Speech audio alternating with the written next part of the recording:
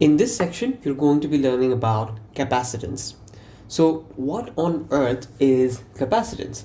Now, this is a feature or unit of capacitors. So first understand the definition of capacitors. These are electrical devices used to store energy in electronic circuits, commonly used as backup in case of a power failure. Now, these also have other usage that we will be learning about eventually, but there can be a bunch of different types of capacitors. You can have isolated spherical conductors where charge is separated in this manner. You have negative charge over here, you have positive charge over here. What happens is in this gap, notice, due to this gap and due to this separation of positive charge and negative charge in the sphere, you can call this storage of electrical energy in the form of separation of charge. So you're storing energy in this capacitor by separating positive and negative charge. Fair enough. Now, how is the energy stored? You're basically doing work to separate both charges, and that work done is the stored energy that you have provided to separate the charge, right? That is the energy. Now, in this case, notice, one is positively charged, one is negatively charged. Hence, there is a charge separation, right? There is a charge separation. Notice, in case of positive and negative charge, they're attracted. They're what? Attracted. Hence, to separate these charges, if you remember from electric fields, you have to do work done on the charge. You have to do work done on the charge. Positive work done. You have to give your own energy to separate the charge because they are attracted towards each other. Fair enough. Now, every capacitor has a value called capacitance, right? And this unit, this measurement is measured in farad. The unit of capacitance is going to be farad. Fair enough. Now, again, the definition of capacitance is going to be the charge stored per unit potential difference on one of the plate. Now, let me clarify one thing. The formula of capacitance is Q by V. Charge stored on one plate per unit voltage, right? So it is telling you for any capacitor, I have this capacitor, this capacitor, this capacitor. How much charge can I store for 1 unit of voltage, in either of these three capacitors? What amount of charge can I separate in either of these three capacitors? Over here, you could probably separate around, let's say, 4 coulomb of charge. Over here, you could separate 16 coulomb of charge. Over here, you could separate, let's say, 10 coulomb of charge, right? Now, what this 10 coulomb defines is the charge on one plate. Because understand one thing, charges are both positive and negative, right? So when you're saying 4 coulomb of charge, 4 coulomb of what charge, right? So in general, we consider it to be the positive charge, or you can also say 4 coulombs of negative charge on the negative plate, right? Now, I'm not going to say you're storing 8 coulomb of charge, because 4 coulomb of charge, negative charge on one plate, and 4 coulomb of positive charge on another. So now, are you going to say there's 8 coulomb of charge being separated? No. You're going to say there is a separation of 4 coulomb of charge on one plate. Now, when you say that, automatically you understand there is also 4 coulomb of negative charge on the other plate, right? Which is why we always say capacitance in terms of how much charge is separated on one plate, usually in terms of positive charge.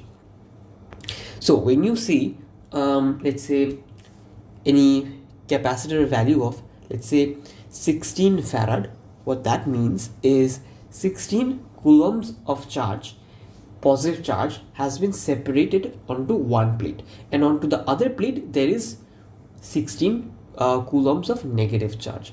Fair enough.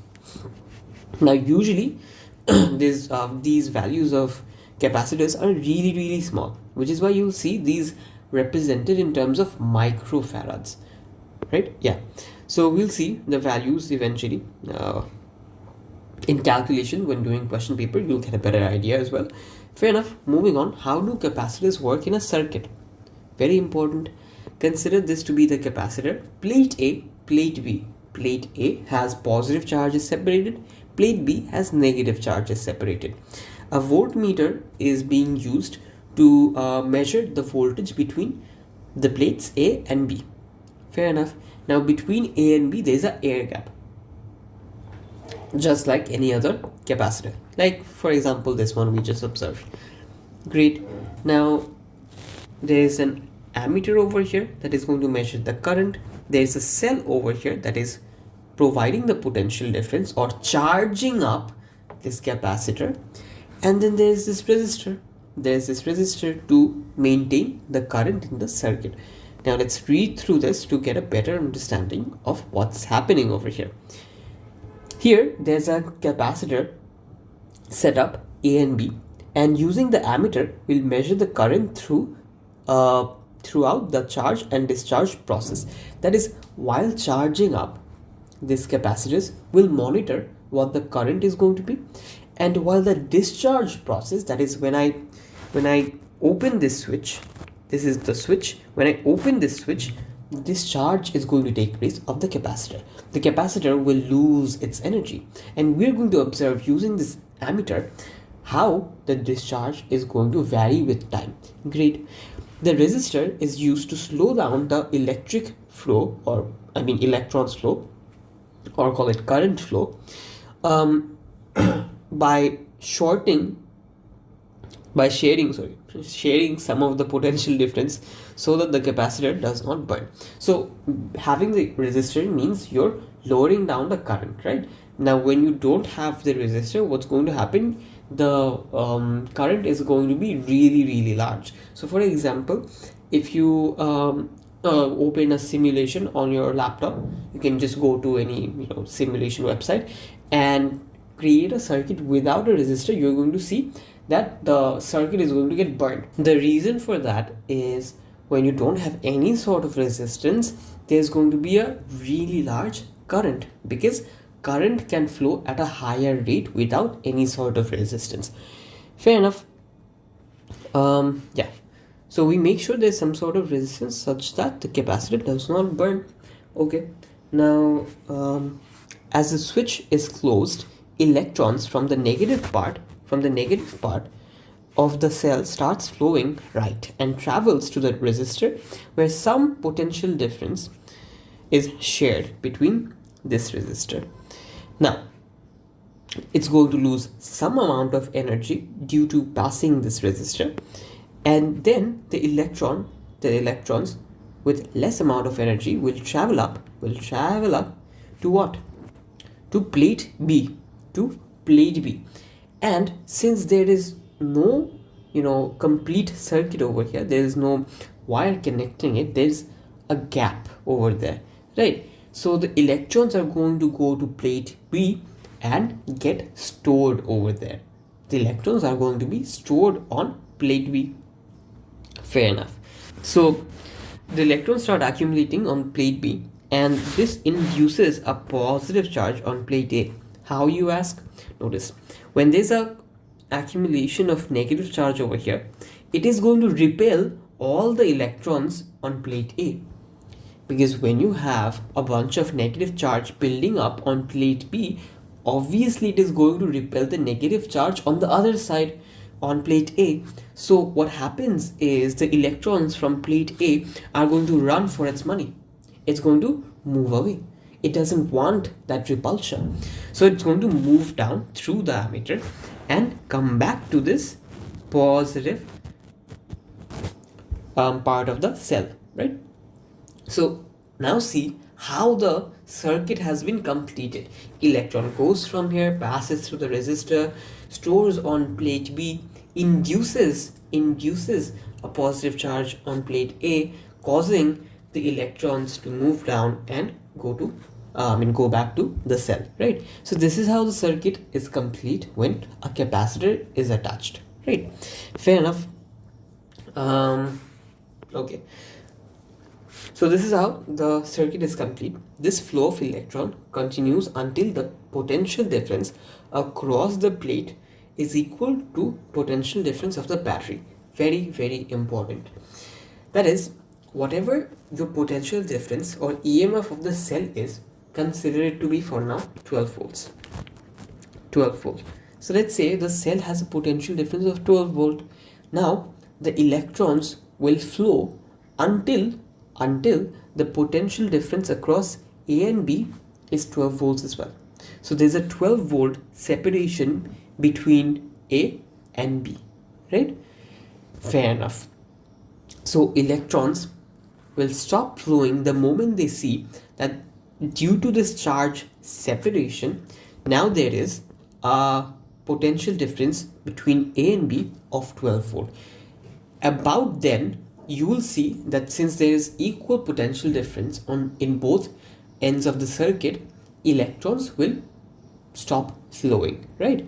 The electron stops flowing. Why? Because no more charge can build up over here, because in that case there will be an imbalance. There will be an imbalance of charge or imbalance of potential difference. So whenever it is equal, the capacitor stops charging, right? Fair enough. Okay, so that is how you charge up a capacitor. Very important to understand. Also, do understand that between the air gap there is no charge. There is no electron flow, because this is a vacuum or air gap, whatever you are going to consider it to be. The only purpose of this is to allow this negative current to induce a positive charge on the plate A. Fair enough. Now let's understand the graphs.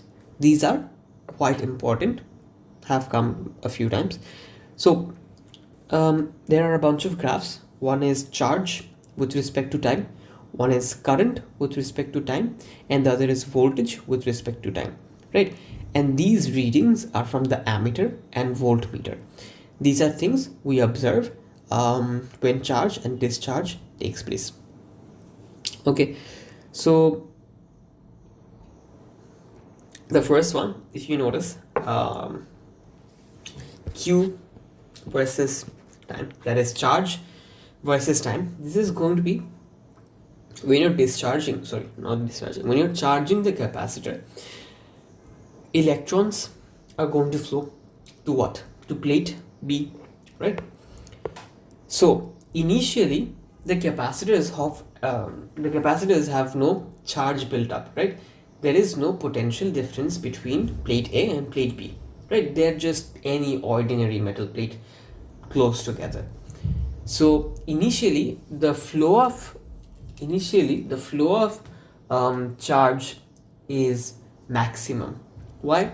Because there is no repulsion for these electrons to go to plate B, because there is no current, or no charge building up on plate B initially. Initially plate B is completely neutral. Fair enough. So at the beginning, notice this gradient is maximum. And what do you know about gradient of charge versus time graph? Del Q by del T is actually current. Very interesting, right? Del Q by del T is current. Rate of flow of charge is current. So initially the current is maximum. Why, you ask? Because initially no charge is built up on the plate B, hence the electrons can easily flow to your metal plate because there is no repulsion. But with time, notice charge builds up on plate B. There is a bunch of electrons building up on plate B. Hence the upcoming electrons are now going to face what? Repulsion over here, repulsion over there. Hence due to that repulsion, what's going to happen? The rate of flow of charge decreases. Notice the slope. Eventually the rate of flow of charge decreases to 0, right? So what this Q is defining is the amount of charge building up on B with time. So notice initially the rate at which the charge was building up was maximum, hence max current. Eventually, the amount of charge building up plateaued, meaning no more charge was being stored on plate B. No more charge was building up on plate B. Why? Because by that point, potential difference between plates, that is of the capacitor and the cell, was equal, right? Plus the electrons moving to the plate B was facing repulsion. Was facing what? Repulsion, right? Hence, rate of flow of charge decreased. Great. Now, when you take the gradient of this graph, this is what you get, right? Fair enough. Initially, max current. Call it I naught, right? I naught. What happens then? Eventually, the current decreases to zero. Why? Potential difference between the capacitor and cell is equal. Great. And when you find out the voltage from this, what's going to happen is your voltage is actually work done per unit charge. Now, as number of charges start decreasing with time, the work done per unit charge also decreases. What do I mean by that? So basically, initially, the change in voltage, that is del V with del T, is very less, right? So after some time, when a lot of charge has been built up on plate B, you need to do greater amount of work on electrons. Initially, the amount of work done that you need to do on the electrons to move it to plate B is very less. Is what? Very less. Because there is no charge on plate B. So initially, I need to push the electrons very slightly to move it to plate B. But after some time, notice, there is a charge on plate B. So now, after some time, when I have to push the electron to plate B, I have to do greater amount of work. I have to do what? Greater amount of work. Hence, the potential difference of voltage has increased. Has what? Increased, right? So this voltage between A and B is far greater right now, right? Is far greater right now. So with time, notice voltage increases and then plateaus down, and this value, since I have taken it to be 12 volt, is going to be what? Take a wild guess. 12 volt, right? Notice this is sort of similar to your charge graph. Now if I take a reading of what I've written over here, for the charge one, when capacitor starts getting filled, the rate of charge flow decreases since less place left for the electron to deposit, and there is repulsion, as mentioned. Now for the current is the rate of flow of charge. Since I is the amount of charge traveled in a period of time, so the gradient of Q and T graph, Q versus T graph, gives you the current versus time graph, as mentioned. Now when your gradient is 0 for Q versus time graph, the value of current is 0. Notice over here gradient is what? 0. Hence current is what? 0. Fair enough. Now since voltage is work done per unit charge, as the number of charge decreases with time, the work done per unit time also decreases. Now you may have a hard time understanding what I meant over here, but let me explain it very slightly. That initially, notice that the work done per unit time is actually very large, right? Initially the work done per unit time is very large because voltage is nothing but work done per unit charge. So initially that work done is, the work done per unit time is very large, meaning this gradient is very large. Eventually notice the gradient decreases. That means the work done per unit time is decreasing. Is doing what? Is decreasing. Why? Because less amount of charge is going to plate B, which is why the total work done decreases, right? The total work done decreases. If you take it to over here, notice the total work done will decrease with time. So hence your gradient decreases with time. But basically, understand that these are how the graphs are going to look like for charge versus time, current versus time, and voltage versus time. That is all with respect to charging the capacitor. Great. Fair enough. Okay, you understand why the capacitors store energy, right? Fair enough. So what are the uses of capacitor? A, it stores energy. These are often asked in the question paper, small, two mark questions, I guess. So you have to mention 3 or 2 attributes, uses of capacitors. One is storing energy, as mentioned. As you accumulate the charge, charge separation builds up, and to be able to separate attractive forces, there's a amount of work done, right? And that work done is saved or stored as energy. Fair enough. Now, this is also used in sensors, and this is also used for smoothing of current. Smoothing of current. You will understand this later on, what smoothing of current really means.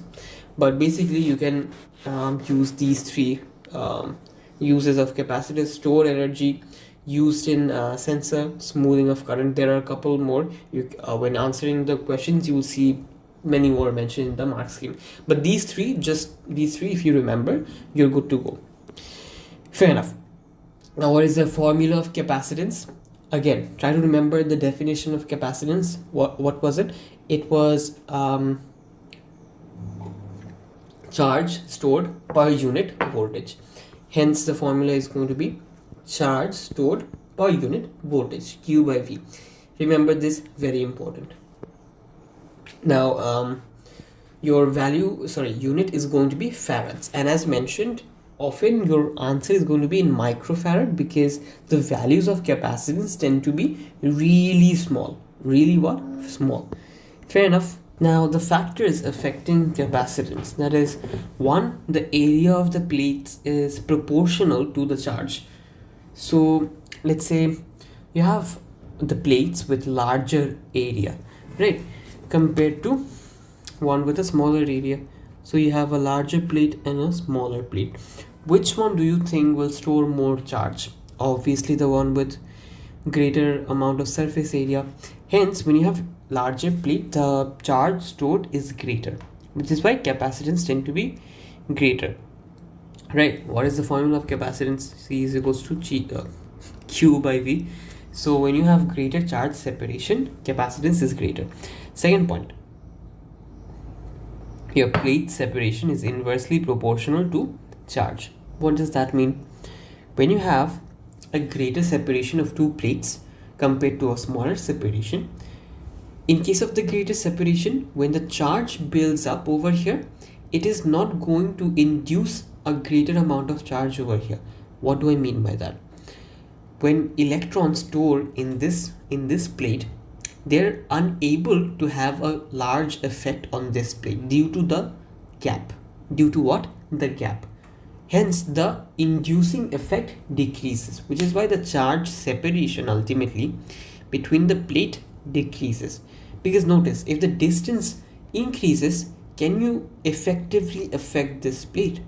So if someone is far away from you, wouldn't it be harder to talk to him or her, right? So similarly over here, to induce a charge on the other plate, you need to be closer together. Hence, plate separation, that is increase in plate separation, will decrease your charge. Hence, your capacitance will decrease. Third point, the type of material used between plates, that is air or vacuum.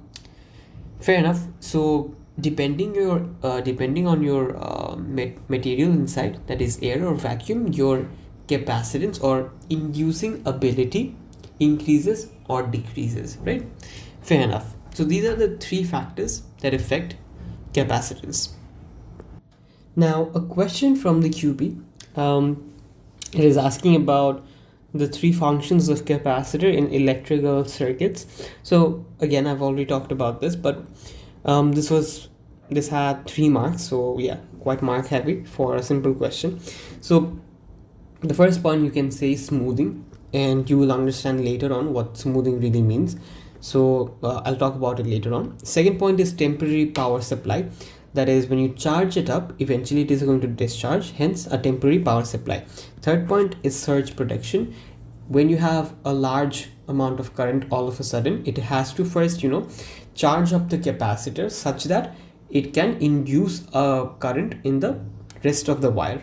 That is, it first has to go over here, charge up the plate, induce a current over here, and then go through the circuit, right? So that adds a layer of protection, hence surge protection. So in other cases, when you have a complete circuit with wire, in that case, whenever you have a surge of current, it will directly hit your appliance.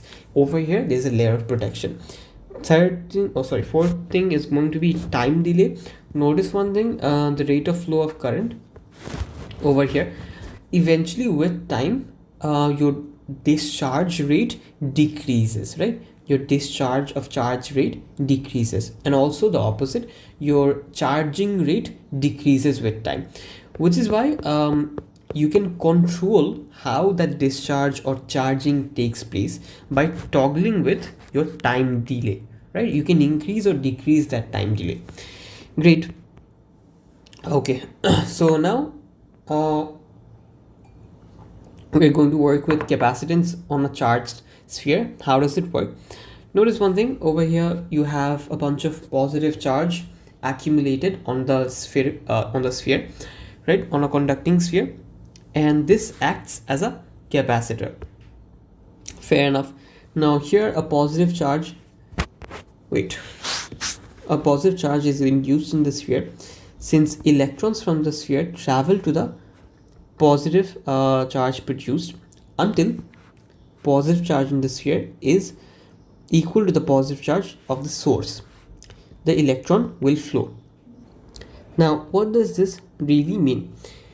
Now when you have a sphere, right, a neutral sphere, call it, and you connect this with this junction, that is the positive terminal of any cell. Let's say this is a source, right?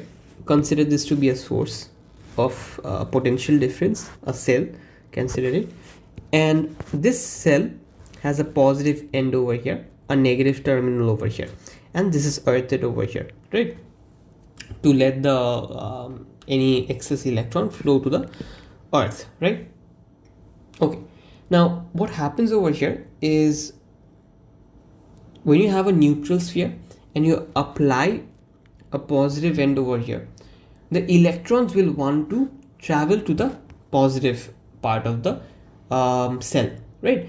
So it is going to, these electrons are going to go to this positive end of the cell until and unless the amount of positive charge building up on the sphere is exactly equal to the positive charge on this terminal of the cell, right, on this terminal of the supplied potential difference. So what happens eventually is, when the potential difference between this, right, is exactly equal to the potential difference over here, that is in terms of charge building up, in that case the electrons will stop flowing. Whenever this positive charge is exactly equal to whatever was built up over here, the electrons stop flowing. Therefore, again, similar to our case above, over here, when your potential difference is exactly equal to the supplied potential difference, that is this supply is exactly equal to the potential difference building up inside the sphere, in that case the current stops flowing. The current stops flowing to this positive terminal. Okay, so now when you draw this graph, you will notice the charge building up is exactly proportional to the voltage, right? You may ask me that why is this graph exactly a straight line? Shouldn't it be any sort of curve? Well, no, because if you look at this diagram, notice the charge versus time graph and notice the voltage versus time graph. Both of these are actually proportional in terms of charge versus voltage. Both have the same shape, right? Which is why notice the charge varies similar to the voltage. Both of those are changing in proportion to each other. Hence, I can say the flow of charge is exactly proportional to your voltage. The other way to see this is capacitance is charge per unit voltage. So when you take it to the other side, you can say, so when you increase the voltage, charge increases, right? Okay, fair enough. So that is your charge versus voltage graph. Now, deriving the capacitance formula for spherical conductors. In case of spherical conductors, you have to understand that what amount of capacitance will it contain. Now, the capacitance that it holds will be mainly determined by your radius of the sphere. How does that happen? Let's see. So in general, you need idea from electric fields over here. In case of electric field, you have spherical conductors as well, and you have plates, two type of conductors. Now, when you have spherical conductors, what happens in that case? What I meant by plates, by the way, is building the electric field. So when you have straight plates, you have uniform electric field. When you have spheres, the electric fields are radial, right? That's what I meant. So in case of spherical conductors, what happens? You have a formula for voltage that is called, or you better know it as electric potential. This is also EP in electric fields. So the formula for that voltage is kq1 divided by r, where k represents 1 by 4 pi epsilon naught, right? So this is the voltage with respect to distance, or r, of what? Of your spherical conductors, right? Similarly, right now in this chapter, what you learned is the formula of capacitance is Q by V. When you make charge the subject, you get CV. Now over here as well, make charge the subject, and when you do so, you get Q is exactly equal to voltage times radius of the spherical conductor divided by K. When you equate both the charges together, what you get is CV is equals to VR by K. Hence, you can cancel off the voltage, and what you ultimately get is capacitance is equal to R by K. Fair enough. Now, when you substitute the expression for K, you have 1 by 4 pi epsilon naught. And when you plug that in, you have 1 by 4 pi epsilon naught. So you're going to get a reciprocal value over here. Hence, you get 4 pi epsilon naught R. So, the capacitance for an isolated conducting sphere. Fair enough. So if you want to know the capacitance of any sphere, notice one thing, this is very important. If you want to know the capacitance of any sphere as such, you just need to find the radius of it, right? The radius of it, and you will be able to find the capacitance of that spherical conductor. This formula again very important. Now you can also use this formula if you know the charge that has been built up in the sphere and you know the potential difference. You can also find out the capacitance this way as well. But if you know the radius, you can directly find out your capacitance, right? Fair enough. Now this is only applicable for what? Your spherical conductors. Now, important part, this doesn't come too often, but you should remember the formula. These are all fairly important in terms of building up the concept. Now you're going to learn about things that very commonly come in your question, right? Now, first thing is understanding series circuit and understanding parallel circuit. Now, when you have capacitors in series, it is exactly opposite as to what happens when you have resistors in series. Okay, so when you have resistors in series, you add the capacitance, right? Now, when you have capacitors in series, you're going to add the inverse of capacitance. How, you ask? So basically the formula is going to be 1 by the resultant capacitance is equal to the sum of 1 by capacitance 1, 1 by capacitance 2, 1 by capacitance 3. And when you calculate the value and find the resultant, that is going to be your capacitance, the total capacitance in series. Now, that is in short what happens, but you have to know in this case the derivation. This derivation is indeed quite important. Now let's go one by one. Let's first understand in case of series what happens, and then we'll move on to parallel. In case of series, okay, in case of series, notice the potential difference of E is applied over all these three capacitors. So whatever the E is over here is applied over all three capacitors. Okay, since the same number of electrons travel, the same charge is induced at every point. Now understand one thing very carefully.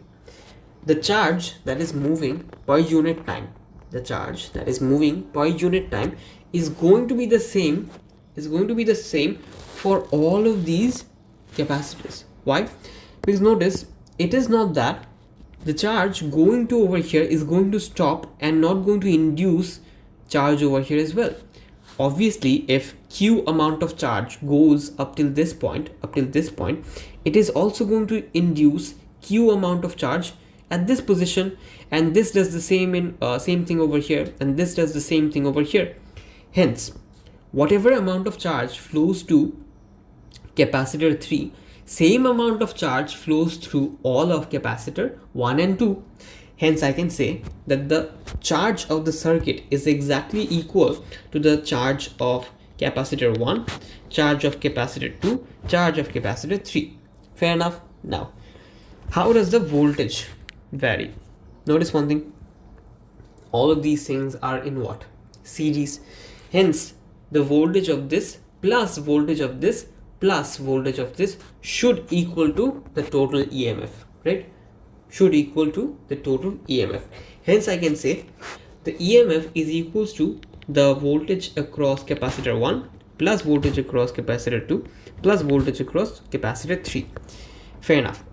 Now, since I can say that, I can now substitute C is equals to Q by V, or rather V is equals to Q by C into this expression, where the capacitance is different. However, you realize one thing, that the charge is equal to Q. Did you realize that? Yes, you did.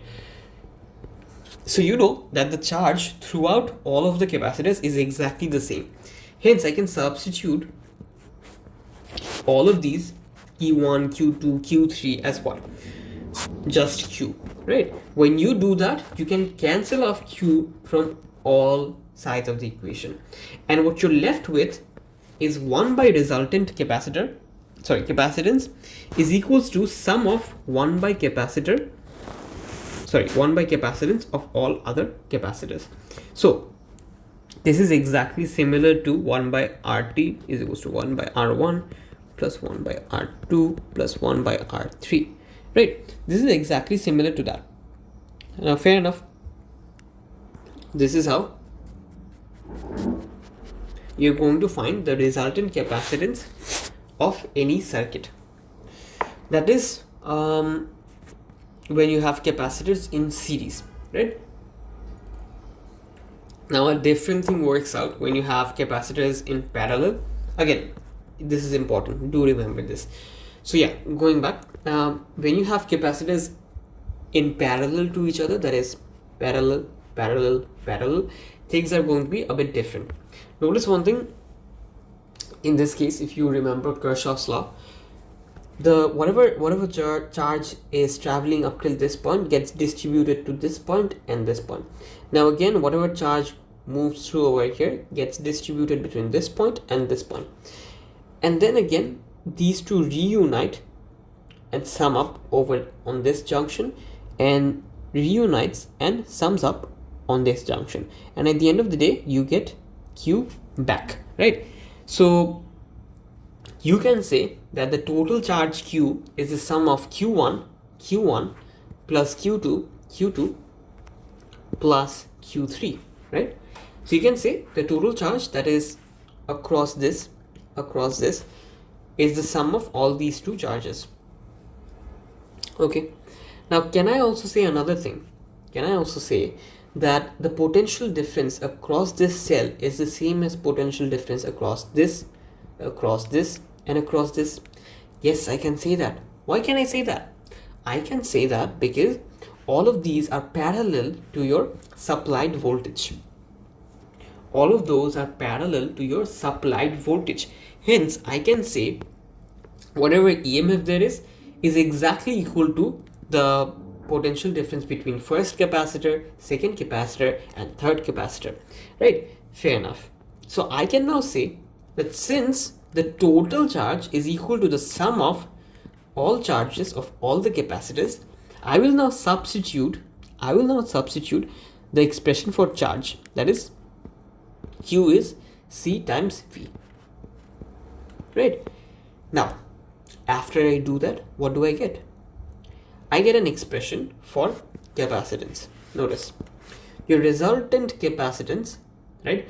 Your resultant capacitance is going to be multiplied with EMF, because this Q, right?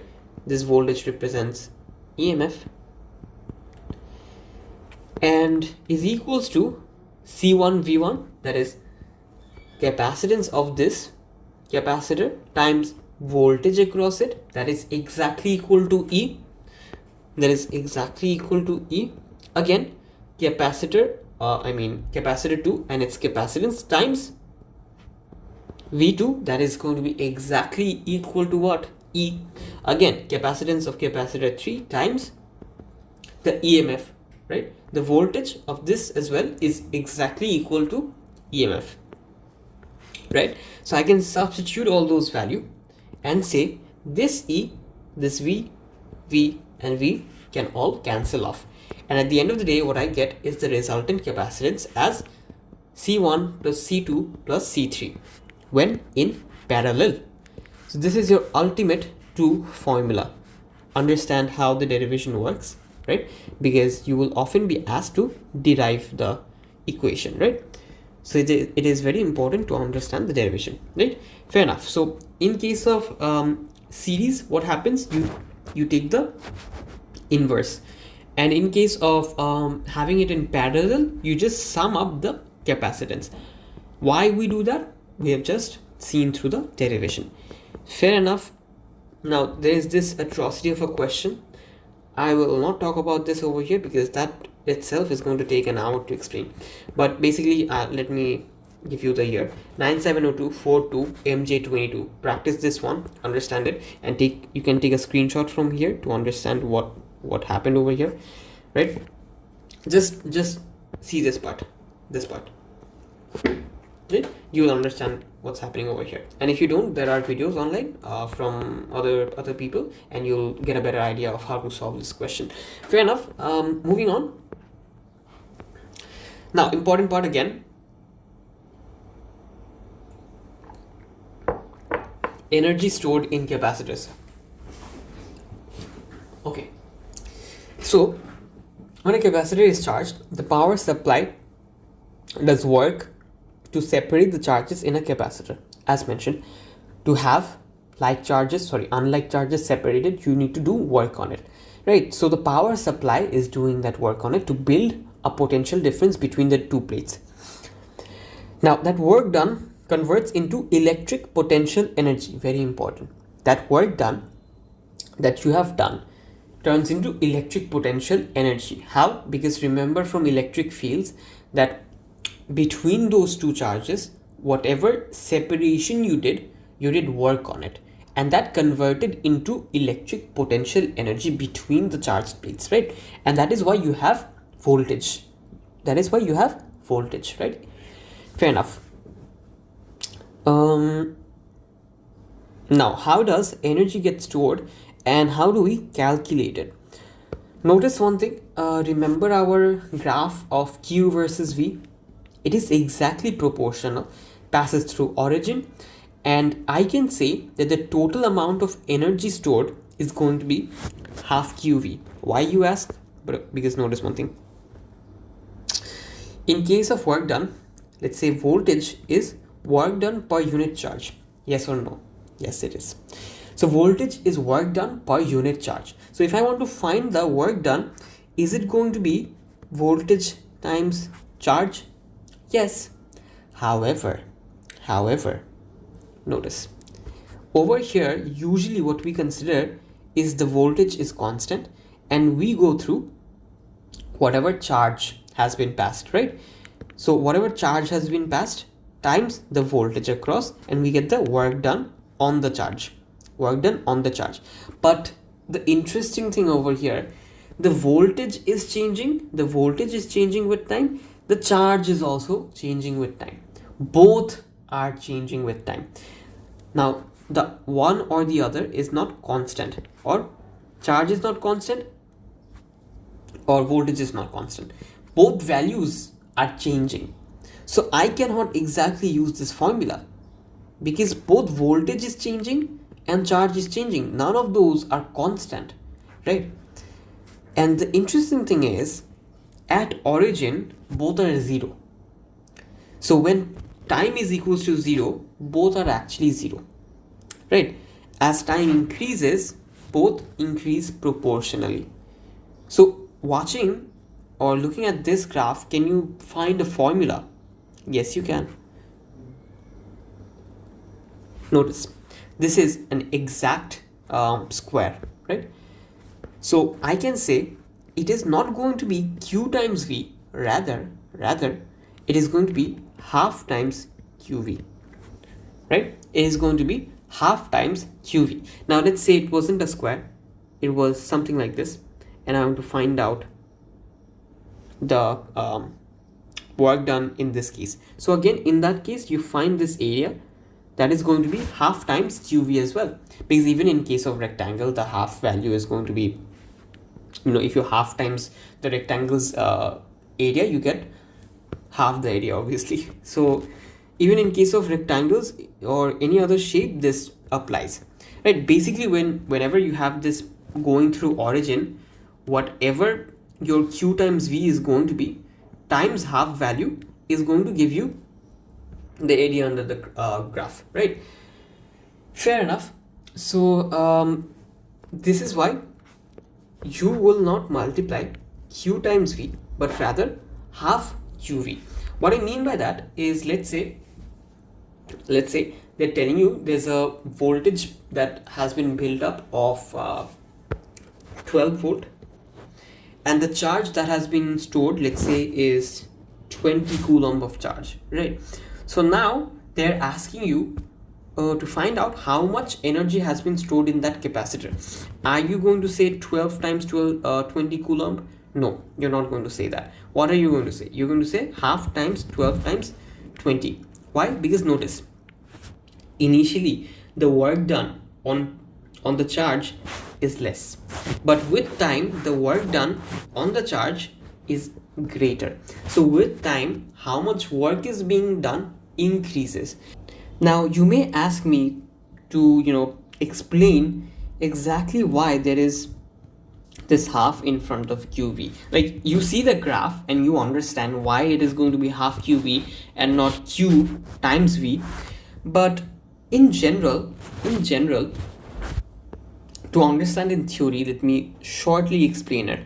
Let's say you have a charged capacitor, negative charge building up over here, positive charge building up over here. So there's a potential difference of, let's say, 9 volt. Now the thing is, you want to understand why there's a half over here, right? So see that when the first electron is going to travel through the entire circuit and discharge this positive plate, it has to face the entirety of 9 volt. It has to do what? It has to go across and go through a potential difference of 9 volt. Now when this one electron travels across and discharges this plate, the voltage decreases to, let's say, 8.5 volt. I'm just taking an arbitrary value, but just to explain, as more electrons go to this plate, the voltage decreases, right? So let's say it's then going to be 8 volt, 7.5 volt, then 7 volt. So ultimately, when you have, let's say, exactly let's say from 20 electrons to now there is 10 electrons. Now for these 10 electrons, the amount of work done that needs to be done is far less, right? Initially for the 20th electron, you needed to go through a 9 volt of potential difference. For the 90th electron, the potential difference, let's say, was 8.5 volt. For the 18th electron, let's say it was 8 volt of work done to go through this entire circuit. So notice one thing, with every charge, for every single charge, unit of charge, or every single electron, the amount of potential difference keeps decreasing, right? So since the potential difference keeps decreasing proportionally, your amount of work done is exactly the half times your initial potential difference times the total amount of charge, right? So as the potential difference decreases to 0, from 9 to 0, right, the amount of work done per unit charge decreases, right? Per unit charge decreases with every passing electron. This is why you're going to consider half of 9 volt across all coulomb of charge, the entire coulomb of charge that is going to pass through the circuit. Anyways, if you don't understand that, you just remember this formula, that is going to do you well as well. So there are other forms of this formula. One is half QV, the other is going to be half CV square. How, you ask? So half QV, if you substitute Q is equals to CV, so it's going to be half CV square. Now the other form of this formula is going to be half times Q square divided by C. The same formula, if you just substitute the voltage, it is going to be half Q square divided by C square times C. So the C and C gets cancelled off and you're left with half Q square by C. Mostly just these two formulas are going to be helpful. I have never personally used this formula, but anyways, if you can, sure, why not? But if you know this main formula and if you know this formula, using both these you can always derive the other ones, right? Fair enough. Now finally the capacitor discharge equation, and that is going to be it. So the capacitors, as seen, charge at very interesting rates, right? Now when discharging, they're also going to discharge at very interesting rates. When charging, we saw that eventually the charge plateaus down. The rate of change of rate of change of charge is going to plateau down to a gradient of 0. In case of voltage, the amount of work done per unit charge eventually plateaus down, right? Fair enough. I mean, it eventually reaches max and plateaus down. So what I'm talking about is these graphs, right? So for the charge, eventually it plateaus down. For the voltage, again, eventually it plateaus down to a maximum value of 12 volt, right? And when the max amount of charge has been stored, it plateaus down and it pauses. In case of current, when the rate of change of current decreases, it decreases to 0, right? So fair enough. Now the discharge, in case of discharge, what happens is something sort of similar, but when you have the voltage, initially you have max amount of voltage, and when it discharges, initially the discharge rate is max, right? Because initially you have, let's say, if you have 9 volt of potential difference between the capacitor, initially the rate at which the voltage is going to decrease is maximum, because initially there's max amount of voltage between the plates, so it is easier to get discharged. There's a higher amount of voltage being separated, which is why the rate initially of discharge is max. Similarly with the current, since if I just first explain the charge, it will be easier to understand. Since initially for the charge there's a greater amount of charge being separated, it is easier to discharge the circuit, discharge the capacitor, because there's a greater amount of charge building up, so there is greater amount of force acting, which is why it is easier for the electrons to complete the circuit and discharge the other plate.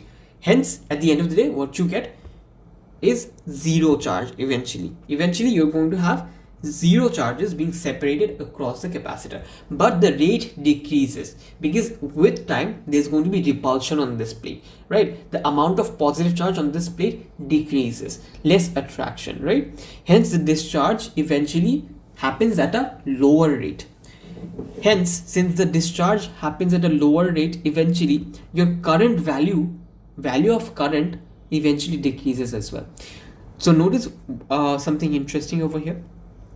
That is, in all three cases, it is similar to our, what do you call it? It is exactly similar to our e to the power of minus x curve. If you type in your graphing calculator or online, how does y is equals to e to the power minus x look like, you're going to have a better idea. So these are our typical e to the power minus x curve. So this is telling you that all three with time, when discharging, happens at a similar rate or at a proportional rate, meaning the voltage is going to decrease at a similar rate, current decreases at a similar rate, and your charge decreases at a similar rate. Now what happens is, you have, let's say, a capacitor, a resistor, ammeter, and when it is connected to C, this capacitor is going to be charged, right? The capacitor gets charged. Fair enough. Now when you connect it to D, it is going to discharge by flowing through the resistor. By flowing through what? The resistor. So it is losing its energy by doing work that is going through the resistor. It shares its potential difference and the energy is released usually as heat, let's say, in this case at least. Fair enough. Now deriving the capacitor discharge equation, you don't need to derive it, so I'm not going to show it to you over here. This is extra. You can take a look at it if you want, but it's not relevant to your syllabus. However, what's important is this equation, what you get over here. This is your discharge of charge equation. So how is the charge going to be discharged with respect to time? So the charge at any given time can be found out by the initial charge times e to the power of minus t, that is the time at which you want to find the charge, divided by R, resistor, the resistance of the resistor, times the capacitance of the capacitor. So if you want to find out the charge existing on the capacitor at any given time, what do you use? The total amount of charge that can be held within the capacitor, that is max amount of charge, times e to the power of the time at which you want to find out the charge left in the capacitor, the resistor, that is the resistance of the resistor, and capacitance of the capacitor. So when you plug in all these values, you are going to get the charge left on the capacitor. So this is your discharge equation. Now the same equation applies for the current. The derivation again, I'll shortly explain. So when you differentiate the charge, that is dq by dt, you're going to get what? Current, right? When you differentiate q naught, you're going to, q naught is a constant, so you can't differentiate it, constant, right? Q naught doesn't vary because it's the max charge and that is always constant. Fair enough. So you're going to differentiate what? You're going to differentiate this part of the equation, right? Fair enough. So now when you differentiate this, you're going to get minus 1 by RC, because over here the variable is time. The variable is going to be time, right?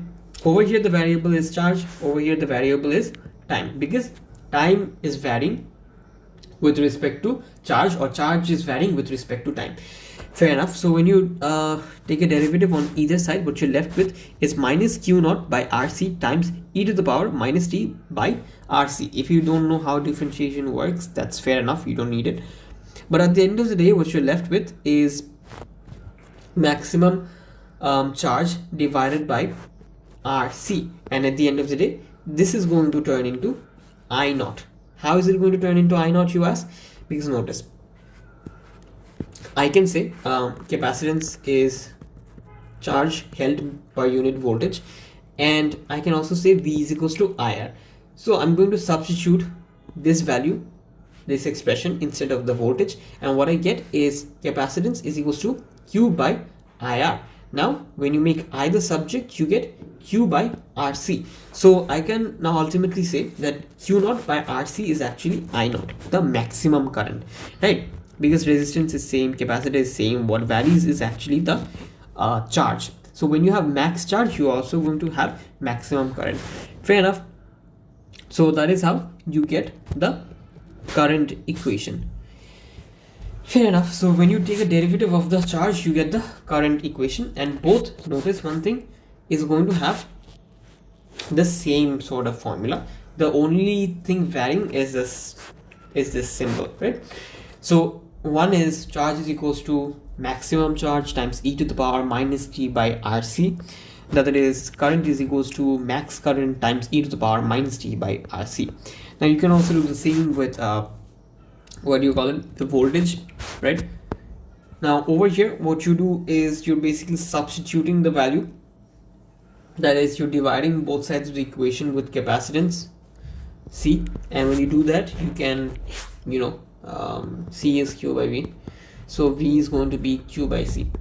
So Q by C is voltage, and maximum charge divided by capacitor is going to be maximum voltage, and this part of the equation stays as it is, and finally you get the voltage discharge equation, that is going to be V is equals to V naught times e to the power minus t by RC.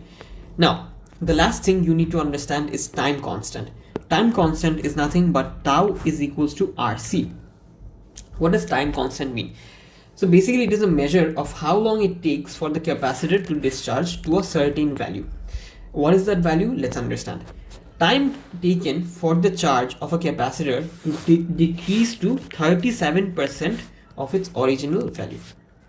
So time constant RC, when you multiply resistance in the circuit times the capacitor capacitance, when you, in any case, if you multiply the resistance of the circuit and the capacitance of the capacitor, you will find out the time constant. What is the time constant? Time, that value that you find when multiplying both of these things, that value indicates how long the capacitor will take to decrease to a value of 37% of its original value. Let me give you an example. So if you have a capacitor of capacitance, let's say 0.003 farad, and it is connected to a resistor of, let's say, 2 ohms, right?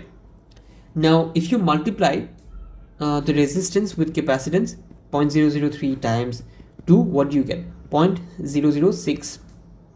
Now this is how long it is going to take seconds for the value of the capacitor, for the value of the charge to decrease to 37% of its original value. So let's say the charge is initially, or the voltage is initially 9 volt.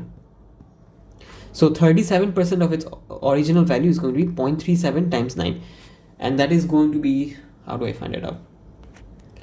So that is going to be 0.37 times 9 is going to be 3.33, right? Fair enough. So 3.33, now 3.33. Now this 0.006 second that we found out is the time constant tau, meaning you're going to take 0.006 seconds for the voltage of the capacitor to decrease to 3.33 second. To what? Sorry, 3.33 volt, sorry. So this tau, 0.006 seconds, is the amount of time you need for the voltage to decrease to 3.33 volt, right? So how did they find this out?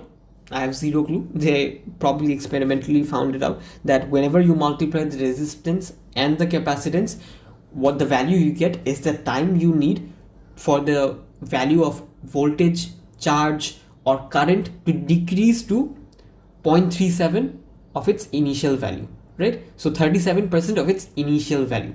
How long it takes for the voltage, current, or charge to decrease to 37% of its original value. That is what tau gives you, time constant, and it is a constant for different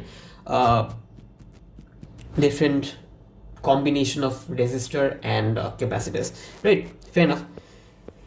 So yeah, every capacitor will have a different value of tau, meaning every capacitor takes different amount of time to reach 0.37 of its original value, that is 37% of its original value. So depending on your combination of capacitor and resistance, your time taken to reach 37% of your original value will vary.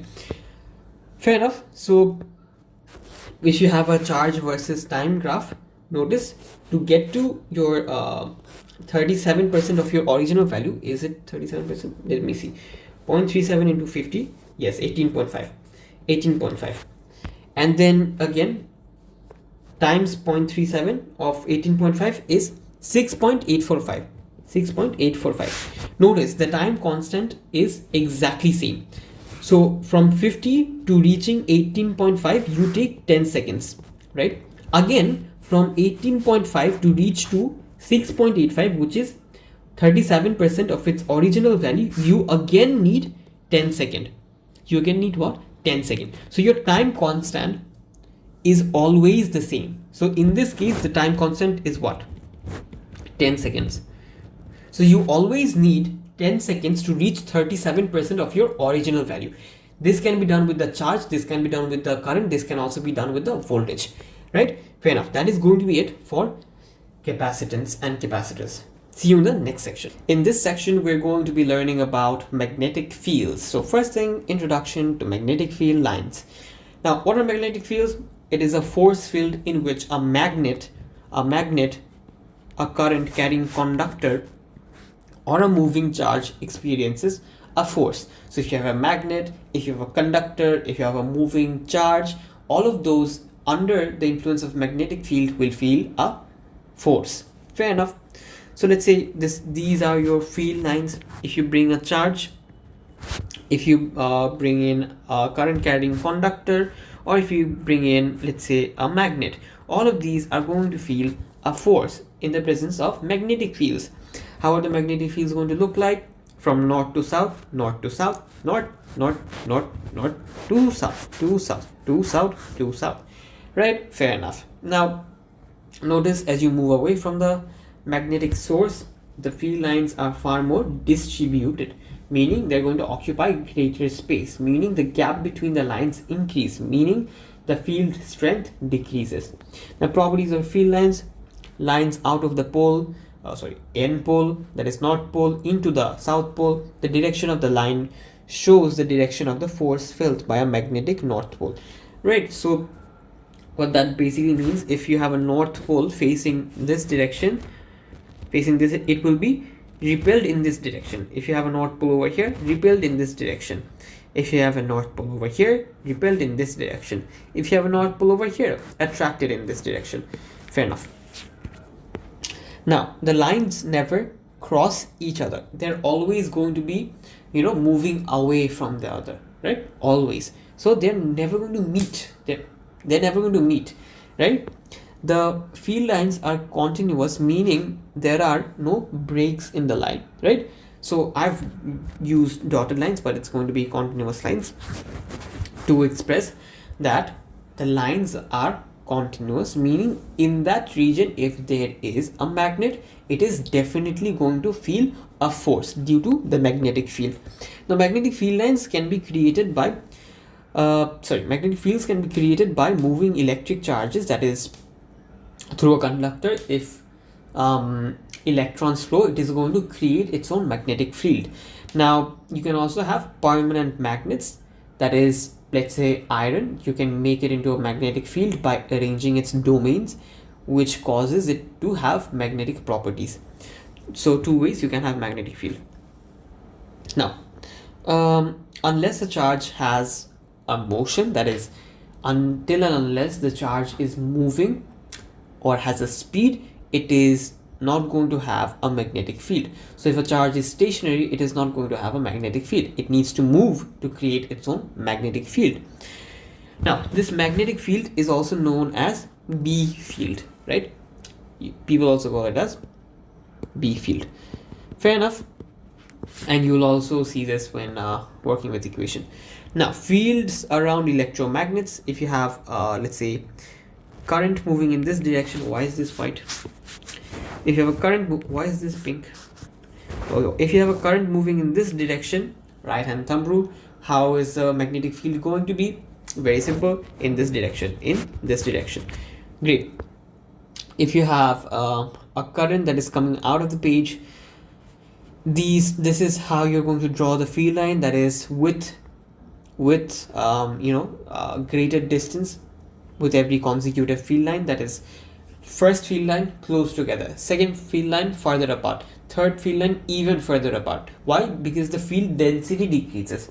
The strength of the field lines or field strength decreases with given distance. So as you move away, further away, 1 meter, 2 meter, 3 meter, the density or the field strength is going to decrease, right? Fair enough. This is not needed, but this is how you basically express the magnetic field. So notice the magnetic field strength decreases as you increase the radius or as you increase the separation from the source. Now this is a current that is coming out of the page. If you have a dot, it means coming out of the page. If you have a cross, going into the page. Fair enough. If you have a dot, coming out of the page. Now how is this how would you draw the arrows on this? So coming out of the page, hence what do you call this? Anti-clockwise. So it's going to be anti-clockwise, anti-clockwise, anti-clockwise, anti-clockwise. Fair enough. Great. Now current through circular coils. Notice one thing: if you have current moving up through here and moving down through here, notice one thing: going up, coming out of the page is going to create anti-clockwise, and getting into the page is going to produce clockwise. Notice both these fields created are in the same direction, right? Both these fields created are in the same direction. Hence, there is going to be some amount of repulsion between these two parts of the coil. Fair enough. Again, since both are in the same direction, there's going to be some amount of repulsion. You're going to see that again in, I guess, similar, or is it this one? So basically what I'm trying to say is, when you have current moving in the same direction, so two wires, if the current is moving in the same direction, they'll be attracted. If you have current moving in opposite direction, they'll be repelled. Why are they repelled? Because notice, this is moving up, this is moving down. Hence, the field lines are in the same direction. Since both field lines are in the same direction, they're going to repel each other. When you had, let's say, both were, let's say, moving up, then the field lines, one would be in this direction, the other would be in this direction, opposite direction, hence they'll attract. Great. So these are basic things that you know from O-levels or AS. Great. Now this not needed. Again, solenoid, what happens in a solenoid, this is how the electric fields are going to look like. What did I just say? Electric field? Magnetic field, sorry.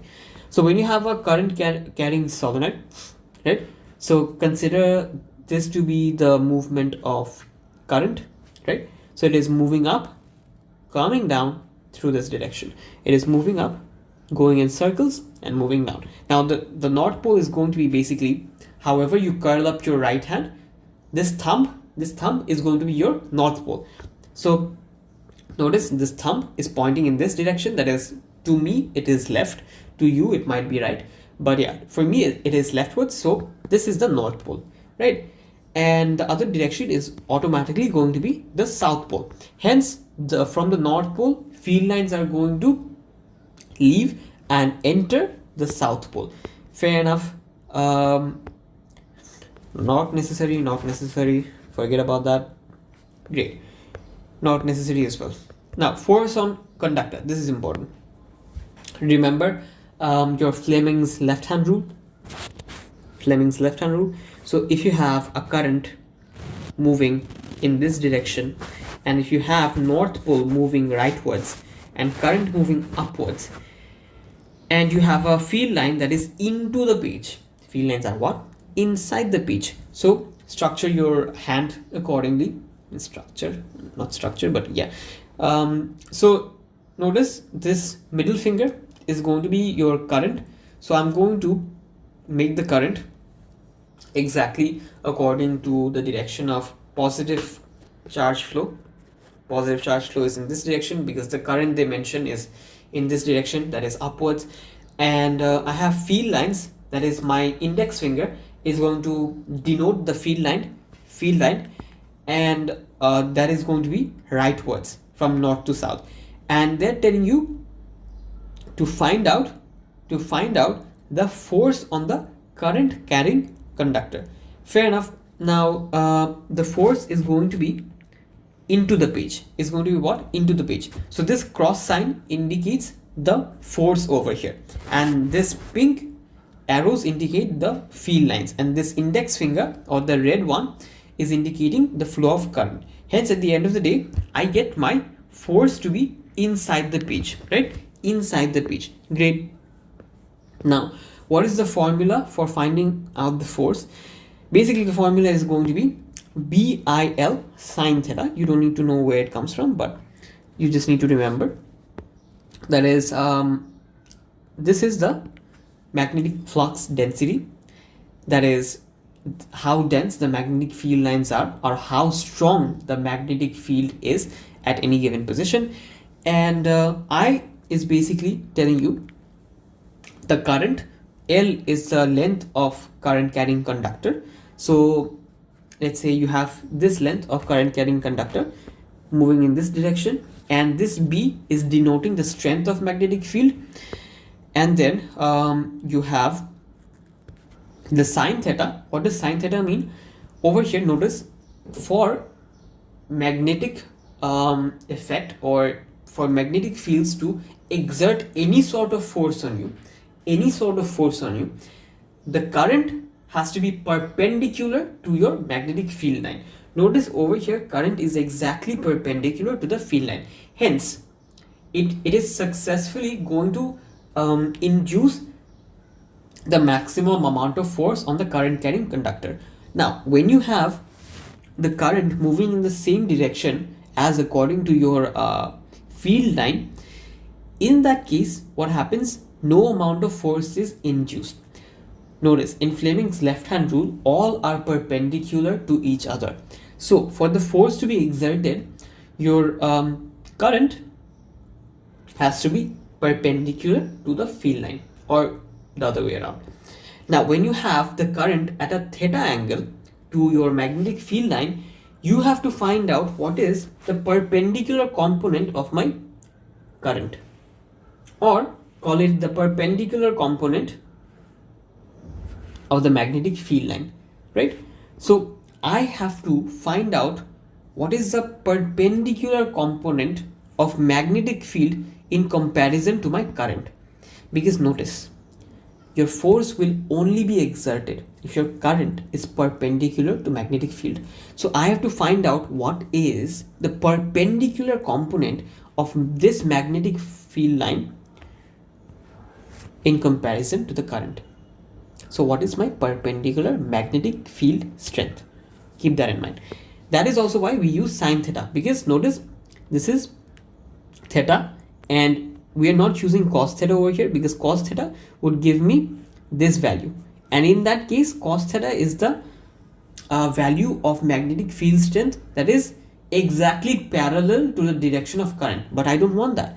I want the value of magnetic field strength that is perpendicular to the current. So I'm going to use sine of theta, because sine of theta gives me this component, right? Fair enough. Now keep that in mind.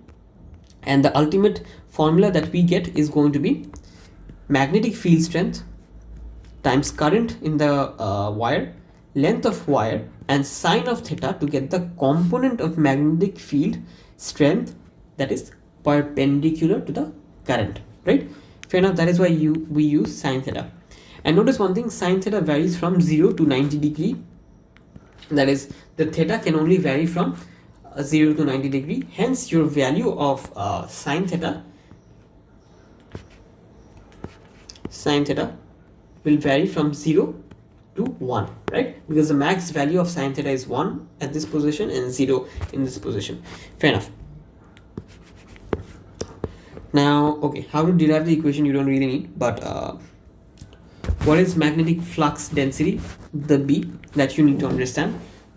I mean, you need to know how to define it.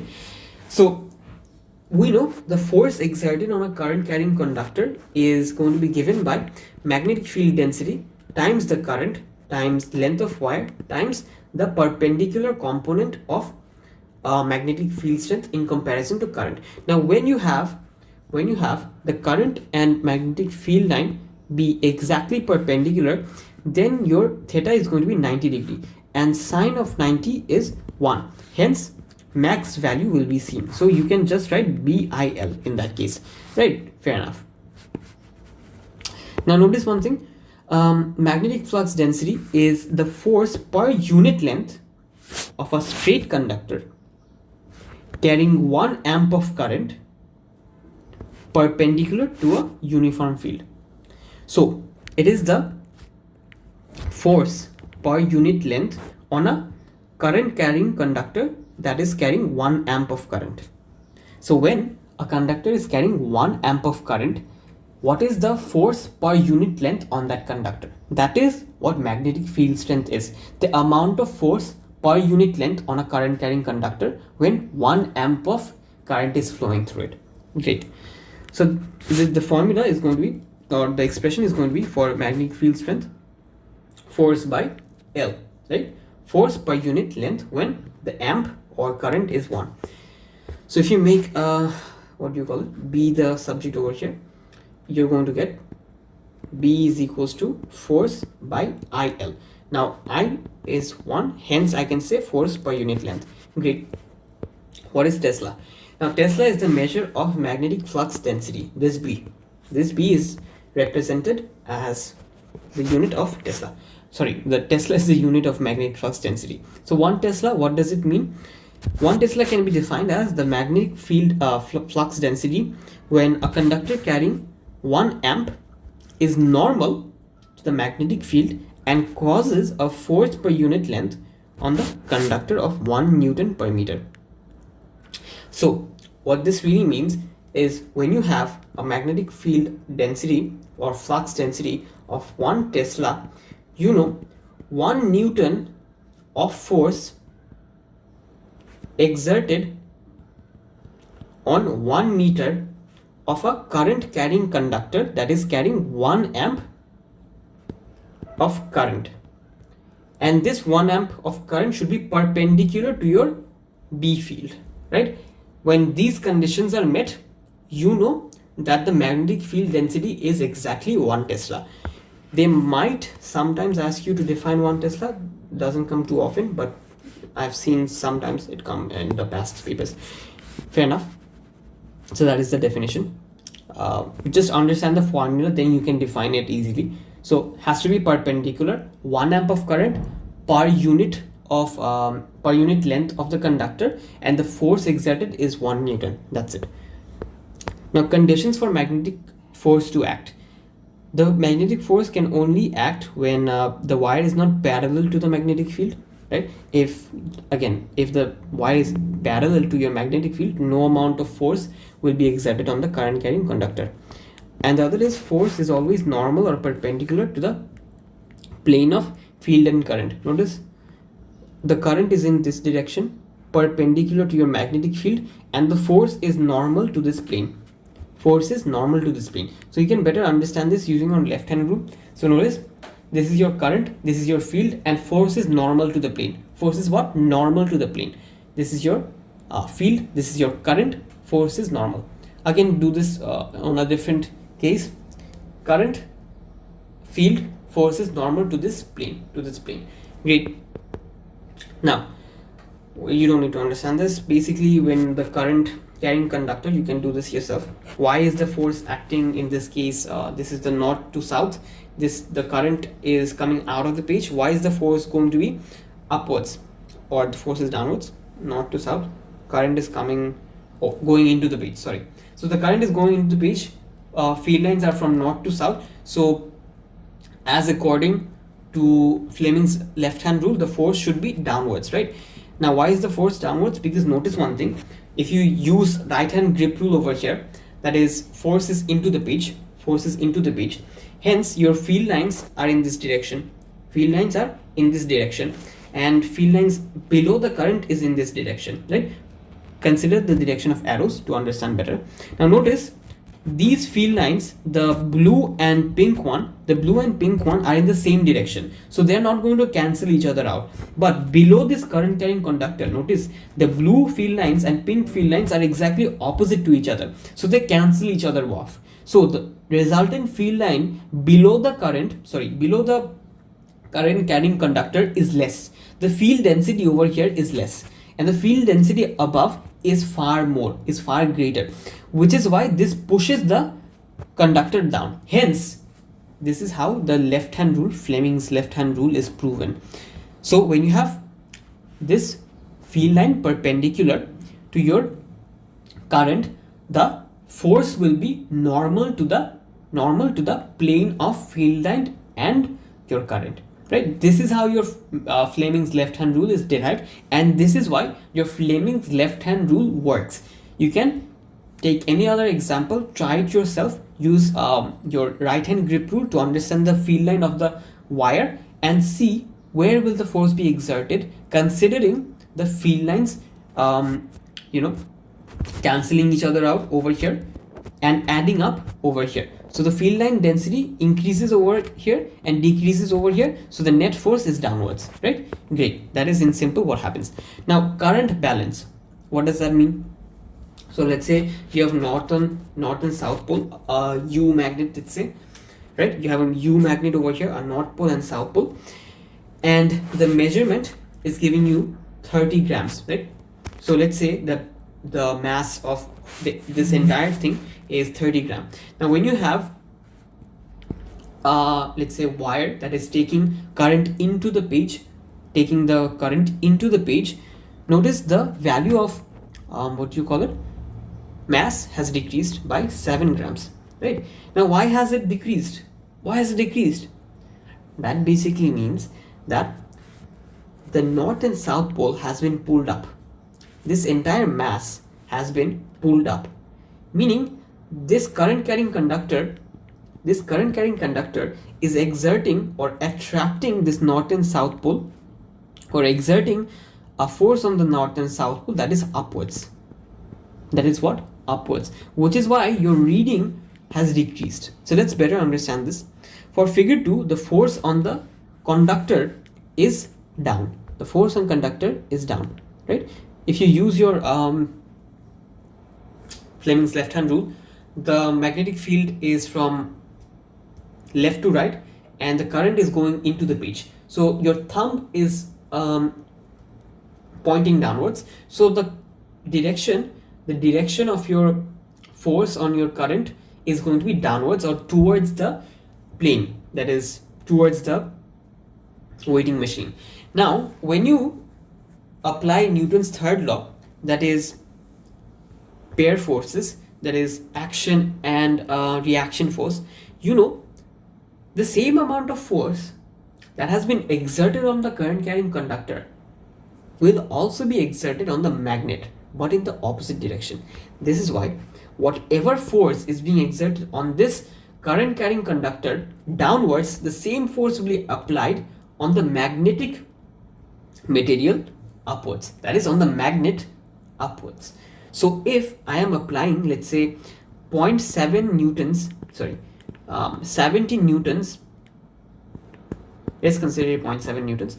So 0.7 newtons of force is being applied on this current carrying conductor downwards, right? So 0.7 newtons of force will also be applied on this magnet upwards, which is why the reading on the weighting machine has decreased, because it is being pulled up. Fair enough. So the reading on the balance decreases because that magnet is being pulled up due to Newton's pair forces. Fair enough. So at the end of the day, you can now equate that del mg. So del m is going to be, what is the change in m? 7 converted to 0.007, right? Yeah, 0.007 kg is the change in mass times the gravity, that is going to be 9.81, right? Right, so it is going to be the change or the force applied is, consider it 10, so to make the calculation easier, 0.07, right? 0.07 newtons of force has been applied on this magnet. Hence the magnet is applying a force of 0.07 newtons on the current carrying conductor. How much force? 0.07 newton of force on the current carrying conductor.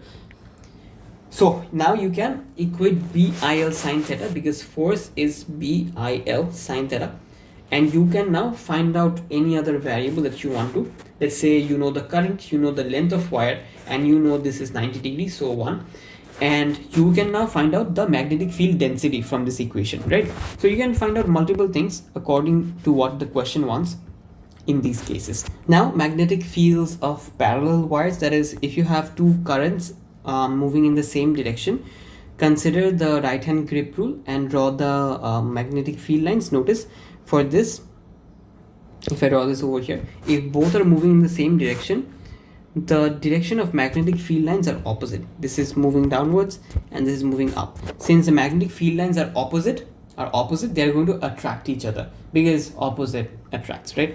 So this is, both of these are going to attract each other, hence this is moving thiswards and this is going to move leftwards. So due to having a current in the same direction, the magnetic field lines are going to join together, right? Notice if this magnetic field line is moving in this direction, now I can connect this with this, and I can connect here with this. Why, you ask? Because notice, for this conductor, the magnetic field lines are moving in this direction, and for this conductor, the magnetic field lines are moving in this direction. So I can connect the field lines together and create one magnetic field line joining the magnetic field lines. Hence these are going to now be pushed towards each other, right? Hence there's attractive forces between two current carrying conductors that are moving in the same direction. Now another thing, that whatever force is applied on this in this direction is going to be the same force exerted on this current carrying conductor in this direction. Why? Because again Newton's third law, right? So both are going to face the same amount of force. At the end of the day, both are going to face the same amount of force towards each other. Okay, so the reason that happens is this proof, but you don't need to understand it, because this formula, this formula is not in your syllabus. But basically, when answering the question, you're going to answer it this way. Due to Newton's third law, the amount of force exerted on this current carrying conductor in this direction will be the exact same as the force applied on this in this direction, right? Fair enough. And if they give you this formula in the question paper, you can use this to prove your prove the fact that the force on either conductor is going to be exactly the same. How do you do that? So basically, your magnetic field density is given by permittivity, I guess, and times current divided by 2 pi x.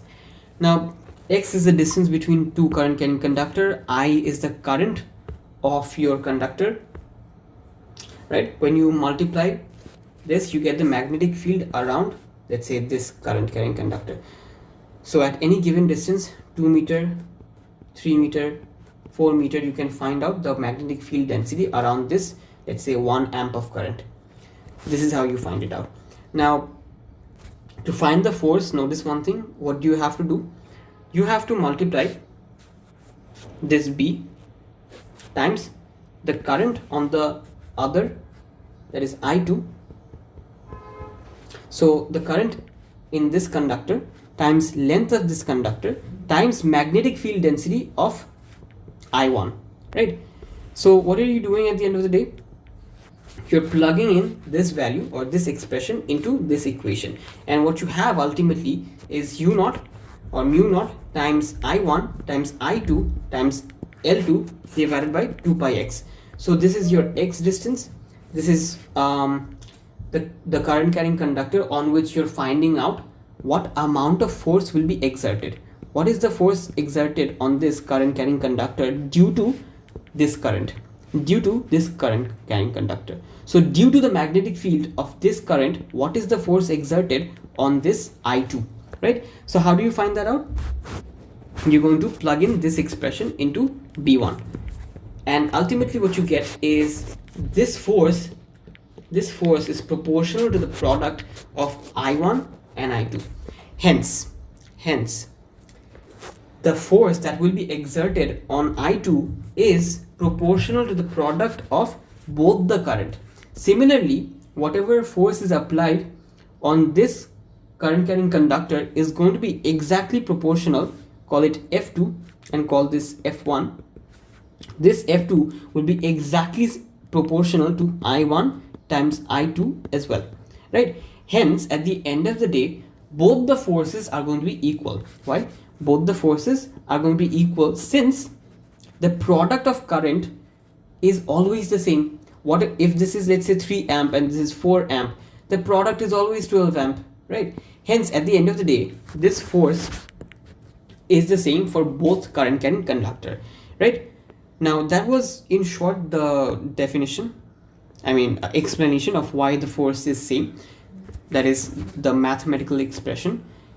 And if you just explain it via Newton's third law, that is viable as well in theory.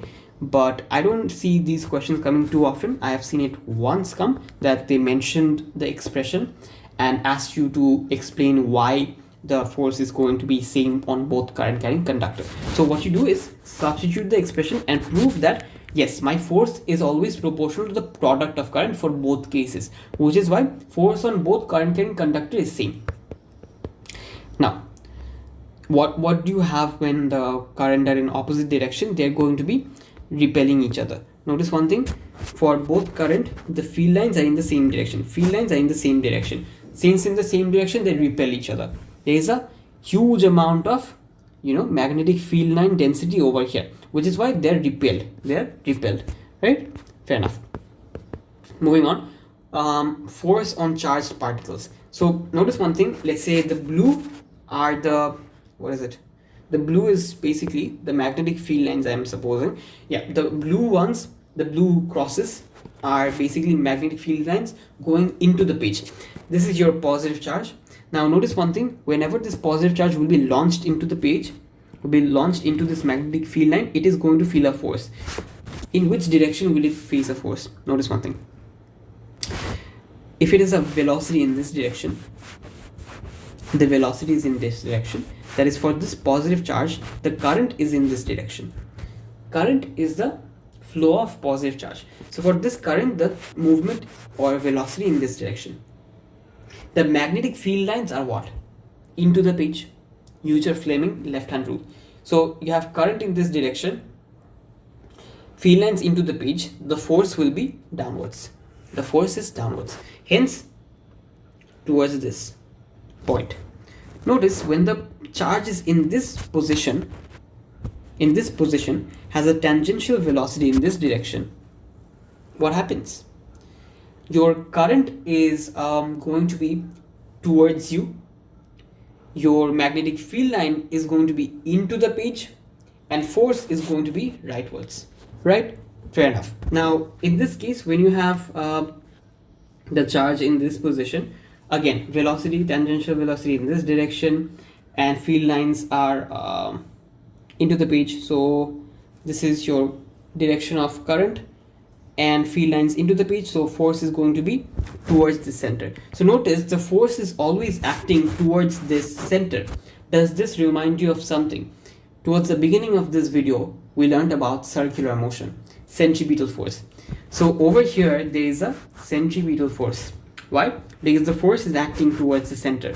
This is your centripetal force. Hence, notice the motion of the positive charge is actually circular. So it is going to create an arc over here, a circular arc over here. Why? Due to the centripetal force, the force acting towards the center, right? Okay, now if we think of it with respect to a negative charge, notice if negative charge has a velocity in this direction, the current will be opposite to it. So you're going to calculate it with respect to velocity in the opposite direction. However, even in that case, your force will be exerted in this direction. Let's try it. So if you have, let's say, the current in this direction and the field lines inward, the force on the positive charge should be outwards, right? Logically, that is what's supposed to happen. Now you will tell me that shouldn't this negative charge move up? No. Why? Because when taking the velocity, we took the velocity of a positive charge. So if it was a positive charge over here, it would have moved upwards. However, since it's a negative charge, it is going to move opposite to that of a positive charge. That is, it is going to move downwards, meaning the force exerted will be downwards. So just remember that whatever a positive charge would do, in this case, a negative charge will do exactly the opposite. Right? So consider the velocity of negative charge opposite to that of its real movement. Then find out the force, which is going to be upward, and you know this is where the positive charge would feel the force. So for the negative charge, it would be opposite, hence it will be downward. Same thing, do it over here. The tangential velocity is in this direction, but current, that is flow of positive charge, should be upwards. Now use Fleming left hand rule. The force you find is in this direction. However, the positive charge would have a force in this direction. The negative charge would have a force in the exact opposite direction, that is inwards. So again, towards the center. So you get an arc over here. Now great. How do we find the equation of force on any charge? You know I is equals to q by t. Fair enough. You also know F is equals to B I L sine theta. Now, this total charge you can break down into number of electrons times Q. Q is the charge on one electron. N is the number of electrons flowing. So the total charge can be given by NQ. Fair enough. So I can say I is NQ by T. Right? Great. Now plug this value into I. Now what you get is F is equals to B times NQ by T times L times sine theta.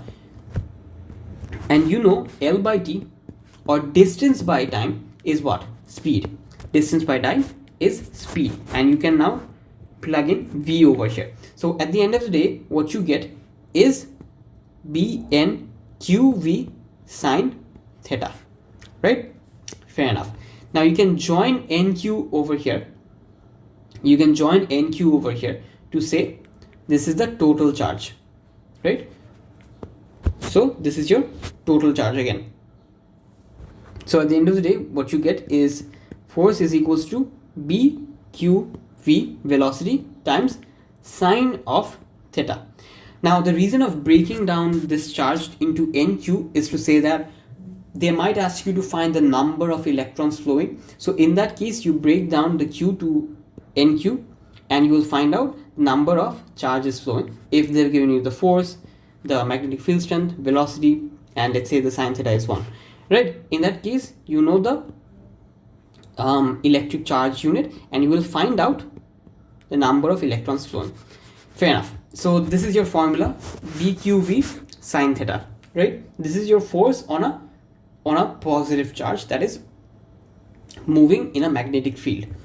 The strength of magnetic field times charge that is moving times velocity times sine theta. That is, this sine theta indicates the movement of charge with respect to magnetic field. So let's say the charge is moving in this direction v, and this is the direction of magnetic field. This is your theta. Sine theta indicates the component, or let's say sine theta indicates the component of B field in this direction, in perpendicular direction compared to the velocity, because you always need to have your velocity perpendicular to magnetic field. Great. Magnetic flux density for charge is going to be defined by force acting on a unit of charge when the velocity is 1 meter per second and theta is 90 degrees. So you can say F is equals to BQ times 1 meter per second of velocity times sine 90 is 1. So I can say F is equals to BQ, and then I can simplify and say this B, magnetic flux density for charge, is going to be force per unit charge. Great. Now again, the force for the force to act, the velocity should not be parallel to the magnetic field. As mentioned, the charge must have a velocity. The charge must have a velocity. It shouldn't be stationary, and the force should be perpendicular or normal to the plane. Great, as according to your Fleming's left hand rule. Now how do I find out this circular motion, right? As mentioned, the reason it is going in arc or in a circle is because of the force acting towards the center. It is always pointing in the same direction, which is why I can now apply a formula over here. That is, my centripetal force is exactly equal to my magnetic field force. Magnetic field force exactly equal to the centripetal force. Centripetal force is mv square divided by r, and is equal to bqv sine theta. Sine theta, I know it is exactly 90 degree to the magnetic field. That is, magnetic field is into the page, and so notice this, magnetic field is into the page and my velocity is in this direction or in this direction. It is always 90 degree. It is always 90 degree to the movement. So magnetic field towards you, velocity in this direction, or velocity in this direction, or velocity in this direction. It is always 90 degree to the plane, right? It is always 90 degree to the plane. Fair enough. So since it is always 90 degree, I can say sine 90 is going to be 1. Now notice one thing. My mv square, velocity of particle, and v, velocity of particle, I can cancel it off, and I'll be left with mvr by mvr is equal to bq. So now make r the subject. What is r? R is the radius of circular motion. So this is the r, this is the r, this length is the r.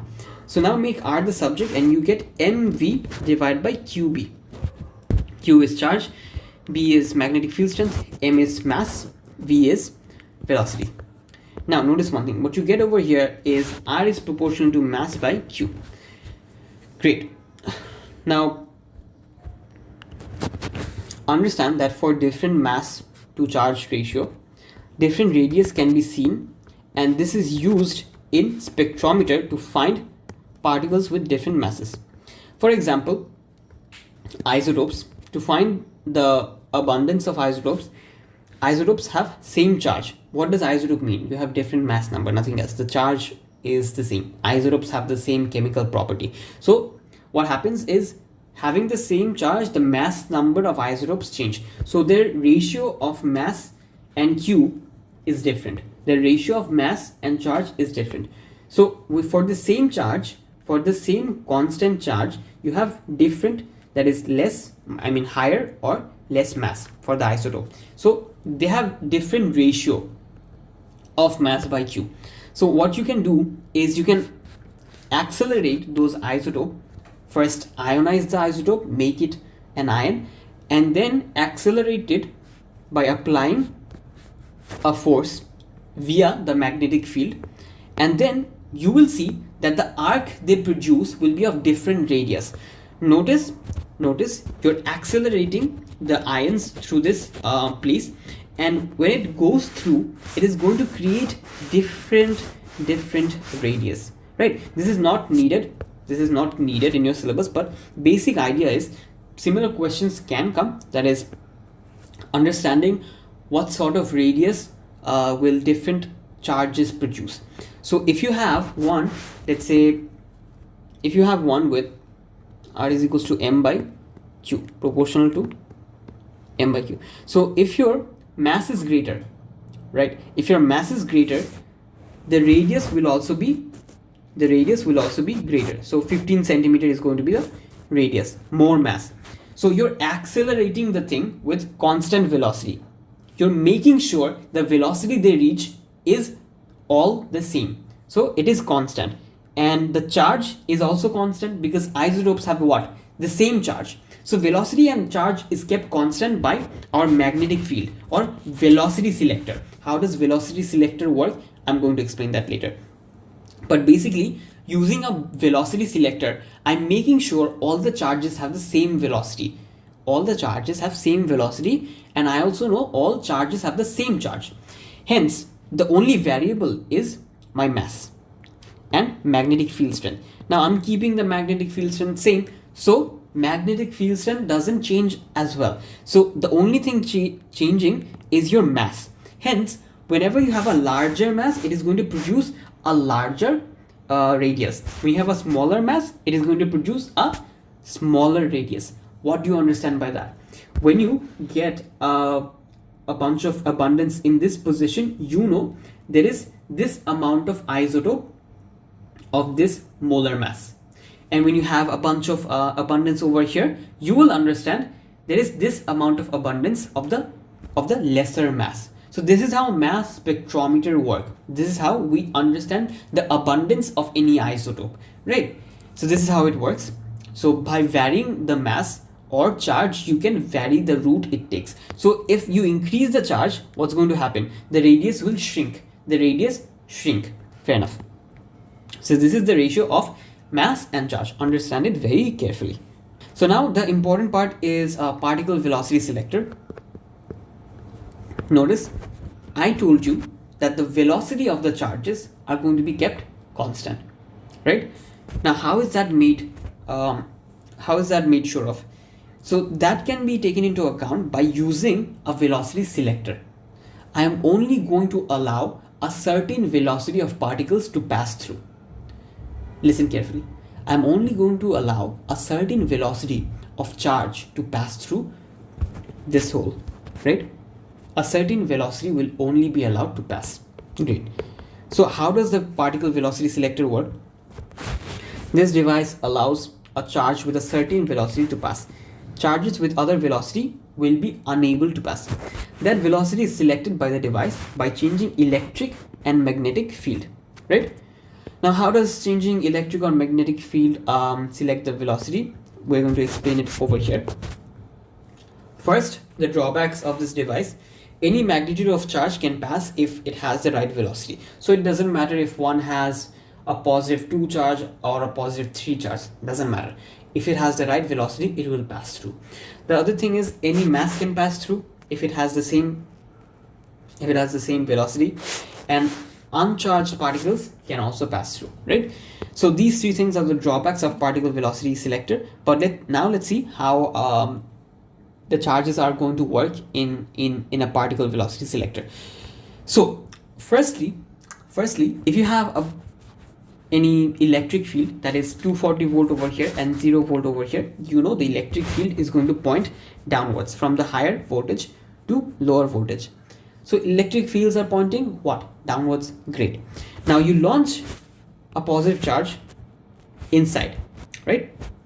So it is going to be repelled by the higher potential towards the lower potential. Great.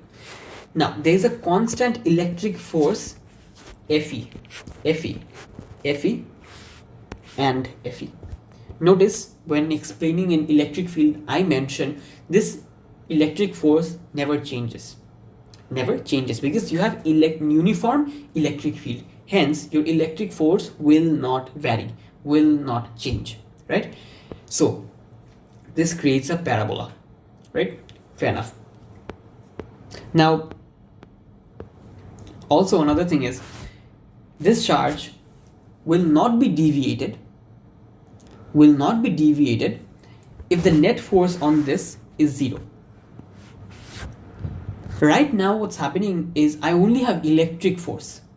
Acting on it, which is why it is creating this parabola and hitting this uncharged plate, right? Great, because it is being repelled by this charged plate and it is going to be hitting this uncharged 0-volt plate due to the electric field, right? Now, what if I brought in magnetic field over here such that I can exert a force in this direction, such that at the end of the day, it will have an unchanged path with no resultant force. Can I do that? Let's see. So what happens when you have magnetic field added to this? So let's say I create a magnetic field that is inside the page while also having electric field. So magnetic field inside the page, electric force acting downwards, and magnetic fields inside the page. So where will the force act? So take your left hand rule. The positive charge is moving rightward and magnetic field is inside the page, so your force is upward. So your force is exactly upward. So at the beginning, notice one thing. Your electric force is downward, but your magnetic force is upwards, right? Your magnetic force is upward and your electric force is downward, right? Fair enough. Now, the reason this path is going to be an arc we have already discussed above, due to the centripetal force provided by magnetic force. Now notice, I am applying magnetic force upward and electric force downward. So what's going to happen at the end of the day? Let's see. The M field is exerting a force up and electric field is exerting a force downward. Now notice, if my magnetic force is greater than my electric field force, then it is going to move upward and follow this trajectory. So if my magnetic force is greater than electric force, it is going to produce an arc, right? Great. But if my electric force is greater than my magnetic force, it is going to create a parabola hitting the 0-volt plate. Great. Now, when will this path be undeviated? Exactly when your magnetic field force and electric field force is equal. Is what? Equal. Let's understand. So magnetic field force and electric field force should be equal. So force of electric field and magnetic field force equate the equation. What is your magnetic field force equation? F is equals to BQV sine theta. Over here it is perpendicular, so I can cancel it off because sine 90 is 0. And what is the formula for electric force? It is going to be electric field strength, EFS, that is amount of force per unit charge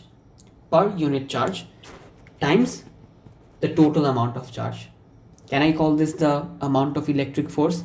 Yes, I can, because electric field strength defines the total amount of force per unit of charge, 1 unit of charge, and I'm multiplying electric field strength with the amount of charge that is passing through, right? So when I equate both, the Q and Q gets cancelled off and you're left with an expression for velocity of particle, and that is telling you that the electric field strength and magnetic field strength ratio is going to select the velocity. Is what? Going to select the velocity. This is selected velocity.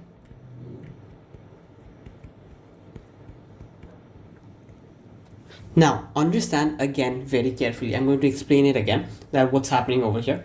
So notice, when I equate both the forces together, the electric force and magnetic force, I'm telling the equation that both forces should be equal, right? Both forces should be equal.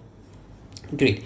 So when both forces are equal, I know the path of the charge is going to be undeviated. What? undeviated. Great.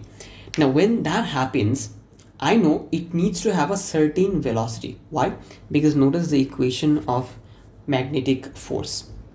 Magnetic force will change according to the velocity of particle. So if your velocity of particle is excess or greater than it's supposed to be, then it won't have an undeviated path. It won't have an undeviated path. It will move in this direction. It will have an arc. So it needs to have a certain velocity to be able to have an undeviated path.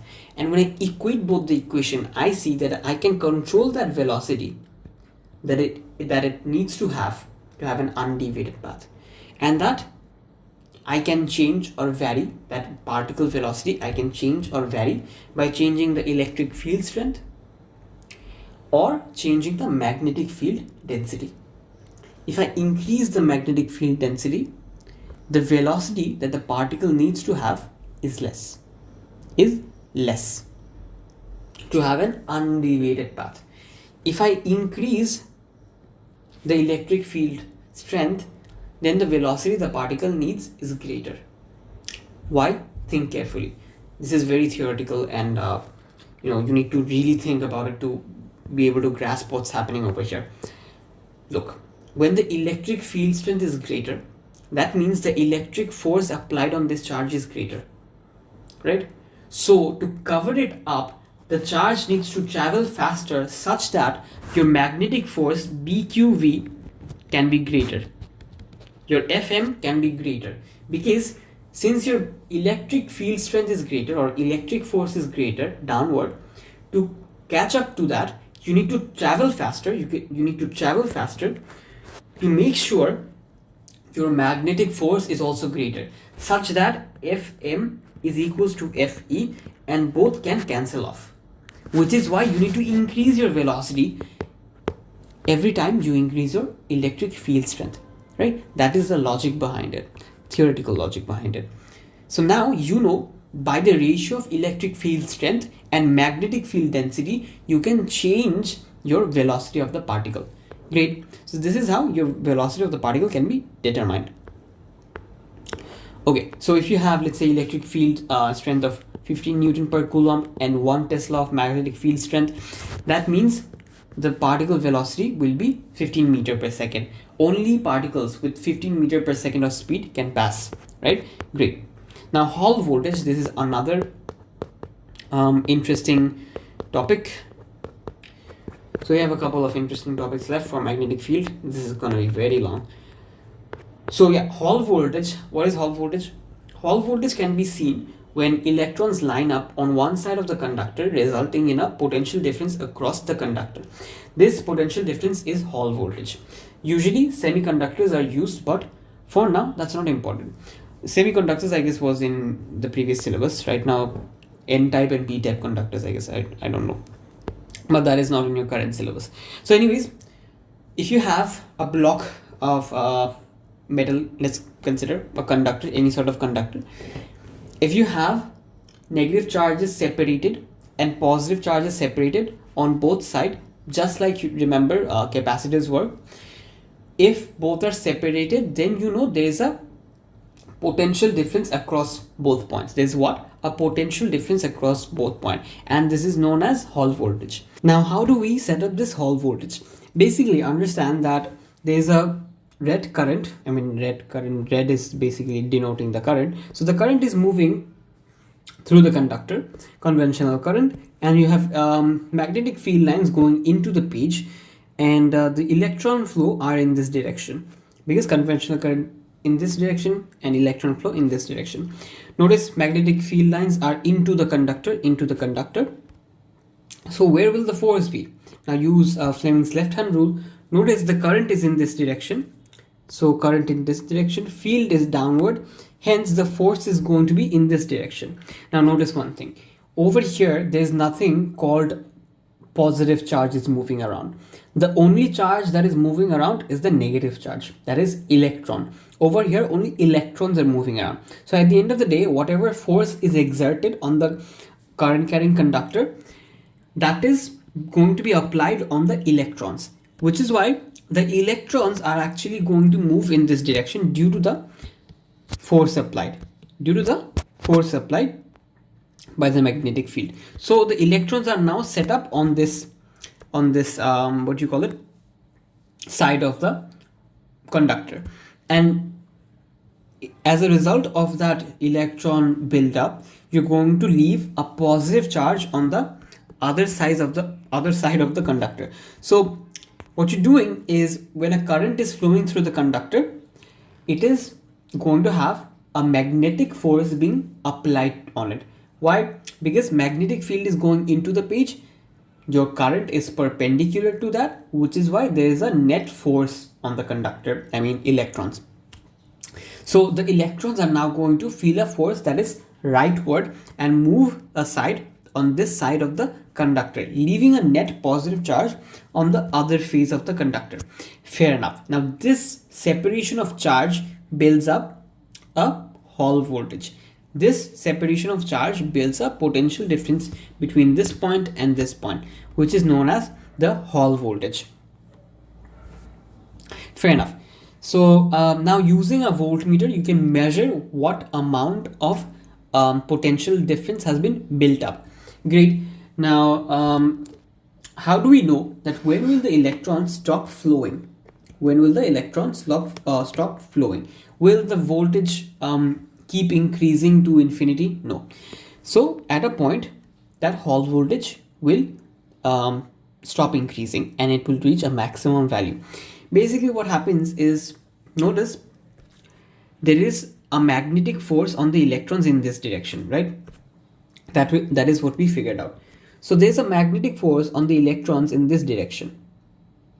But notice as the charge builds up, positive charge builds up on this face and negative charge builds up on this face, there's also an electric force building up. And that electric force is going to be in this direction, Fe, and this is Fm, magnetic force.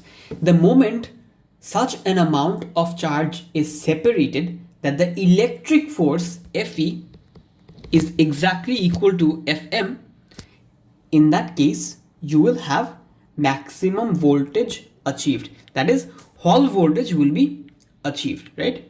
So your electric force and magnetic force has to be exactly equal. Fair enough. So if we do that, Fe is equals to Fb, that is magnetic force is equals to electric force.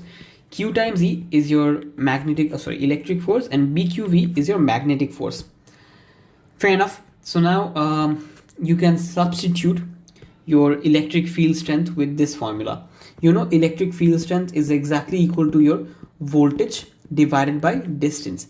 In uniform electric field, you can find the electric field strength by finding the potential difference V divided by the distance between, that is D.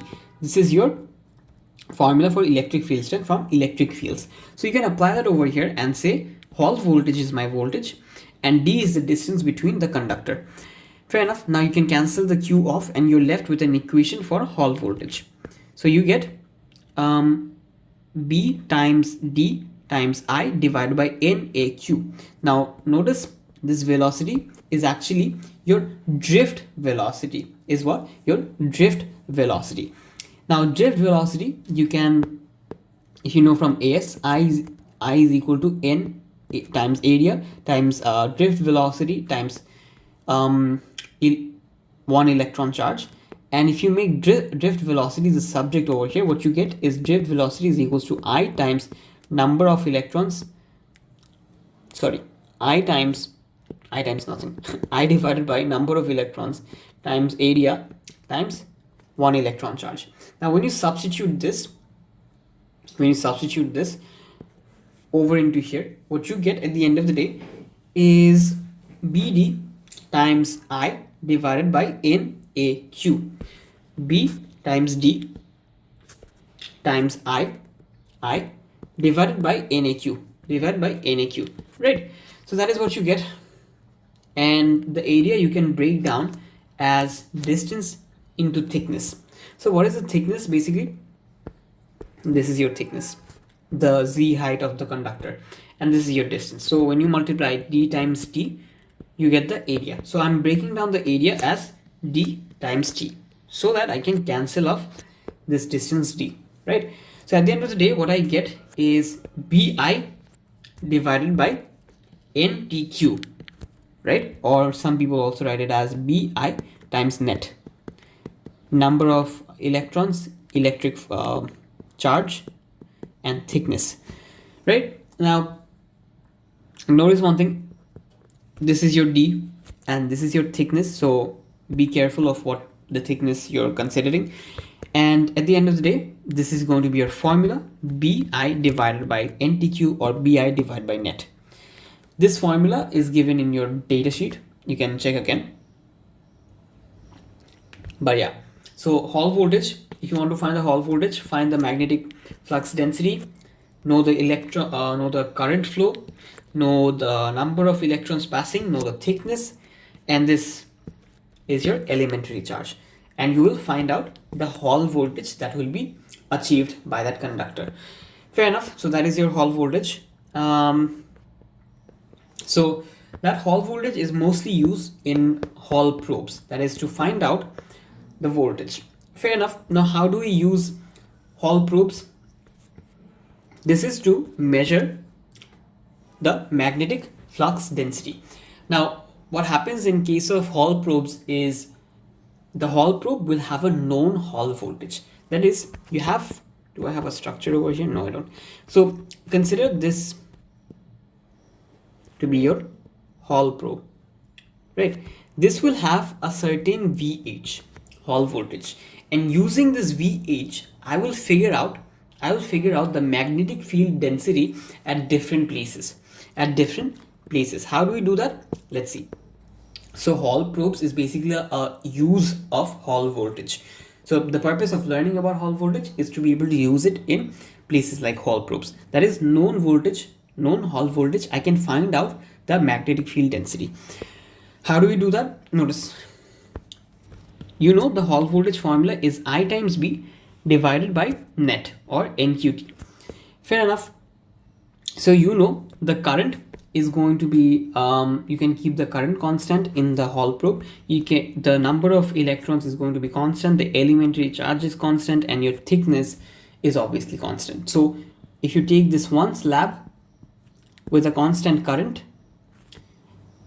same number of electron because it has the same material, and with elementary charge E or Q and thickness T, with this same material, if you go to different places to measure the magnetic field density, you will see that the Hall voltage is directly proportional to the magnetic field density. So since all of this is actually a constant, the only variation you see is the variation due to magnetic field density. So at different places that you go, you will measure the magnetic field density and you'll plot a graph. You will see that increase in magnetic field density, you have an increase in Hall voltage. And when you plot this graph, the gradient is going to be I divided by NQT, right? This is going to be your gradient of the graph, and it is going to be a straight line. Why? Because VH is directly proportional to your magnetic field strength or density. So now for every Hall voltage that you get in this Hall probe, you can just identify from the graph that what is the magnetic field density going to be, right? So let's say your reading is 20 volt, 20 volt. You're going to extend the line and take the reading of B, that is in terms of Tesla, right? So you can now find out the magnetic field density at any given position, at any given place, by using a probe with a known Hall voltage. That is, you will know the Hall voltage of this at any given position. That is, the reading you get on the voltmeter over here as the Hall voltage will allow you to find the magnetic field density, because all of these values are constant and you know it. So whatever reading, whatever known value of Hall voltage you get, you can find the value of magnetic field density. So that is how the formula can be used, and that is how you can plot a graph to find the magnetic field density at any given position for different places, right? Fair enough. And that is going to be it for Hall voltage. Now, magnetic flux and EMF induced. This is again important. So basically, how does electromagnetic induction work? When you have a closed circuit, if you move a magnet through this solenoid, let's say, this magnet has its own magnetic field, right? And when you move it through a coil, it is going to cut through the coil, and that is going to cause induced EMF in this coil. And you probably already know it from O level or AS. So whenever this conductor is cutting through the field of the magnet, it is going to have an EMF induced in the circuit, right? And however fast you move the magnet, just proportional to that, you'll get a hike in EMF. You'll get a hike in EMF induced. So the rate of change of magnet movement is going to determine how much EMF is going to be induced. So now what is your magnetic flux? It is the product of magnetic flux density, the cross section area that is perpendicular to the direction of magnetic flux density. What does that mean? So magnetic flux is basically density of magnetic flux, density times the area. So whatever area that magnetic field line is covering is going to be your magnetic flux. So let's say the magnetic flux density over here is 1 Weber or 1 Tesla per meter square, right? What is the magnetic flux? What is the magnetic flux of this entire area? So let's say the area over there is 2 meters squared. So in a box of 2 meters square, if there is a magnetic field density that is going into the page, if the magnetic field density is, let's say, 1 Tesla, right? 1 Tesla, what is the magnetic flux going to be? The magnetic flux is going to be 1 times the area, 1 times 2 meters square. 2 meter square. That means 1 Tesla times 2 meters square is going to be 2 Weber. So the magnetic flux, total magnetic flux is going to be 1 Tesla times the area. So the density of magnetic flux times the area it is covering, that is the area within which you want to find the total amount of magnetic flux. So if you have a larger area with the same magnetic flux density, you're going to have a larger magnetic flux. If you have a smaller area for the magnetic flux density, you're going to have a smaller magnetic flux. If you increase the density of magnetic flux, you're going to have a larger magnetic flux. Very simple, right? That is magnetic flux, the amount of magnetic field lines inside an area. That is it. That is literally it. Fair enough.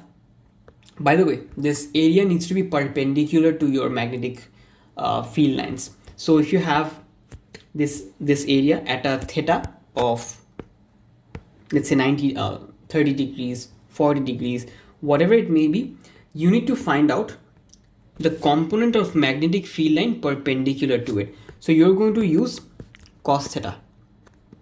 Why cos theta? Because notice, if I use this one, this is your magnetic field line direction, and this area has to be perpendicular to your magnetic field line. And what is the perpendicular line? This is the perpendicular line compared to your area. So you're going to find cos theta of this magnetic field density. So B times cos theta times your area, that is going to be your magnetic flux, where theta is this angle, right? Fair enough. So at the end of the day, your magnetic flux is given by BA cos theta, right? Fair enough. So that is your formula for finding the magnetic flux. Now why cos theta? I just explained it over here, right? So the reason of cos theta is you need the component of magnetic field that is exactly perpendicular to your area, right? Fair enough, that is it. And now how does magnetic flux vary? So let's say you have this area that is slanted, that is at a theta.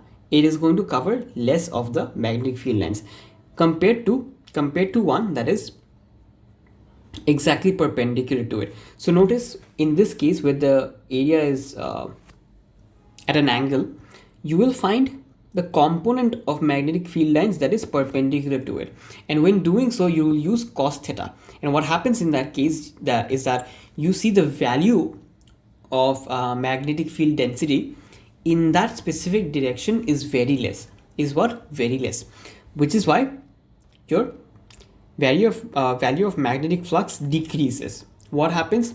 Value of magnetic flux decreases. Fair enough. Now how is the EMF going to be induced? So EMF induced is basically talking about Faraday's law. That is, the EMF induced in a closed conducting loop is directly proportional to the rate of change of magnetic flux linkage.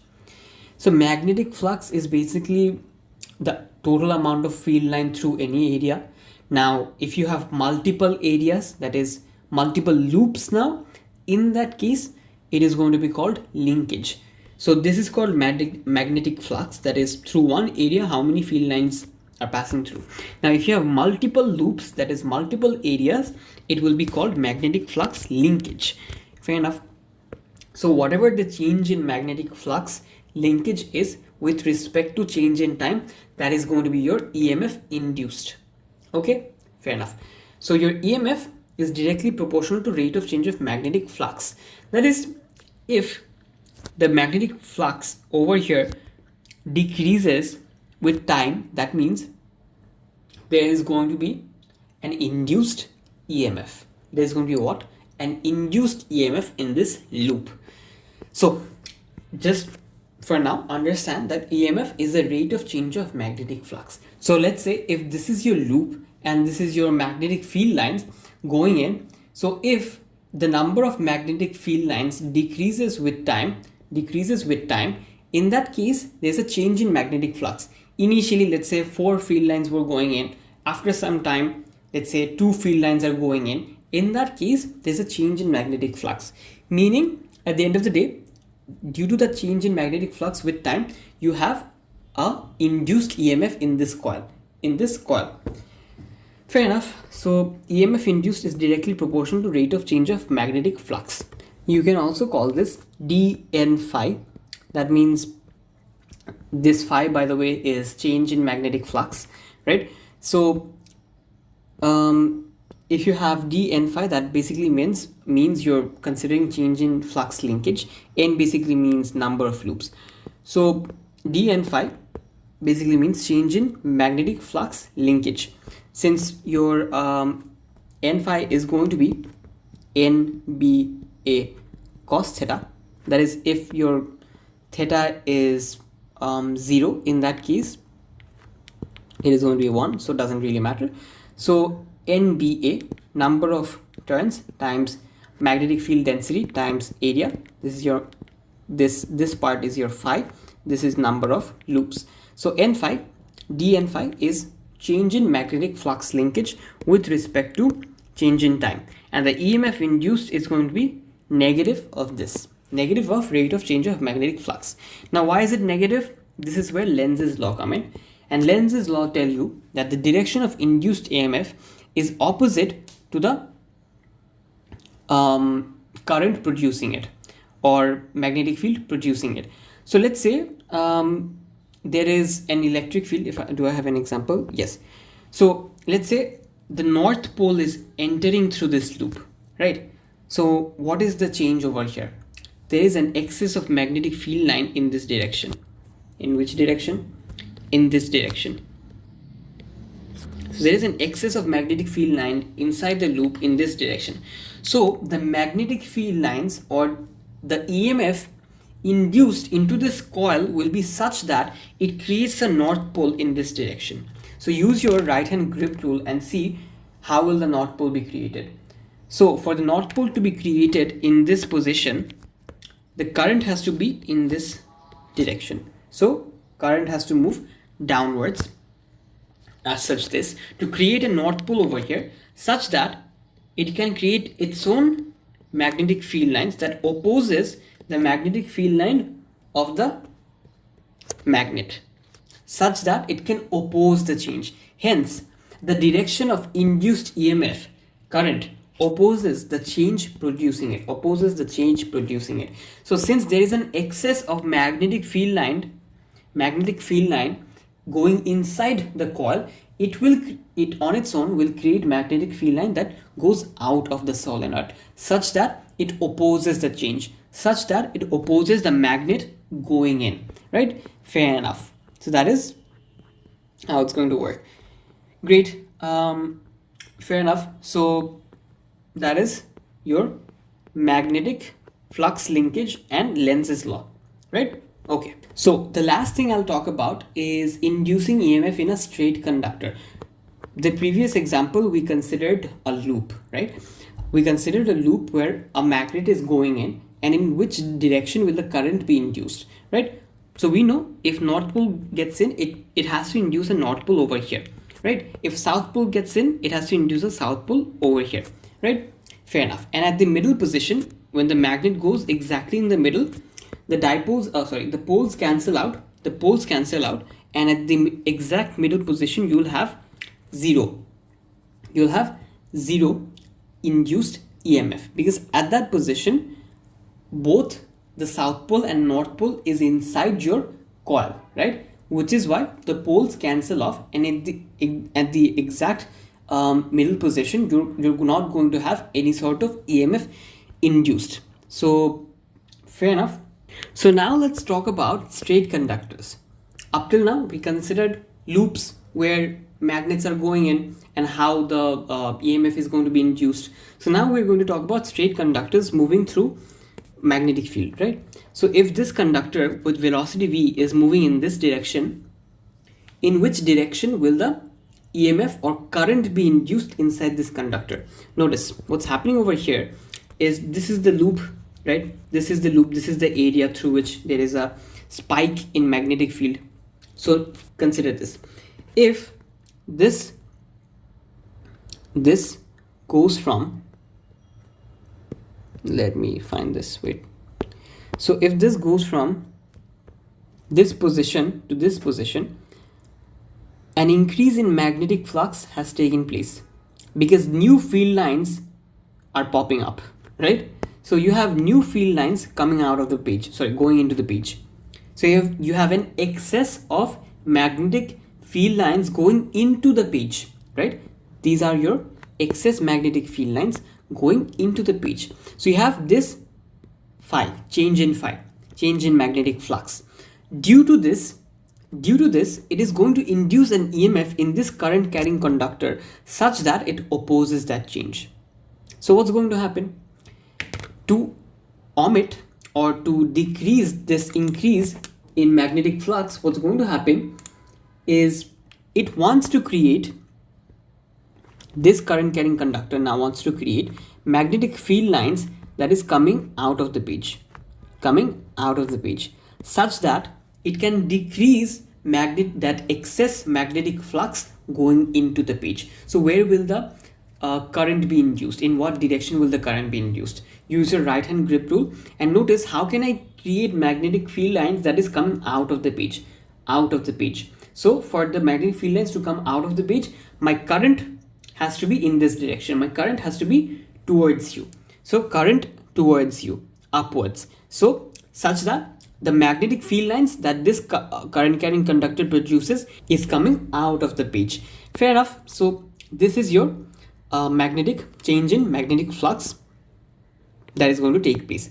And due to this change in magnetic flux with respect to time, the current induced or EMF induced will be in this direction, such that it can act against the change in magnetic flux, such that the field produced will come out of the page to oppose the magnetic flux that is increasing into the page, right?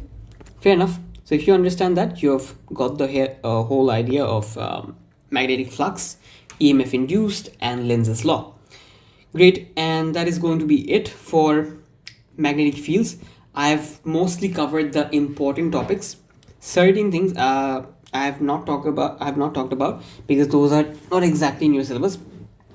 But anyways, if you understand the formulas, that is Lenz's law, Faraday's law, and you understand in which direction the EMF will be induced, you can answer most of the questions, right? And do understand how to use Hall voltage, right? And Hall probes. Quite a lot of questions come from this topic. And what else? Yeah, you might have particle velocity selector questions. I haven't seen this come too often, but they'll often give you cases where they'll ask you to identify the mass by charge ratio, I guess. Is it the mass by charge ratio? Yes. So they'll often ask you to find out the mass by charge ratio or the velocity, and so that is where you would need to understand particle velocity selector. And what else? You need to use this formula, that is the force formula, very often, and F is equals to BIL sine theta. Those few things, if you understand, you can answer most of the questions from magnetic fields. And that is going to be it for magnetic fields, and see you in the next chapter. In this section, we're going to be learning about alternating current, that is AC. Now, this is relatively a small chapter, so let's quickly finish this. So first up, the knowledge from magnetic fields. Know that magnetic fields can induce a current, and to generate alternating current, I know that the induced current in any coil has to alternate. Now, how do I make that current alternate? I can turn a coil inside a magnetic field with respect to time. I can rotate this coil inside a magnetic field such that alternating current is induced. Notice at the first position, when it is parallel and maximum flux is seen, that is, it is parallel, hence maximum amount of fields pass through the coil. Fair enough. So in this case, what happens is flux is maximum, right? Great. Now when it is perpendicular, what happens is the flux is zero. The flux is zero. Now again, when you repeat this, what happens is in position 3, again maximum, but in the opposite direction. Basically the coil has turned, hence the flux is negative. Flux is seen as negative because this this 2 position has flipped and has gotten to this new position, that is this one. So initially this D and C was at this position, right? So due to the flipping of coil, your magnetic flux is negative, but again maximum due to the flipping of coil. Fair enough. When you repeat this again from position 3 to 1, what happens is you get the same sort of magnetic flux. Now notice one thing, you know that change in magnetic flux is actually your current induced. What is the change in magnetic flux at this point, at position 1? It is 0 because the gradient over here is 0. What is the change in magnetic flux over here? Maximum, right? So when you draw a current against time graph or voltage against time graph, what you see is at position 1 it is maximum. At position 1 it is 0. At position 1 it's 0. At position 2 it is maximum. Notice at position 2 the gradient is maximum. At position 1 the gradient is minimum or 0. That's what we see when we draw an EMF against time graph. Initial position, since the gradient was 0, the EMF value is 0. At second position, where the gradient value is maximum, your EMF value is also maximum. Hence, when you take the derivative of this graph and you draw a sine graph, that is going to denote your EMF against time graph that has been induced into your coil. That is the basic idea, right? That is how alternating current is produced. Fair enough. Now, the important part of AC current is actually going to be root mean square current and voltage. So what is root mean square current or voltage? It is basically the average current passing through the AC circuit. So when you have AC supply, what happens is the current varies from a really positive value to a really negative value. That is I0 to negative I0. So you don't know what is the average current being produced. In case of a DC circuit, notice the current is constant. It doesn't change. So the question is, how can I create a DC circuit that is going to dissipate the same amount of power as an AC circuit with a certain voltage. Again, how can I create a DC circuit where I know the current value, I know the value of current that is going to produce the same power as produced in the AC circuit? Now, the first issue is I don't even know the average power being produced in the AC circuit. Why, you ask? Because I don't know the average current. I know the current varies from a maximum value to a minimum value, but I don't know what the average current is. Do I? No. Right? Hence, I need to find the root mean square current value. So, to find out that average current, we're going to use a specific formula, and that is going to be your root mean square current is I naught divided by root 2. This is your formula to find out your root mean square current of any AC circuit. Now this is basically the long derivation. You can pause the video and go through this entire part, read through it and understand if you want to understand the derivation. If not, I understand, it doesn't really matter. But if you use the formula, you're good to go. So basically, when you have a current, I mean, if it wasn't 2 days before your exam, I would have explained it, and I'll probably later on create the full course where I explain everything. But anyways, for now, since it is 2 days before your exam, I'm not going to touch on that. So when you have this AC current, let's say the current varies from a positive value to a negative value, right? Now when you have the I naught value, that is max current value, I naught is going to be, let's say 9 amp, right? What is the average current in this circuit? What is the average current in this circuit? It is going to be I naught, that is 9 divided by root 2. This value is going to be root mean square current. This is going to be what? Your root mean square current, right? This is the average current through this AC circuit. So now I know the average power being dissipated by the AC circuit. So it is going to be 9 divided by root 2, whatever that value is, 9 divided by root of 2 whole square times your resistance, right? So this is going to be your power dissipated in the AC circuit. Now if I want the same amount of power to be dissipated by my DC circuit, what amount of current am I going to use? I'm going to use current of 9 divided by root 2, because the average current, notice that I'm considering over here the root mean square current to be 9 divided by root 2. That is the average current in the AC circuit, right? Hence the DC current, the direct current, is going to be 9 divided by root 2. That is the current I use in a DC circuit to produce the same amount of power. Agreed? Fair enough, right? So what we actually do is we find the I naught square graph, that is current square graph. This is the orange one is your current graph. Then we find the I naught square graph, that is your current squared graph, which is why it is in the positive axis only. And then after we find the current squared graph, we find the average squared current, that is going to be I naught squared divided by 2. So average squared current is going to be your I naught max current squared divided by 2. Whatever value you get is going to be your average squared current. Now whatever that value is going to be, take a root of it, and that root of your average squared current, this root is going to give you I naught divided by root 2, which is your root mean square current.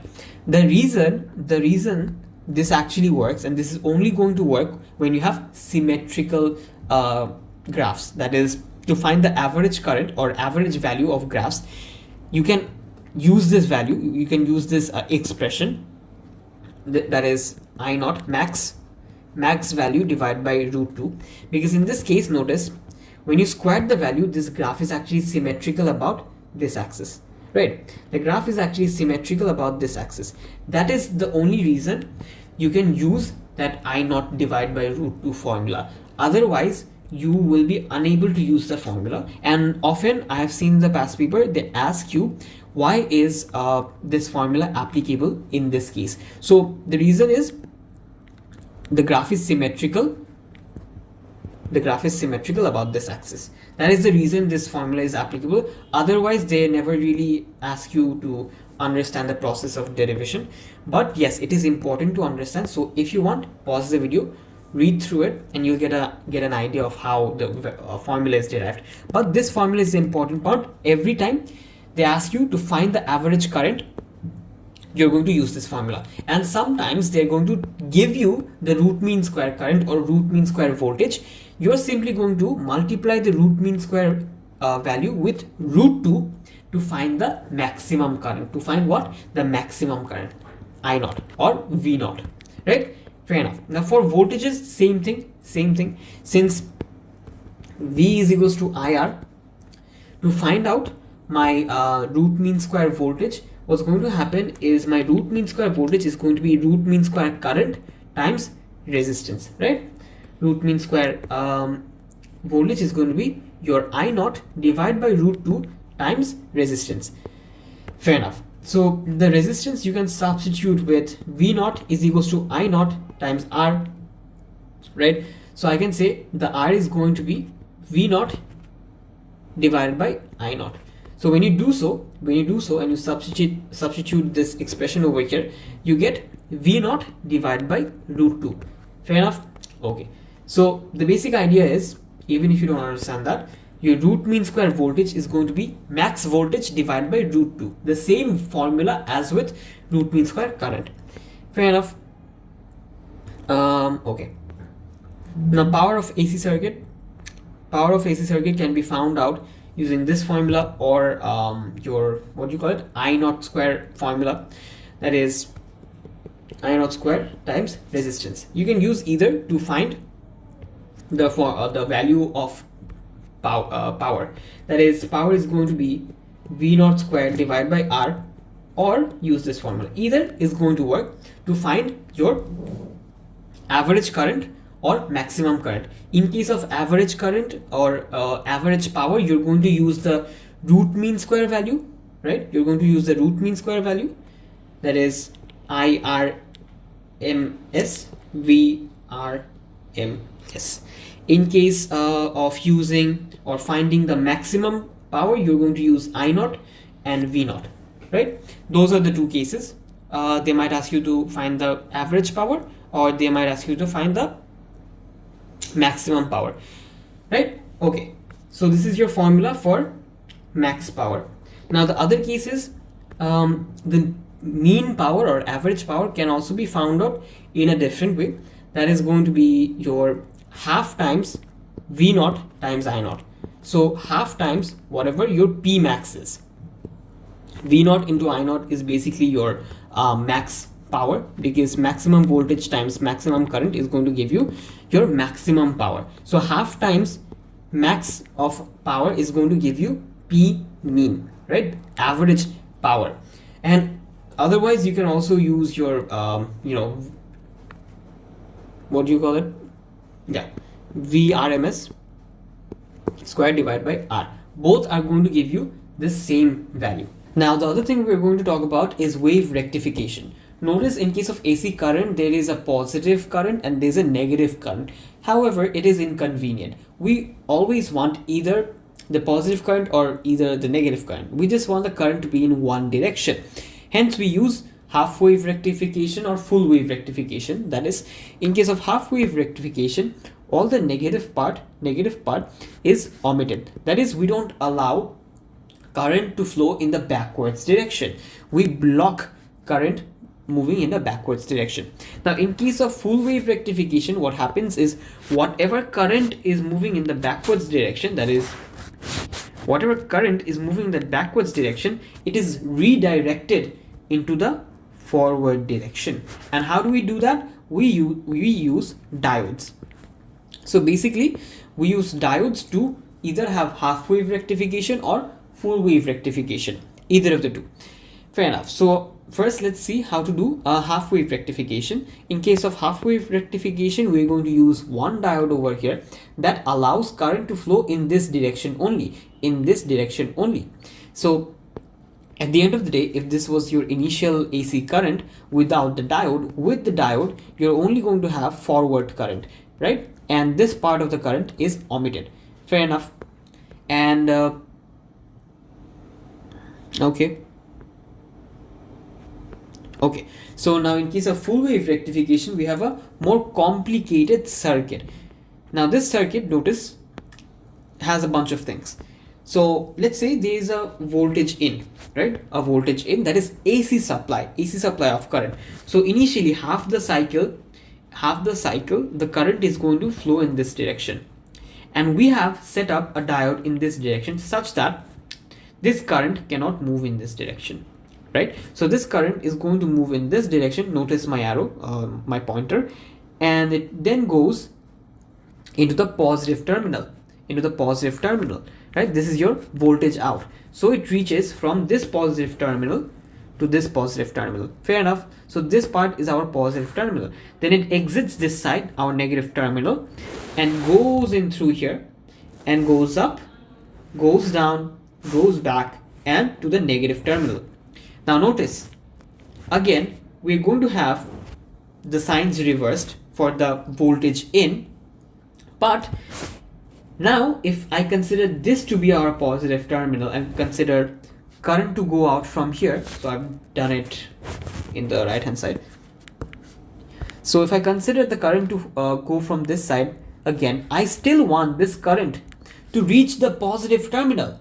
I don't want the current to reach this terminal right now, because this I have decided is the positive terminal. So the current should always get in from this side and get out from this side. So this is my positive terminal of V out and negative terminal of V out, right? So if I consider for the next half cycle where current is going to go out from over here, it can go through over here directly, go over here and enter the positive terminal over here, right? So it directly went through over here. So if you notice my pointer, it got directly to the positive terminal, but the journey doesn't end there. You also have to get out of the negative terminal and go back to your negative terminal. So it gets out, and then it goes up, and then goes up, and then left, and then comes back to your negative terminal. That is how the circuit is completed. And often you will be given these spots as blank, and you have to decide how to put the diodes to make sure full wave rectification takes place. And the only way I can help you to find that is make sure from all direction, I mean both direction, there are only two direction, from both the direction when current is going to leave the supply, it should always enter from the same terminal. It should always enter in one position of, in one of the terminal. Therefore, in the output V out, one should be the positive terminal always, the other should be the negative terminal always, right? That's the only thing I can say for you to identify how the diode should be placed, because the thing is, there is no specific formula. You have to do your trial and error to find out in what way should I place my diode. The only help I can give you is make sure that from the V out, be it either of the terminal can be your V out, but the V in should be in one terminal only. So if that condition is met, you have drawn the diodes correctly. Fair enough. Moving on. Notice initially the V in one, notice that the V in one is actually once in positive, once in negative. Now you can use full wave rectification and notice whatever was going backwards, whatever was coming out from the other terminal is now directed back to the same terminal. So initially, if this I consider to be my positive direction, even if current comes out from this direction, I can still direct it to my positive terminal. Hence, at the end of the day, I've done full wave rectification, meaning current is always positive in my case. And this is how full wave rectification is helpful. Fair enough. Now remember from capacitor, I told you that often capacitors are used for smoothing. This is where smoothing applies. Let's see how it's going to be applied. So smoothing is the reduction in the variation of output of voltage or current. So notice your current is going to, let's say over here, have a gap, right? So it goes forward, then due to half wave rectification, half of the cycle, half of the current is lost. So this half is not present, which is why there's a gap and then again a surge, a gap, then again a surge of current. So we don't want that. We're going to use a capacitor such that it can be controlled or smoothed out. It can be what? It can be smoothed out. Fair enough. How do we do that? So fair enough. Okay, so we have a capacitor that is added in parallel to the appliance. Always, if you want to smooth out a circuit, you're going to add a capacitor that is parallel to your voltage out, right? You have to add a capacitor that is parallel to your voltage out, right? Such that it can smooth out the voltage. Okay, now till time t, the current flows and lights the lamp. It also charges the capacitor to full capacity. The energy stored depends on the capacitor. Whatever amount of energy you want to store depends on the capacitor. So if you have higher amount of capacitance, you're going to store greater amount of energy. Great. Now from the time t to 2t, the capacitor discharges. That is, from this time to this time, due to storing up energy in the capacitor, it is now going to discharge. How? Let's see. Now notice, in case of your V in, voltage in, the terminals have been reversed, right? So this is your negative, this is your positive. Now, since in case of the previous one, the positive terminal was this one, it could have passed through and gone to the voltage out. However, in this case, since the terminals have been reversed, it cannot do so. Since your current is in this direction, it cannot now flow back to the terminal because it is being blocked by the diode, right? So for T1 to 2T, there is a gap. Now this is where the capacitor is going to discharge, because initially when you had the capacitor, it charged from the V in. How, you ask? Because same amount of potential difference is applied between this capacitor and this voltage out. So if 12 volt is being applied through V in, the 12 volt will also be applied across the capacitor, and 12 volt will also be applied across the V out, right? Hence that charged up the capacitor. Fair enough.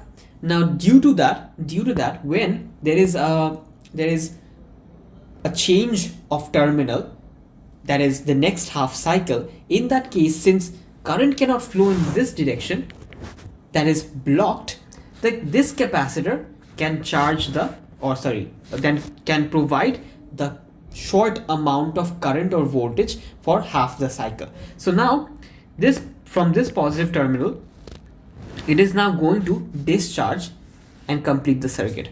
It is now going to discharge and allow voltage to be drawn out from the V out, from the V outlet, voltage outlet, right?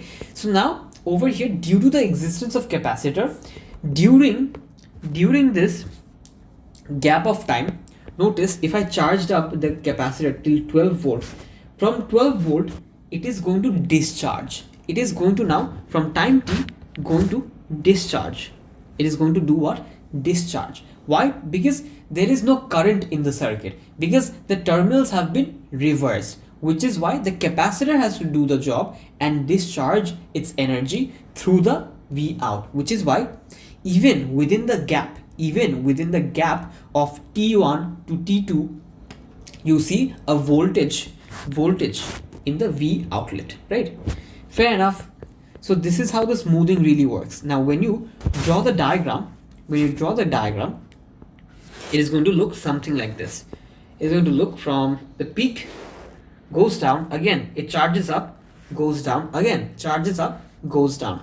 Now notice your charge graph, your current graph, and your voltage graph from capacitors. That is, how does the discharge look like? The discharge is something like this, right? So you're going to see the same thing happen over here. The discharge is synonymous to your e to the power minus x curve, right? This one. So that is how the discharge is going to take place. Fair enough. So capacitor again charges and discharges, charges, discharges. So half the cycle it is going to discharge, half the cycle, it is going to charge up. Fair enough. Now, important part, how can I control the smoothing? This smoothing, or how much smoothing I want, I can control it using the time constant formula. Remember the discharge equation, that is I is equals to I naught e to the power minus t by RC. This RC is your time constant. How long it takes for the value of charge, current or voltage to reach to 37% of its value. So if I want the discharge to take place slowly, what am I going to do? I'm going to increase the resistance, or I'm going to increase the capacitance such that it stores a greater amount of charge or greater amount of energy. So the discharging time can be increased by increasing resistance or the capacitance. Now see, if the discharge happened faster, there would be a steeper line like the green one. If I increase the resistance or capacitance slightly, it is the orange line. If I further increase it, it is going to be the red line. Fair enough? Great. That is how I can control the tau. That is, I can control the discharge. I can control how long it takes for the discharge to take place, right? So I can smooth it out like the red one, or I can smooth it out less like the green one. So I can control the resistance in the circuit or the capacitance in the circuit to change the amount of smoothing. This is how smoothing is used, and capacitors are often used, right? Fair enough. So let's say for the entire circuit, how will the smoothing be applied?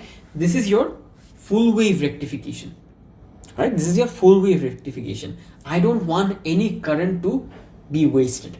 So what I do, I use full wave rectification plus I use smoothing such that I get almost a constant positive current, right? A constant current, just like typical DC circuits.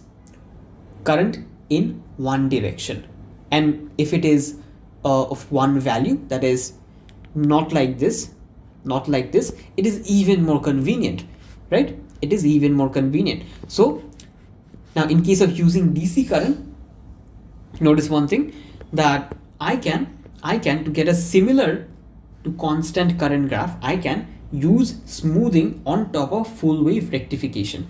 So what am I doing? I have this V out though, so this is the positive terminal, and I'm always getting the full current in my V out, that is this resistor. Now what I can do is, to further smoothen this, I'm going to use a capacitor. How is the capacitor going to help? The capacitor is going to make sure there is no sharp dip between time 1 to time 2 to time 3 to time 4. So between this gap, I don't want that sharp dip of current, and then again there's a high surge of current. So to omit that, I'm going to use a capacitor such that it is smoothed out. So up till this point, half T, the capacitor is going to charge up. Then as the current or V out decreases,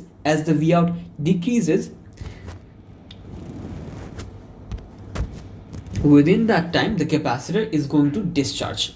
So notice the current is basically falling at a higher rate, that is the supplied current is falling at a higher rate compared to my capacitor. Now I can make the capacitor lose the charge or lose the energy at an even slower rate. How? By increasing the resistance, that is resistance of V out, or by increasing the capacitance. So either if I do, I can make sure that it is even more smoothed out, right? The dip is even less. Fair enough. So from half time, that is 1/4 of a cycle, from half T to some time X, there is going to be discharge. Now this xt can be controlled by changing your resistance or capacitor, as mentioned, for how long I want the discharge to take place, right? I can reduce the time and I can increase the time by toggling with the resistance or capacitor. So for half t to xt, I will see discharge taking place. Again, from 1.5t, that is this peak, to some xt again or yt again, I'm going to see discharge taking place. So between the gap, discharge takes place, charges again, discharge. That is basically how smoothing takes place. And that is going to be it for your AC current. There is not much left. There is quantum physics and medical and astro and nuclear. So there's a bit left. Anyways, for AC current, what you have to know is root mean square values. You have to be able to calculate the root mean square values of voltage and current. You have to draw diodes to make sure you can draw full wave rectification or half wave rectification, and you have to understand smoothing. That is about it. AC is comparatively a smaller chapter, and see you in the next chapter. In this chapter, we're going to be studying about quantum physics, that is analyzing EM waves. Now we call it waves, but is it really a wave? It turns out they actually have a particle nature within themselves. That is, they are actually packets of energy. They're not exactly waves, but they do also have wave features.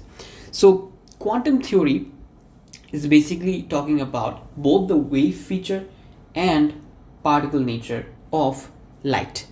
Fair enough. Now our prior knowledge suggests that electromagnetic waves behave like a wave, as the name suggests. But right now, as the scientists have figured out, they also have particle natures.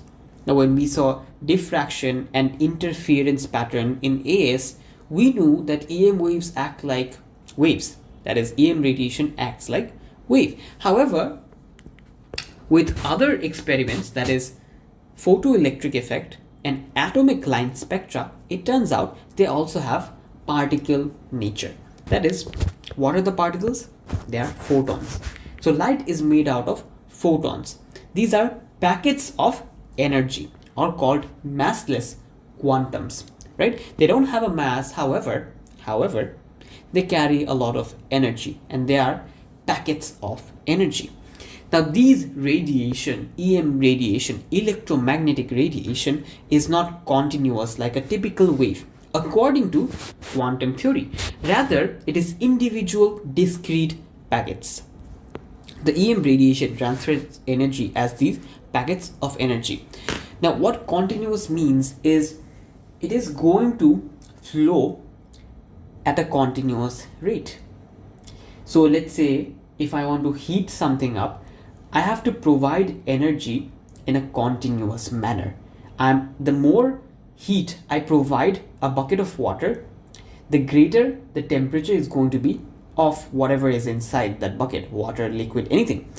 Now in quantum theory, what it suggests is these are actually discrete packets of energy. This is not continuous. So one particle, one photon, can only transfer energy to other particle, to one other particle. It cannot continuously provide the energy. It will hit another particle, transfer the energy, and act like other elastic collision. That is, in case of, let's say you have a ball over here and you have another ball. If you hit this ball, if you push this with any velocity, it is going to hit this particle and transfer some amount of energy to this particle. So that is how they say that light behaves.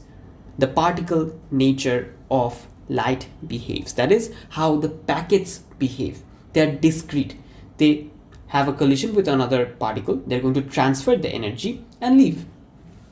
So that is what quantum theory in general suggests, that these are discrete packets of energy. Now, this energy of photon can very interestingly found out using a formula. This formula is photon of energy is equals to Planck's constant times frequency of the wave.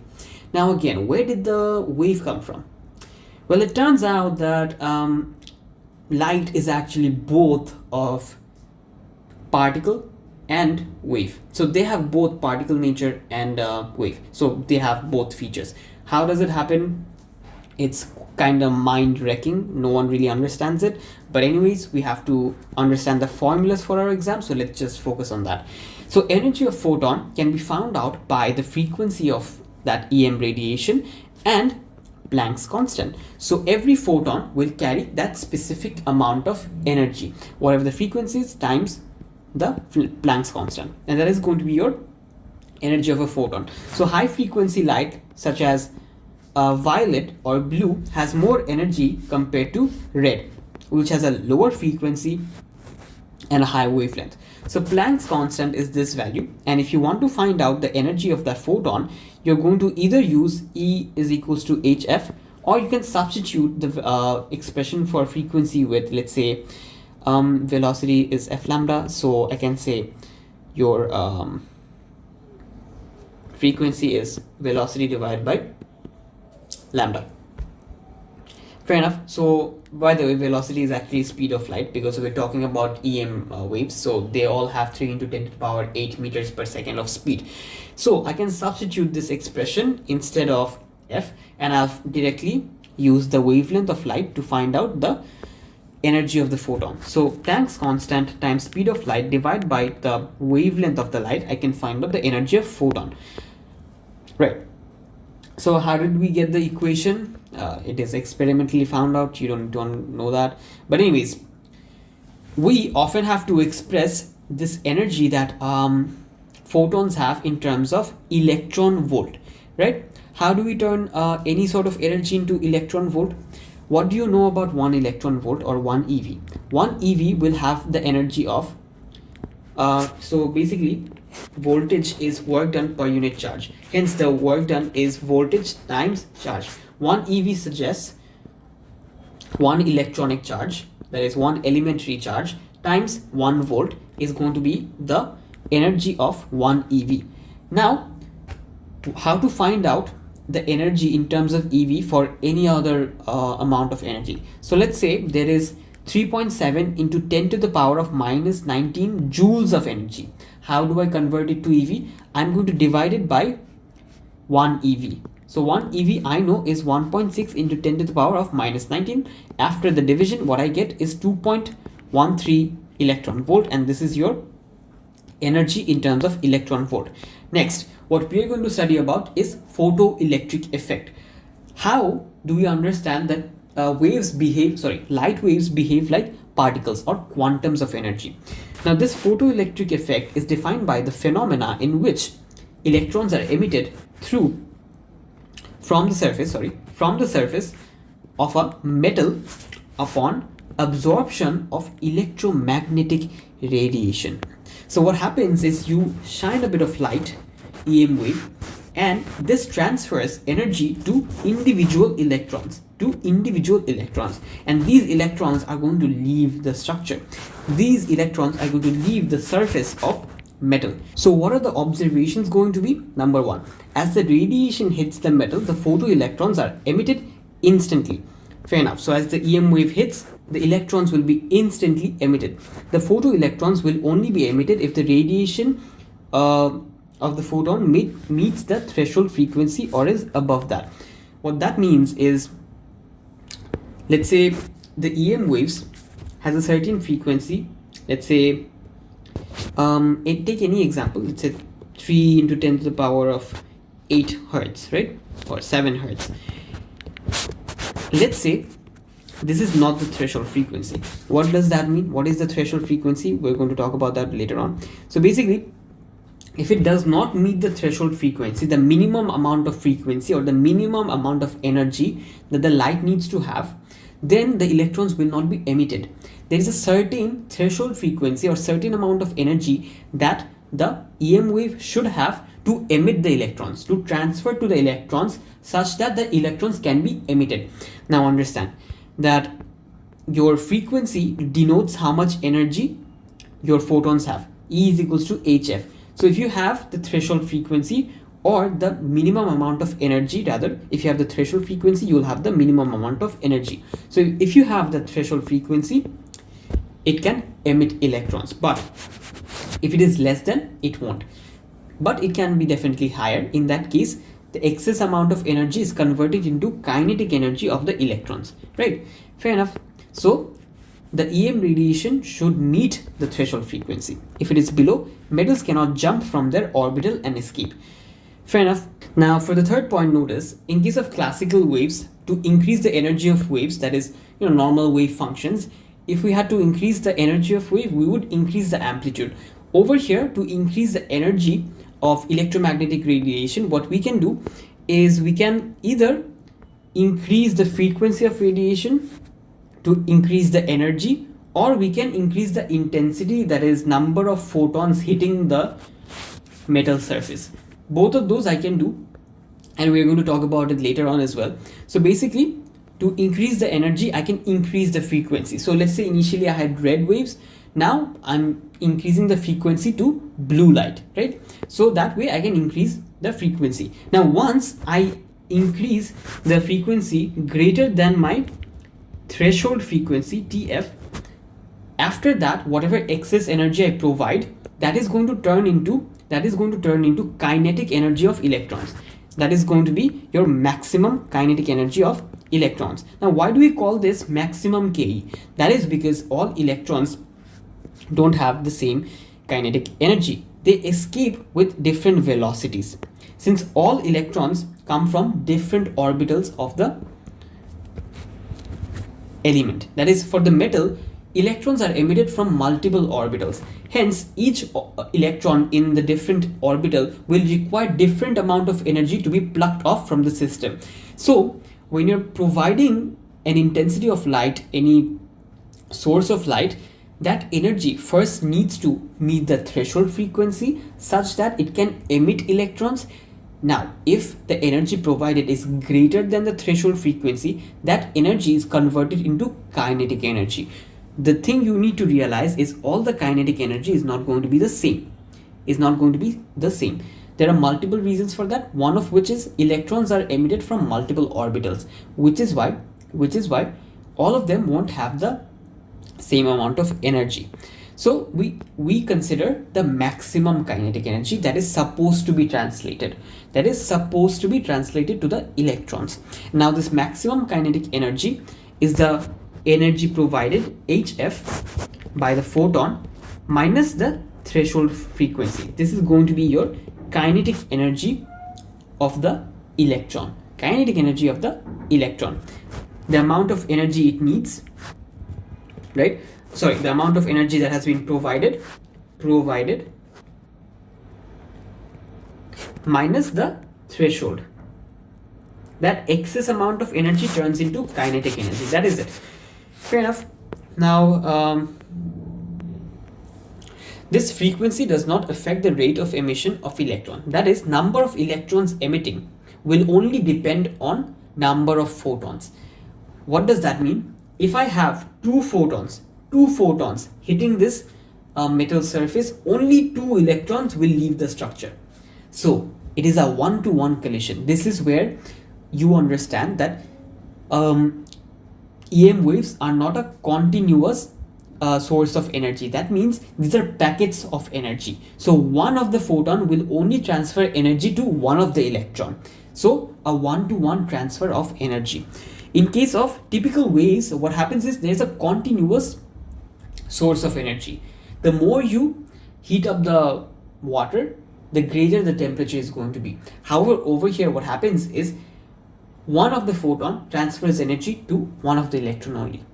Hence, if you have 100 photons, only 100 photons are going to get the energy. So doesn't matter if you increase the frequency or not, your number of electrons emitted will not change. Fair enough. So as long as the number of photons does not increase, that is intensity, number of photons, photoelectrons, remain the same. Now often you will see photoelectrons mentioned in the question or book. What does photoelectrons mean?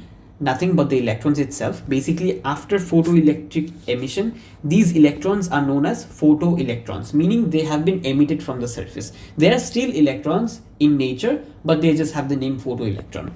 Fair enough. Fourth point is, even for EM radiation, we can increase the intensity. That is by increasing the number of photons hitting the metal. Now this increase in intensity can be done in a couple of ways. That is, you can, wait, let me go to the chapter. So yeah, this increase in intensity, you know, intensity is power divided by area. So this intensity can be increased by either increasing the number of photon, that is number of photon hitting the metal surface, or by increasing the energy of each photon. You can do either of the two. Remember the formula of intensity. Intensity is power divided by area. Now what is power? Power is basically total energy divided by time, per unit time. Total work done per unit time. So let's say per unit time and per unit area, what is my total energy? That total energy is going to be number of photon times the energy of each photon. So to increase the intensity, what I can do basically is increase the number of photon, or I can increase the energy of each photon. Doing either of those, I can increase the intensity. Fair enough, but I'll come back to that again later on. Point is, the intensity can either be increased by increasing the number of photon or by increasing the frequency. Both can be done. Now, threshold frequency, the definition is minimum frequency of the incident electromagnetic radiation required to remove a photoelectron from the surface of metal, right? Fair enough. So the minimum amount of frequency that you need to provide the correct amount of energy to remove one electron from the surface. What is the threshold wavelength? It is the longest wavelength of the incident EM radiation that would remove a photoelectron from the surface of metal. Now notice one thing. Your if this is your minimum of amount of energy that you need, that is provided by your F naught, that is threshold frequency. Notice, if I substitute this with C by lambda naught, this lambda naught is actually my threshold wavelength. Notice, the larger your frequency is, the shorter your wavelength is. That means a shorter wavelength has higher energy. Therefore, the threshold frequency is the largest wavelength I can have. That means the lowest frequency I need, for the energy to be translated or transferred into the electron. Basically, in case of frequency, we say the minimum frequency required. In case of wavelength, we say the maximum wavelength that we can have. That is the maximum wavelength that can transfer the right amount of energy, which is called the work function. This work function, notice, is defined by the minimum amount of energy required to release a photoelectron from the surface of the material. Fair enough. So the work function can be found out by H, Planck's constant, minus threshold frequency. That is going to give you the work function. Minimum amount of energy to emit an electron from the surface. Great. Now usually we consider this to be valence shell electron, that is from the outer shell electron. But anyways, often different orbital electrons are emitted when you increase the frequency, which is why they carry different amounts of kinetic energy. Anyways, now setting up a photoelectric emission experiment, this is how you can do it, right? Take a look at it. You don't need to set up an experiment for the photoelectric emission. You just need to understand what happens, right? So what happens is, notice, you have a receiver cathode and you have a bunch of electrons on this cathode, and this is your anode, by the way. So this anode has a positive charge such that the moment you have a power supply, your electrons are moving to this direction and current is in this direction. So the orange one is denoting your conventional current, and your blue, so this blue direction is your movement of electron. What's happening is, from this cathode, electrons are shot out. And why is that happening? Because EM radiation is hitting the surface. EM radiation is hitting this zinc plate, and what that does is emits electron, and those electrons go to the cathode or receiver, right? So the electrons are being emitted and being received by this anode that is positively charged. If the anode was not present, then the electrons could have gone in any direction. But anyways, due to the EM radiation hitting the surface, electrons are emitted, which is then going to the anode. Fair enough. So that is what's going to happen in case of a photoelectric emission. Now going to the next important part is understanding intensity and photoelectric current. As mentioned before, your intensity is power over area. Now power is defined by total energy per unit time. So now simplify this and you get total energy divided by time times your area, right? So this total amount of energy is number of photon hitting the surface times energy of each photon, that is HF. So number of photons you can increase to increase the intensity, or you can increase the frequency to increase the intensity. Now what happens when you increase the number of photons is more amount of electrons will be emitted. When you increase the frequency, the number of electrons emitted is not going to change. However, they will be emitted with greater kinetic energy, right? Now if I draw the kinetic energy versus frequency, what's going to happen is kinetic energy increases with increasing frequency. However, first you need to meet the threshold frequency. That is, once you meet the threshold frequency, only then electrons will be emitted. So at this point electrons are emitted, and if you further increase the frequency, the kinetic energy increases, because that excess amount of energy that is provided to the electron translates into kinetic energy. Now what happens when you increase the intensity, given your frequency is greater than your F naught value, that is threshold frequency? How is the kinetic energy going to vary? So let's say you're changing the number of photon, you're increasing the number of photon, but you're keeping the F naught constant. That is, let's say you're supplying 20 hertz of frequency, and this 20 hertz, let's say, is the F naught, right? Now you're providing the same amount of frequency, but what you're changing is intensity. How are you changing the intensity without changing your frequency? By increasing the number of photons. So in that case, if you increase the number of photons, that is not going to affect your kinetic energy of each electron. Because you're providing more photons with the same energy, with the same frequency, which means there will be greater amount of electrons emitted. However, all of the electrons emitted will have the same kinetic energy. So it doesn't matter if you increase the intensity while keeping your frequency constant, because the Ke of each electron will still be the same, because you have not increased the frequency. That is the main point, right? Now for current versus frequency and current versus intensity graph, notice in case of your current versus frequency, even if the frequency increases, the amount of electrons, notice in the graph, the amount of electrons that is going to go through photoelectric emission is not going to increase.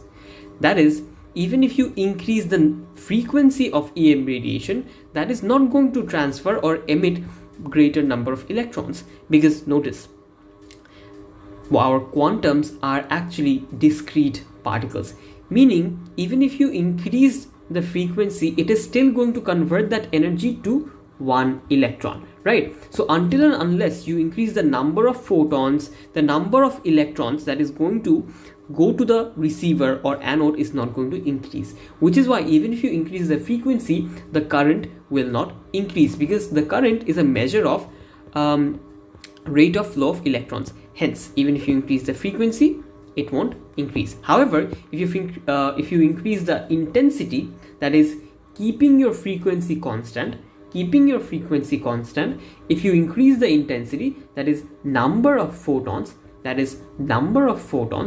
in that case, yes, the current will increase, even if the frequency is constant, because your current is a measure of rate of flow of electrons, rate of flow of electrons with respect to time, right? So when you increase the intensity while keeping frequency constant, the number of electrons that are going to go to the anode increases, which is why your current increases.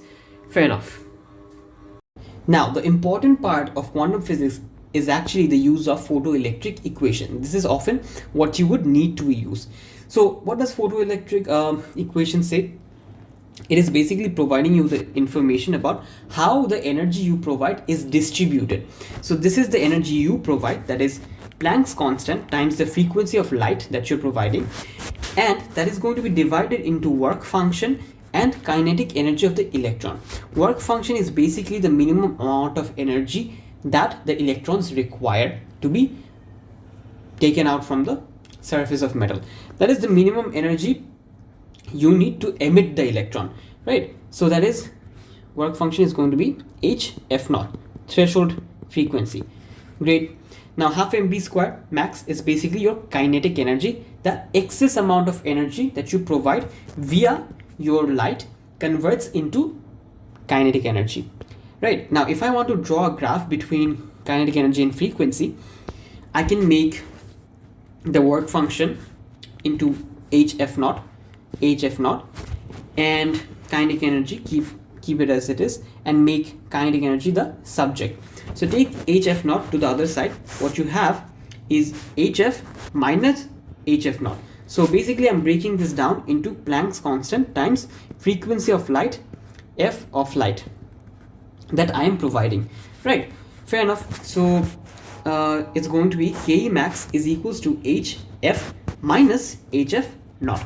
Now they'll often ask you to identify what all these points are, that is, what is the gradient of line, what is this intercept, what is the y-intercept. They'll often ask you that. So understand that if you make Ke max the subject, you get hf minus hf naught. So this is your y-intercept, this. So hf naught is basically your negative work function. Hf is basically, h is your gradient, m, and f is your, x value. So this f naught is threshold frequency, because you're varying kinetic energy with frequency. So the moment you start having kinetic energy is when you meet this threshold frequency. After you meet the threshold frequency and provide the work function energy, after that point the particles are going to have some amount of kinetic energy. So after the threshold frequency, as you increase the frequency of light you provide, it is going to increase the kinetic energy of electrons, right? Now the gradient of this is going to be Planck's constant, right? The gradient is going to be the Planck's constant as per your y is equals to mx plus c, right? C is equals to minus hf naught, m is equals to h, and your x value is f value, Ke max value is your y value, right? Now keep these in mind, it's going to be useful. Now what are the particle properties of particle properties in general? Particle properties mean you have a mass, and due to that mass you're supposed to have a momentum. Now what is a wave property? It is going to oscillate, and it is going to have a wavelength, and if you want it can diffract as well. And the other particle property is it is supposed to have a position.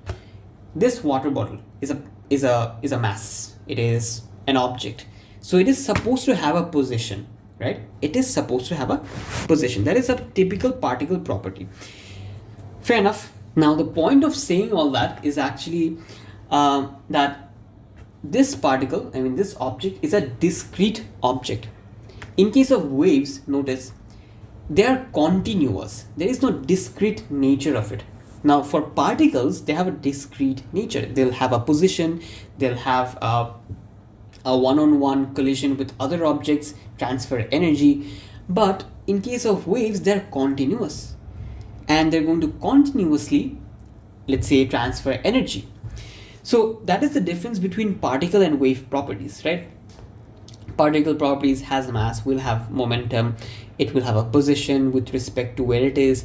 Wave properties: it is continuous, it is going to have a wavelength, it is going to diffract, and all that, right? Now it turns out light has both properties, which is why it has what we call wave particle duality. So it is two-faced, right? Anyways, now coming back to electron diffraction, we are now going to go through the process of electron diffraction. That is, it turns out electrons have wave properties as well. That is really interesting, right? So up till now we've seen light diffract, but now we're going to see how electrons being shot through an accelerator can be diffracted, right? What is the process? There is a high voltage between the electron gun and the target So there is an accelerator over here, that is a high voltage is applied such that the electron over here can be accelerated and shot out. As the electron gun shoots out electron, they get scattered and diffracted. Now how are they scattered? So electrons basically pass through the gaps between the atoms of the graphite. That is this one. So there's a graphite, a small piece of graphite over there, such that once it passes through it, its path gets deviated, just like AS diffraction. So after passing through the small holes between the atoms of graphite, that is, there are, it is a what do you call it? I forgot what structure solids have. Lattice structure. So it will pass through the gap between one atom of graphite, then other atom of graphite, then other atom of graphite. So that small gap is acting as your way to diffract your electron, right? So it has to pass through that gap and reach this fluorescent screen, where if they hit the screen, it is going to light up, right? So basically the gap between the atoms are going to act as your gap for slit. So in case of AS, what you saw is you have a bunch of slits to make sure diffraction takes place, right? Even over here, that slit is basically the atomic gap between each individual atoms of the graphite structure. So the electrons are now going to pass through, and after they pass through, they're going to be diffracted. Now most of the electrons are actually going to be attracted by the nucleus of each atom, right? So when you have the graphite positioned over here, and the slit is basically the gap between each atom, as the electron passes through, it is going to be attracted by the nucleus of the graphite atom, which is why at the middle you see a huge bob of electron. That is, most of the electrons are going to hit at that position. Some are going to be diffracted at N1, the others are going to be diffracted at N2, and the rest are going to be diffracted at N3. Now notice one thing, the greater the diffraction, the fainter the light gets. That is, less amount of electrons are diffracted at those positions. Fair enough. Now the intensity of electron is highest in the middle due to scattering, electrostatic attraction. That is due to attraction between the nucleus of the atom and electrons. However, electrons are scattered in other directions as well. However, the intensity decreases as the angle from center increases. So as the angle from this center increases, right, increases to these values, the amount of diffraction you see, the amount of electrons hitting at those positions is going to decrease with time. With position, with angle basically. Anyways, we see a peak at N1, right? We see a peak at center, we see a peak at N1, and so on and so forth. This graph is not necessary, but basically understand the peak that you observe. As you move away, the peaks are farther apart, right? That is what you need to understand. Now the real question is, how are they actually diffracted? I understand the diffract, and with increasing angles, they're going to diffract less. That is, with further away from the center, the amount of electrons you see at those positions is going to be less, just like you saw in AS. So at greater angle, less amount of diffraction is seen. However, my question is, why does diffraction take place at the first place? They are not waves, they are electrons. Now it turns out everything actually has a wavelength, and everything will have a wave-like feature, and that wavelength is called de Broglie's wavelength or de Broglie's wavelength. I don't know how to pronounce it, but basically point is everything has a wavelength, as it turns out, which is why they're going to diffract. And this this wavelength can be described as Planck's constant divided by momentum, right? So this de Broglie's wavelength can be found out by dividing Planck's constant with momentum, meaning if anything has a momentum, it is going to have a wavelength. So since you are accelerating the electron, giving it momentum, it is going to have a wavelength, which is called de Broglie's wavelength, right? That is also why, due to that wavelength, you see diffraction take place. Now, how does voltage affect the diffraction pattern? I'm not going to show you the derivation. You can take a look at it, take a screenshot and try to understand it. However, the part that is in your syllabus is how the voltage actually affects. So notice, if you increase the voltage, that is acceleration of electron, the amount of diffraction is less. So the angle by which they are diffracted is less, right? Now when you have a low voltage, the angle of diffraction is larger.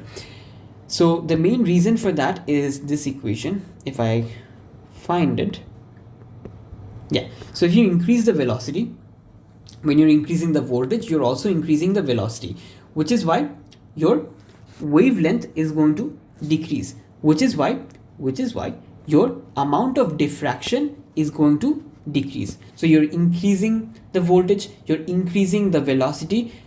As a result, the wavelength shrinks. As a result, amount of diffraction you see is less. You know, with a larger wavelength, diffraction is greater, but higher voltage, higher velocity, hence less lower wavelength, which is why you see a lower diffraction. In case of a low voltage, you have higher wavelength, which is why greater amount of greater amount of diffraction is seen, right? Now you can also deduce that from this formula, that when you have higher voltage, higher velocity will be seen, hence higher momentum. Since higher momentum, your wavelength is less.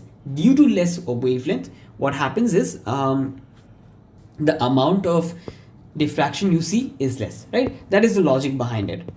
Fair enough, that is your electron diffraction. Now another important thing is going to be how are photons going to have momentum, and how do we find that momentum of photons? So it turns out photons have momentum even though they don't have a mass. So how can they have that momentum? Basically, if you remember Einstein's equation, E is equals to mc squared. This is not the right formula. This is actually part of the formula, half of the formula. The actual formula is basically this: E squared, that is energy of a particle squared, is equals to rest mass of the particle squared times speed of light to the power 4 plus momentum of the particle times speed of light to the power of 2. Very complicated, you don't need to know that, but point is, since your photons don't actually have a mass, you're going to consider this part of the equation as 0, because photons are not going to have any sort of mass, right? Now due to not having any sort of mass, the ultimate equation turns out to be E is equals to momentum squared multiplied with speed squared. So ultimately the formula that you have for your momentum of light, it is going to be E is equals to momentum of light times speed of light. So this is actually the other part of the formula. In case of light, since it doesn't have a mass, we omit this part. And in case of us, right, in case of mass turning into energy, in that case we don't consider the momentum of the mass, and we just consider this part of the equation. which is why you get, when you take a root on either side, you get E is equals to mc square, right? So we are turning rest mass of anything into pure energy, which is why you have the formula E is equals to mc square, right? So this is the other part. Again, if you take a root over it, you're going to have E is equals to momentum times speed of light, and ultimately the formula you get is momentum is equals to energy divided by speed of light, right? So whenever you have any amount of energy and you divide it by the speed of light, you will know what amount of momentum that particle has. So obviously, since light particles, that is photons, have a speed and they have energy, obviously they are going to have a momentum. Even though they don't have a mass, they're going to have momentum since they have some amount of energy, right? This is why you get the formula. Okay, so this was the momentum of any particle. That is, if it has energy and if you divide that with the speed of light, you will find the momentum of that particle. And in this case, we're talking specifically about the light. So if you find the energy of that light divided by the speed, you will find the momentum of the light. Fair enough. Now, in case of de Broglie's wavelength, again, this is the de Broglie's wavelength. This is the derivation of de Broglie's wavelength. Since in case of light, we don't consider there to be any mass, and we can use that to find the de Broglie's wavelength formula. But for you, what you need to know is the formula of de Broglie's wavelength. Hence, this is the most important part, because you'll often be asked to find that de Broglie's wavelength, and what you do is divide Planck constant by the momentum. How do you find the momentum? By this formula, right? These two formulas you need to understand. Fair enough. Electron microscope, anyways, atomic energy level. Now this is another important part of quantum physics. So over here, notice what's happening. It's actually quite complicated, but for A levels, it is surface level understanding of the quantum levels, that is N1, N2 and N3. Basically, electrons have a wavelength, and this causes electrons to only remain in certain quantum shells. The electrons can only contain certain amounts of energy specific to the quantum shell, right? The electrons can only form standing waves at certain energy levels.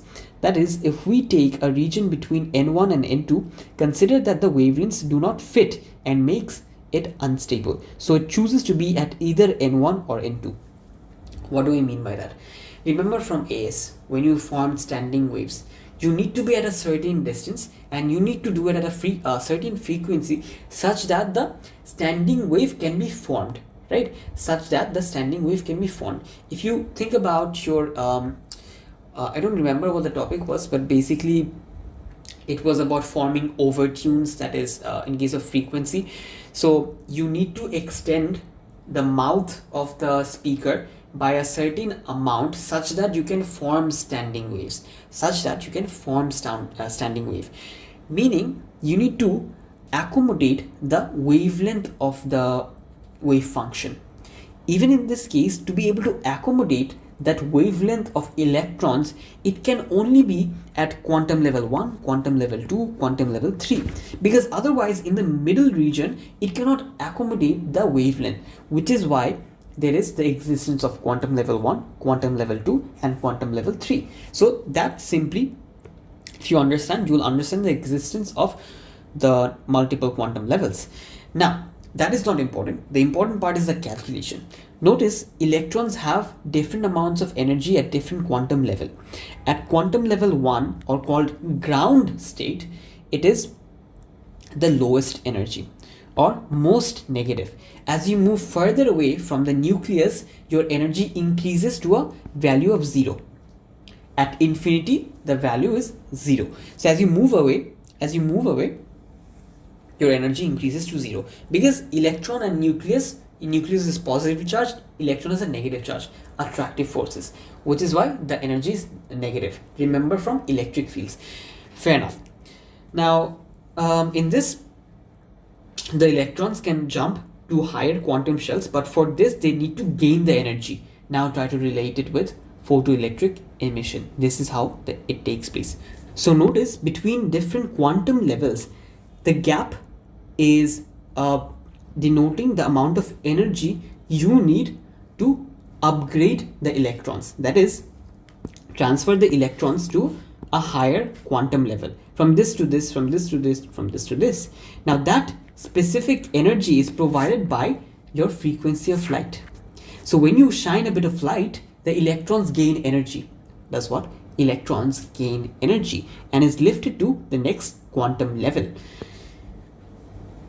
So now if you want to find out the exact energy change between quantum level 2 and quantum level 1, you find the difference between both of these. So it's going to be the final minus initial. So the energy you need to provide the electron in this ground state is going to be 10.2 electron volts to upgrade it to the next quantum shell, right?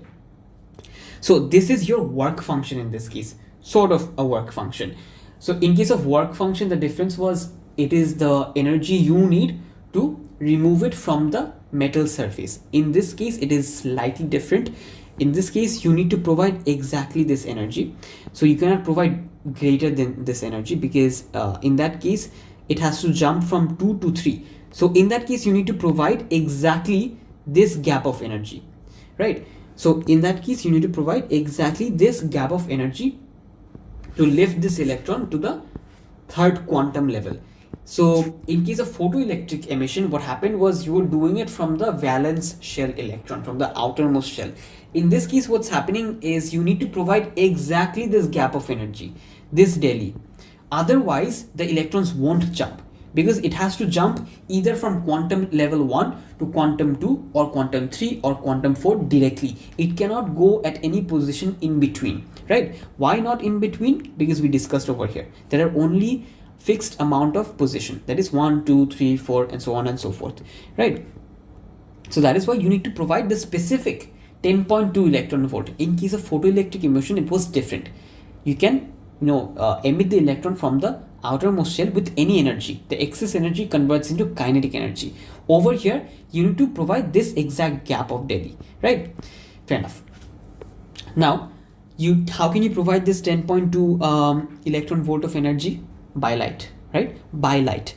Fair enough. So you can convert this into frequency, that is, the amount of energy, that is 10.2 electron volt. So to turn it into joules, electron volt, so 10.2 into 1.6 into 10 to the power minus 19. 10.2, consider it to be the volt times, what is the charge? E, elementary charge. So 10.2 EV, 10.2 volt for what amount of charge? 1.6 into 10 to the power minus 19 amount of charge. So that is how you find the energy.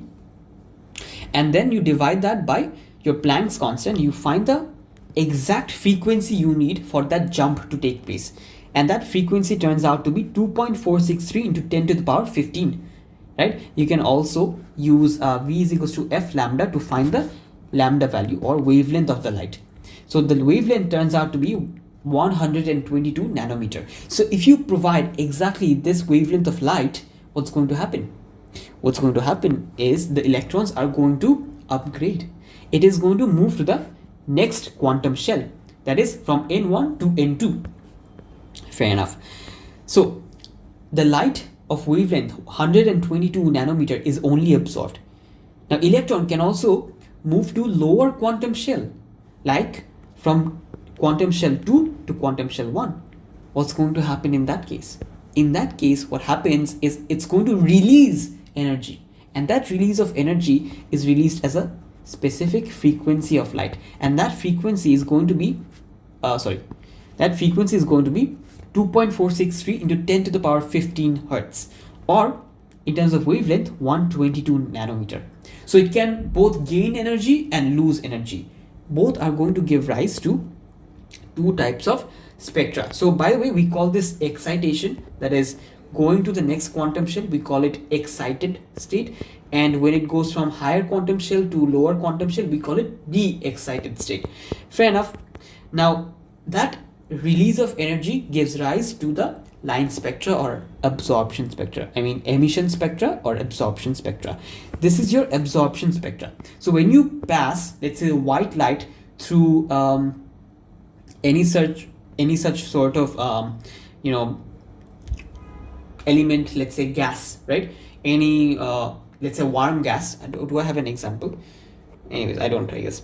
So let's say you're passing white light through, let's say, gas, warm gas. What's going to happen is the electrons in the gas are going to gain the energy provided by your white light, and it's going to gain that specific amount of frequency, that specific amount of light, sorry, that specific frequency of light, to convert that into energy to be excited, So from the white light, the electrons in that gaseous cloud is going to gain the exact frequency that it needs and is going to be excited. Which frequency? So if you pass it through hydrogen, what's going to happen? It is going to gain frequency of light at this, and at this. Oh no. So yeah, and at this. So at these few frequency, it is going to gain the energy. So let's say it is going from this position to this, that is from 1 to 2. It can also go from quantum 1 to quantum 3. It can go from quantum 1 to quantum 4. So according to these possible changes of state, that is these possible combination of excitation, you can gain different amounts of energy corresponding to these black spectral lines. These mean that these frequency have been absorbed by the electrons to be excited. What is the energy going to be? You can find it out using the gap, So when you see a line spectra where you have a number of absorptions on that spectral line, you can identify what frequency this is, and you can say what sort of element it is. How? Because notice, hydrogen is going to have a specific type of absorption spectra. The other gas is going to have, let's say, this absorption spectra. So the blue ones, notice. So different elements are going to have different absorption spectra. So by seeing the absorption spectra, you can identify what element it is going to be. Now what happens in case of emission spectra is warm. Let's say you have any sort of gas, and it is going to, actually in case of warm gas, it is going to, I just remembered, in case of warm gas, it's supposed to release the de-excite the electrons, but in case of cool gas, it gains the energy. So sorry, I guess I said the opposite. Now in case of, let's say you have a bunch of warm gas roaming around, now it can release light at these specific frequencies, right? In case of hydrogen, it is going to release the light at these specific frequencies. So by identifying the emission spectra, you will identify what sort of gas it is going to be, right? Fair enough. And the last thing that I will add over here is the type of questions that come from quantum physics, that they'll often tell you that electrons have moved from quantum level 1 to quantum level 2, right? And now what you have to do is find this energy gap. So from final minus initial, see what the electron volt is going to be, the gap in electron volt, and convert it to energy. Then equate that energy to E is equals to HF. Now find this frequency. That frequency of light has been absorbed. So they'll ask you which light or which frequency of light has been absorbed, and this is how you're going to answer that question, right? So that is going to be it for quantum physics. I try to keep it as concise as possible because there's a lot of stuff and very in details. My notes are like way too much in details, so I've skipped a lot of the things, but the things I thought to be is not relevant because I've gone through the papers.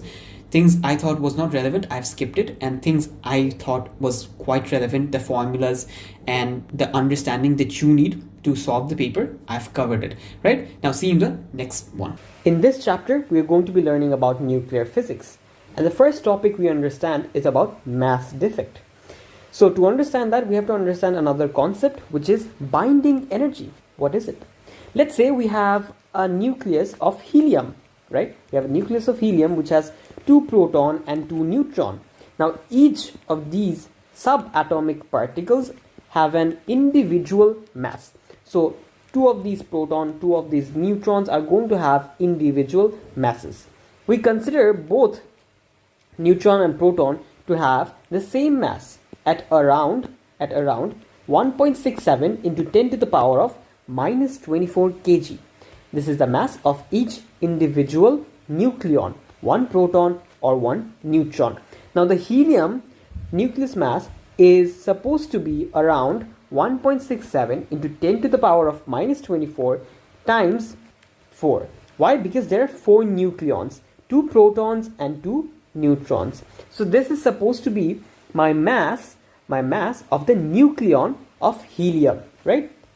However, it turns out the real mass of the nucleus is less than the calculated value. When the nucleus is formed, some of the mass is lost, considering the sum of all individual masses. What I'm trying to say is, over here when you have the individual nucleons, 2 protons, 2 neutrons, if you sum up the individual masses, it turns out to be 6.68 into 10 to the power of minus 24. However, if you form the nucleus, what happens is the mass of this nucleus turns out to be smaller. The mass of this nucleus turns out to be smaller. And that change in mass is known as mass defect. And what really happens is that del M, or that mass defect, is released as your binding energy. As what? Your binding energy. Fair enough. So if you want to define binding energy, it is going to be defined by the energy required to break a nucleus into its constituent protons and neutrons. What do I mean by that? So notice, when forming this nucleus, I released a bunch of energy, the binding energy. So when I want to break down this nucleus, I need exactly this amount of binding energy to form back the individual nucleons. So I need this amount of energy to break the nucleus down and form the individual nucleons. So binding energy is what? Binding energy is the energy required to break a nucleus into its constituent protons and neutrons. Fair enough. Now what is atomic mass unit?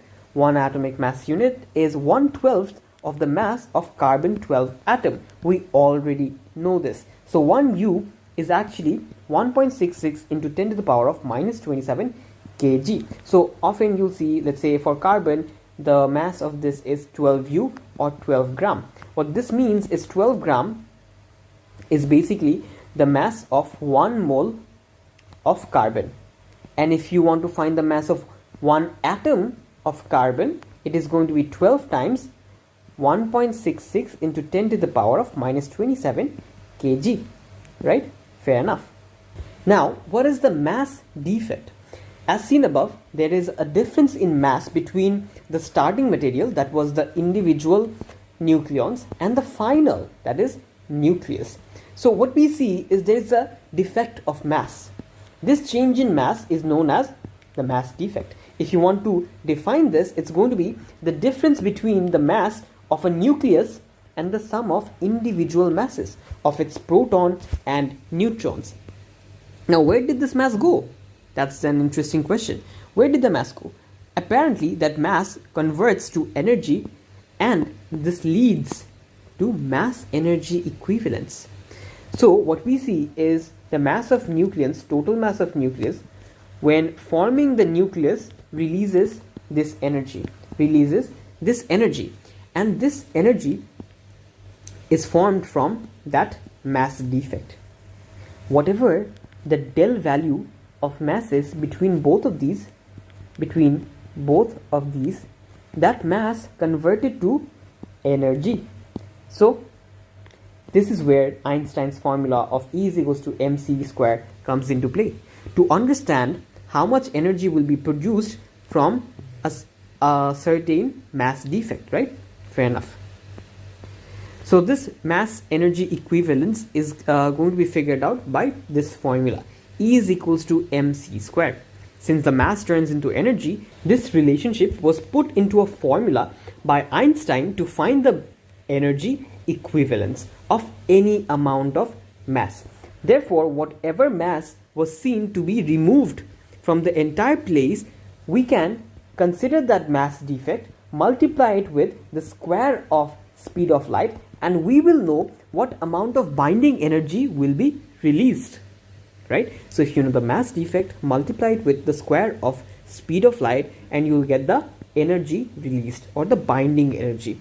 Now you know by now from quantum physics that how to use electron volts. That is, let's say I have a mass defect. For example, one atomic mass unit is 1.66 into 10 to the power of minus 27. Right? So if I say, let's say, how much is the energy going to be released if there is a mass defect of one atomic mass unit, right? In that case, to find the energy, what are we going to do? We're going to plug in this mass defect into m over here, and I'm going to multiply this with the speed of light squared, and I'm going to find how much energy will be released if the mass defect is one atomic mass unit. Now, how to turn this into electron volts? I'll simply divide that energy, whatever we found out, by 1.6 into 10 to the power of minus 19, and I'll get my answer in terms of electron volt. Now, after I find my energy in terms of electron volt, I turn it into mega electron volt by breaking this 10 to the power 8 into 10 to the power 2 times 10 to the power 6. So what I'm trying to do is I'm turning this into 934 and leaving the 10 to the power of 6 such that I can turn it into mega. So my final answer is 934 mega electron volt. Fair enough. Now again, my binding energy, if I want to define it, I can say it is the energy required to break a nucleus into its constituent protons and neutrons to infinity. What infinity really defines is basically I'm separating the neutrons or nucleons completely. That is, there is no amount of intermolecular force between them. There is no amount of potential energy between them. I'm absolutely separating them to infinity. Fair enough. Now, the thing is, this binding energy tends to be a good indicator of how stable any nucleus is. That is, if the amount of binding energy you need to break down a nucleus is greater, that means this nucleus is far more stable. Meaning, the greater binding energy you need to break down the nucleus, the more stable it is. Or the other way to think about it is when forming the nucleus, the greater amount of binding energy released is going to tell you that this nucleus is going to be far more stable. Now, another way to care about that stability is by finding the binding energy per nucleon. Fair enough. So we understand that binding energy is nothing but the amount of energy needed to break apart the nucleus. Now we can assume the higher the binding energy, the harder it is to break the nucleus. Hence, higher nuclear stability. Now, to deduce the nuclear stability more accurately, we can find binding energy per nucleon number. That means how much energy will be released or will be required to separate per nucleon. How much energy I need to separate one nucleon. That is, in this case, this binding energy, X amount of binding energy is needed to break down 4 nucleons. So in general, I need to now find out binding energy per nucleon, meaning how much energy I need per nucleon, that is per neutron, per proton. Fair enough. So how do we do that? So before going to how we do that, that's basically going to be binding energy divided by the total number of protons and neutrons, nothing but that. So we can also define this by saying it is the binding energy of a nucleus divided by the number of nucleons in the nucleus. So this allows us to find atoms with higher nuclear stability more accurately. The reason behind that is when you have large, let's say when you have a large nucleus, you would then have a larger binding energy, but that doesn't necessarily mean that it is going to be far more stable, because larger compounds can also be less stable. It may be prone to break down into smaller nucleus. Now that is something we are going to look at when talking about the binding energy per nucleon graph, where we see that it is not necessary that whenever you have a total binding energy greater than that of another atom, it doesn't mean that it is more stable. What you need to consider is the binding energy per nucleon, because in that case we get a better idea of per nucleon how much energy is released. Now what you will notice when talking about this binding energy per nucleon graph is, if you go beyond this iron, that is 56, I guess it has molar mass, I don't really remember, but if you go beyond this iron, what happens is they turned out to be less stable because their binding energy per nucleon decreases, meaning per nucleon the amount of energy released is going to be less, right? So the amount of energy needed per nucleon to break it down is going to be less. Now what does that mean? Basically, even though the number of neutrons or protons might have increased and that might have given a rise to the total binding energy, when you divide it, it turns out per nucleon you actually need less amount of energy to break it down into individual nucleons, which is why to get that idea of how much energy I need per nucleon, I'm going to divide my binding energy by number of nucleon, such that I get a clear idea of how stable my nucleus is, any nucleus. Now it turns out that iron tends to be the most stable. Iron is what? The most stable nucleus, because it has the highest binding energy per nucleon. Fair enough. Now let's try and understand the increasing trend of binding energy per nucleon up till iron. So what really happens is, imagine a bunch of neutrons and protons inside the nucleus, right? Now normally what you would imagine is the protons are supposed to have repulsion between them. However, even though there is electrostatic repulsion, there is also another force acting, that is a strong nuclear force. And what happens is, up till iron, the number of neutrons along with protons increase, which is why due to the increasing number of neutrons you have a stronger nuclear force. That is, there is greater attraction compared to repulsion, which is why they tend to be much more stable, at least up till iron, right? Now the question is, what happens beyond iron? The problem is, since the nucleus turns out to be much larger, the strong nuclear force cannot act properly. Notice, for the strong nuclear force to act, these protons, neutrons need to be in real close proximity. That is, there should be short distances between them, and this strong nuclear force usually acts due to the quarks inside protons and neutrons. Hence, the moment the structure, I mean the nucleus, gets really big, really large, the amount of attraction, that is due to strong nuclear force, decreases steadily. Hence, if you have, let's say, a nucleus over here, it will want to break down into a more stable nucleus, which is why fission takes place. And when you have a nucleus over here, what happens is it wants to join with another nucleus, let's say over here, and form a more stable nucleus. So it increases the binding energy per nucleon increases up till iron, and then it starts steadily decreasing. Understanding this shape of the graph is quite important. Now notice one thing, we do see certain peaks which is most likely for helium, carbon, and oxygen. Now, these do not fall under the trend. However, this is not in your syllabus to understand why it doesn't. That is much higher level stuffs. But what you need to know is iron is the most stable.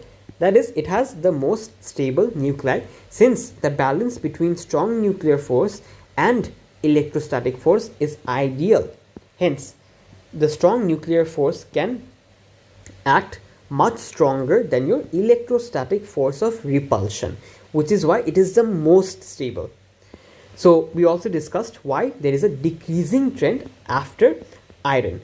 Now next we are going to be talking about nuclear fission and fusion. Now when does fusion take place?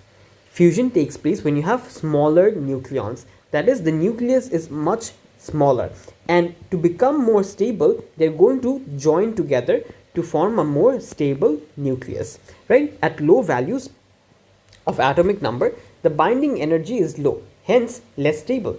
So these protons and neutrons of the nucleus are now going to join together to form a new nucleus. This results in fusion, becoming a more stable nuclei. Fair enough. Now when does fission take place? Fission takes place at higher atomic number. That means around over here. So in case of fission, is these nucleus are going to break down into more stable nucleus, right? Fair enough. Now at high values of atomic number, the binding energy is high, but it decreases gradually, right? Becoming less stable. Now due to higher protons, the electrostatic force of repulsion is also high, and due to that repulsion we see less stability.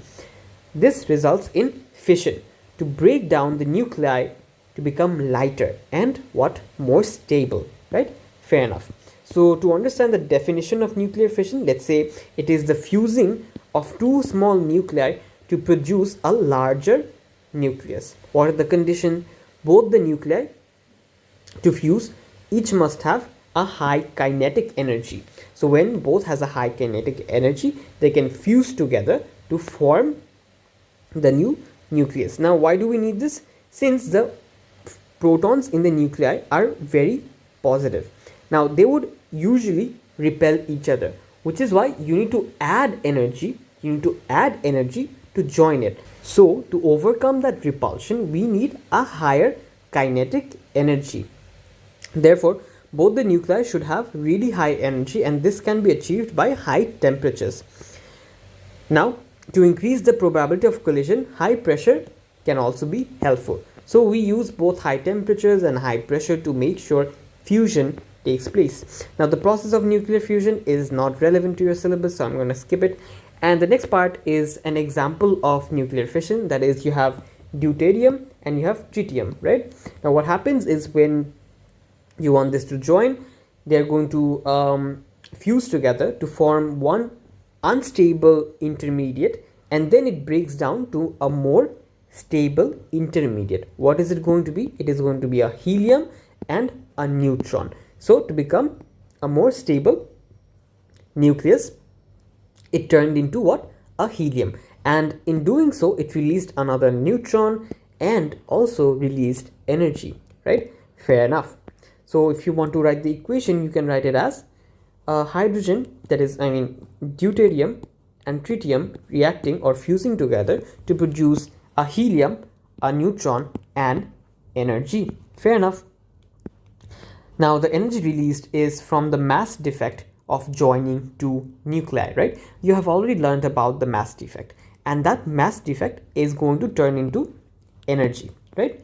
Fair enough. Now notice the binding energy of helium is higher than the sum of binding energy of deuterium and tritium. This is why when fusion takes place, a more stable element is formed, and that binding energy is released as pure energy, right? So you're forming a more stable nucleus. Fair enough. Now this is actually what happens inside the sun. That is, at the inside you have the most stable compound at the uppermost layer you have hydrogen, then fusion takes place, then again fusion, then again fusion, then again fusion, again fusion, and so on and so forth. So at the middle you have the most stable compound, that is iron ash. Fair enough, that is your nuclear fission. Sorry, nuclear fusion. Now let's talk about nuclear fission. What happens in the case of nuclear fission? Splitting of a large atomic nuclei takes place into a smaller nuclei. Therefore, when you have larger unstable nuclei, that is this one, from over here or over here, it is going to break down and form more stable nuclei, right? So that is what's going to happen in case of nuclear fission. So let's see the conditions for nuclear fission to take place. The nuclei should have a high mass and should be less stable, right? Less stable, that is heavier than iron, because iron we know is the most stable nucleus. Now the neutrons need to be fired at the nucleus to start fission. Now the issue in case of fission is, to start this breakdown of nucleus, I first need to hit it with a neutron, right? So at the beginning, once the neutron hits this nucleus, it's going to break down into more stable nuclei. Fair enough. Now what is the process of nuclear fission? After the nucleus gets hit by a neutron, it splits into two or more daughter nuclei. The neutrons are also emitted from the fission, and these neutrons can be hit by other nuclei continuing fission. So understand one thing, once this neutron hits the nuclei, it breaks down into two daughter nuclei, which tends to be more stable, but it will also release other stuffs, that is energy. The other thing is, it will often also release extra neutrons. Now these neutron can then hit other uranium, in this case nucleuses, and what happens, or I'm sorry, nuclei, and what's going to happen in that case is a repeated reaction is going to take place. Therefore a sort of domino effect is going to take place, meaning after the first reaction, due to an increased number of neutron right now, these are also going to go ahead and hit the other uranium nuclei, right? So the reaction goes on and on until you externally stop the reaction. Therefore there is a chain of reaction until all unstable nuclei go through fission, and to stop this we usually use neutron absorber. Very important. Now if you don't stop the chain of reaction, what's going to happen is you're going to have some bad thing working out in your nuclear reactor. Hence you can have another nuclear bomb like explosion. So basically it's not a great thing, so you need absorbers, right? Fair enough. Now nuclear fission is used in nuclear power plants to produce the energy. If the chain reaction of fission is not controlled, it can cause a nuclear explosion. As I was saying, you're not going to have a very sweet thing happen if you can't stop the chain of reaction, which is why using neutron absorbers is very important. Now even in this case, as in comparison to fusion, even in this case energy will be released. Why? Because you're going from a less stable state. Notice, you're going from a less stable state to a more stable state. Hence what's going to happen is you're going to release energy. You're going to do what? You're going to release energy, right? Fair enough. So every time you go to a more stable state, you're going to release energy. So over here you're going to have a mass defect as well, and that mass defect is going to be the energy released, right? Fair enough. So once you find the mass defect in this case as well, you can use the formula m E is equals to mc square, and once you use that you will find the amount of energy released. Now notice the sum of binding energy of Kr and Ba is higher than uranium. So notice the binding energy of both krypton and barium is actually higher than uranium. Therefore, what happens is that difference in binding energy is the energy that will be released, right? Fair enough. So that difference in binding energy, again, in questions you will be asked to find out what amount of energy will be released. And this is how you will find out the amount of energy released. That is the sum of binding energy after the fission is taking place, and subtract from that the binding energy of your initial reactant. I mean, reactant as in your initial nuclei that is going to break down. So when you subtract the binding energy, you get the amount of energy that is going to be released, right?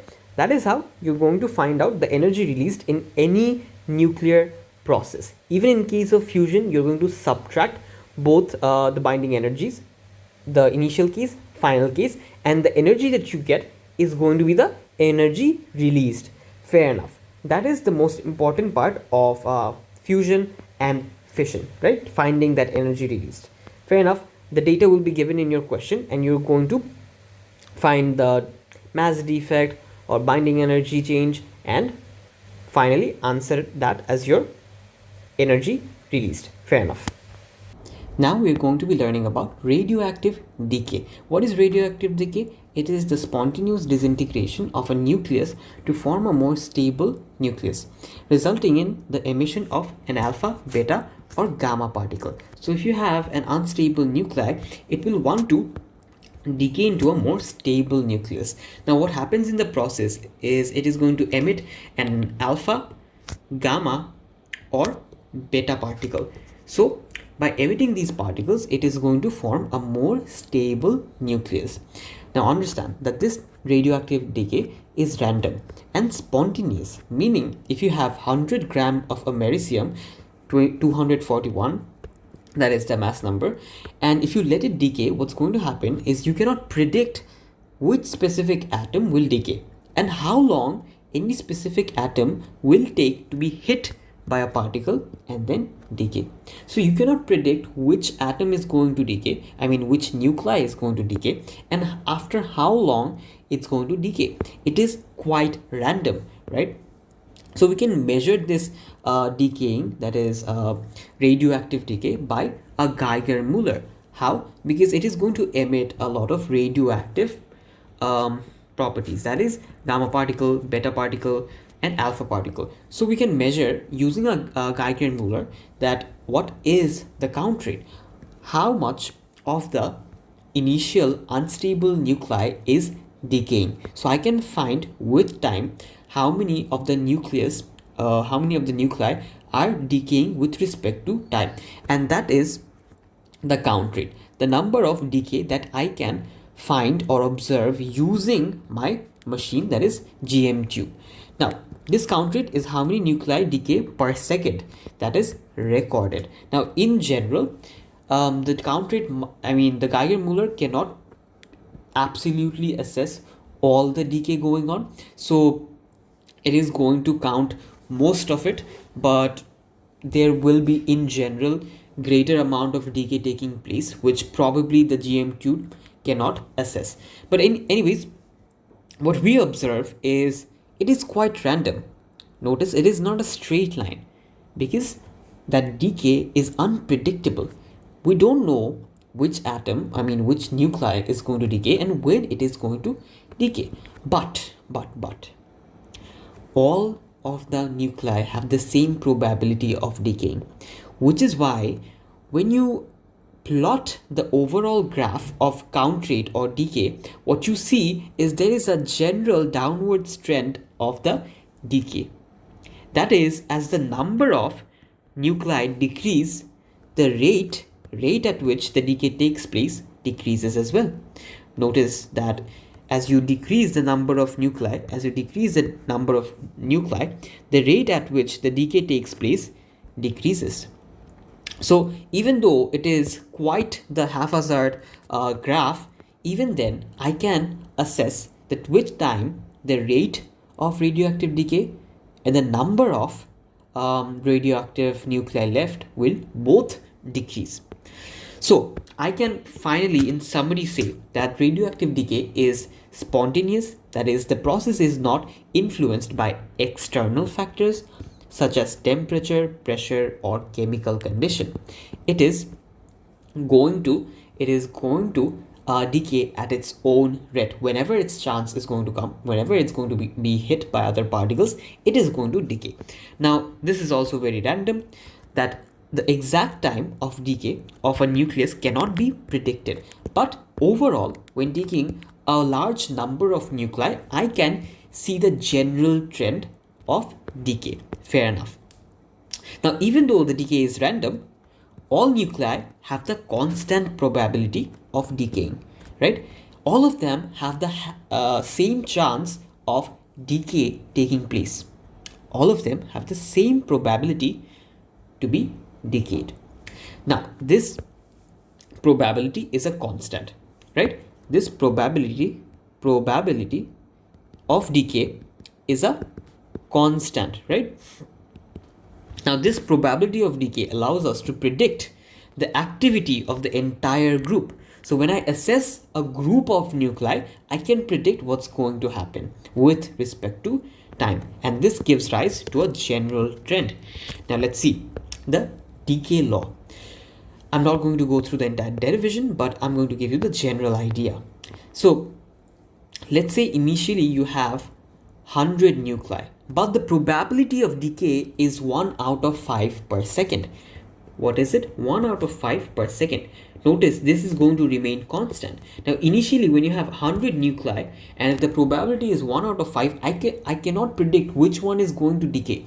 But I know 1 out of 5 of this is going to decay. Therefore 20 of them randomly is going to decay in general, right? Now the next second, that is if I have 80 left after 20 have decayed, now another 1/5 of it is going to decay. That is going to be considered whatever value it is going to be, right? So 1/5 of 80 is again going to decay, right? Fair enough. So that value is actually going to be 16. Anyways, so as you move on, as the decay takes place and the number of nuclei left decreases, what you notice is the number of decay taking place every second decreases. Therefore, your number of nuclei left influences the rate of decay, influences your rate of decay. Hence, I can say that the rate of decay is actually proportional to my number of nuclei left. Hence, if I have less number of nuclei left, the rate of decay is going to be less.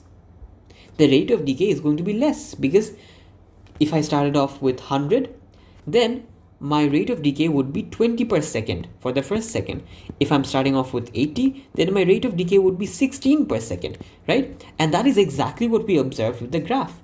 That initially when you have larger amount of nuclei, the rate of decay is fast. When you have less amount of nuclei left, the rate is lower. Gradient is less steep. Hence, my rate of nuclei decay is going to be proportional to the number of nuclei left. Now the activity is nothing but the rate of decay. That is how many nuclei decay per unit time. So I can say the activity is proportional to number of nuclei left as according to this proportionality that we just discussed. Rate of decay proportional to number of nuclei, right? So I can also say that activity is proportional to number of nuclei. Now when I remove this proportionality, I have to introduce a constant, and this constant is called the decay constant. Now you ask, why is there a minus sign? Because with time the number of nuclei decreases, right? The number of nuclei decreases. To signify that, we write a minus sign in front of our lambda n. So activity is what? Rate of decay. And I know rate of decay is proportional to the number of nuclei left. So my activity, if I know the activity at any given time, that is rate of decay, and I know the decay constant, which is always going to be constant, I can figure out the number of the number of nuclei left. I can figure out the number of nuclei left. So I can also write this as del n by del t is equals to my decay constant times the number of nuclei left, right? Now what is this decay constant, right?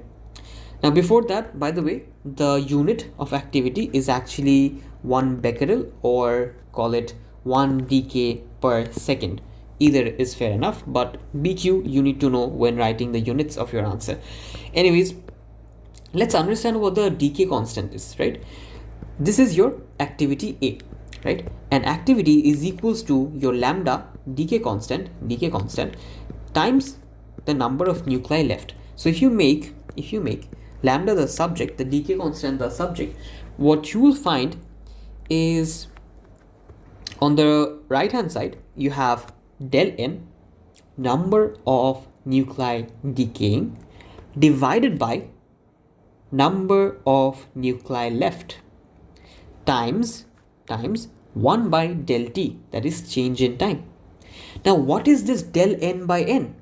Del n by n is basically the number of nuclei that is going to decay per second, let's say 2, out of the leftover 20 nuclei. So what does this resonate with? This is basically the probability 1 by 10, meaning 1 of every 10 nuclei left is going to decay. Hence your del n by n is basically the probability of decaying, right? Del n is your success and n is the total number of nuclei. Therefore success divided by total number of nuclei is nothing but the probability, right? Fair enough. So I can say that lambda, or the decay constant, is the probability of decay per unit time. Hence the unit of decay constant is going to be inverse of s, or inverse of per unit time, that is inverse of second. So since probability is a ratio, it doesn't have a unit, but time does, that is seconds, and I'm going to write my unit as inverse of second, that is probability per unit time. Fair enough, that is going to be your decay constant. Let's look at a bunch of radioactive decay graphs to understand how the lambda or decay constant is going to affect your graph. Notice if I plot the number of nuclei left on the y-axis and time on the x, I have a graph of higher gradient when my decay constant is really high. That means the nuclei is going to decay at a faster rate. When my lambda is lower, my gradient is also lower, right? Fair enough. So now if I want to find a formula to find my number of nuclei left at any given time, that formula is actually going to be this. That is, number of nuclei or number of undecayed nuclei is going to be given by n naught, initial undecayed nuclei, times e to the power of minus lambda times t. That is, it is a typical e to the power minus x curve, right? So if you know the starting number of nuclei, if you know the decay constant, and if you know the time at which you want to find out the number of nuclei left, you will be able to find out the number of undecayed nuclei, right? So notice the features of this graph. The half-life is going to be constant. Therefore, if you start off with 100 nuclei, it is going to take, let's say, 20 seconds to get half its value. That is, let's say 50 nuclei. So now again, notice if I want to get to half of this value, that is going to be 25, it is going to be 1/4 the initial value. So 25. Notice for 50 to again 25, I need the same amount of time.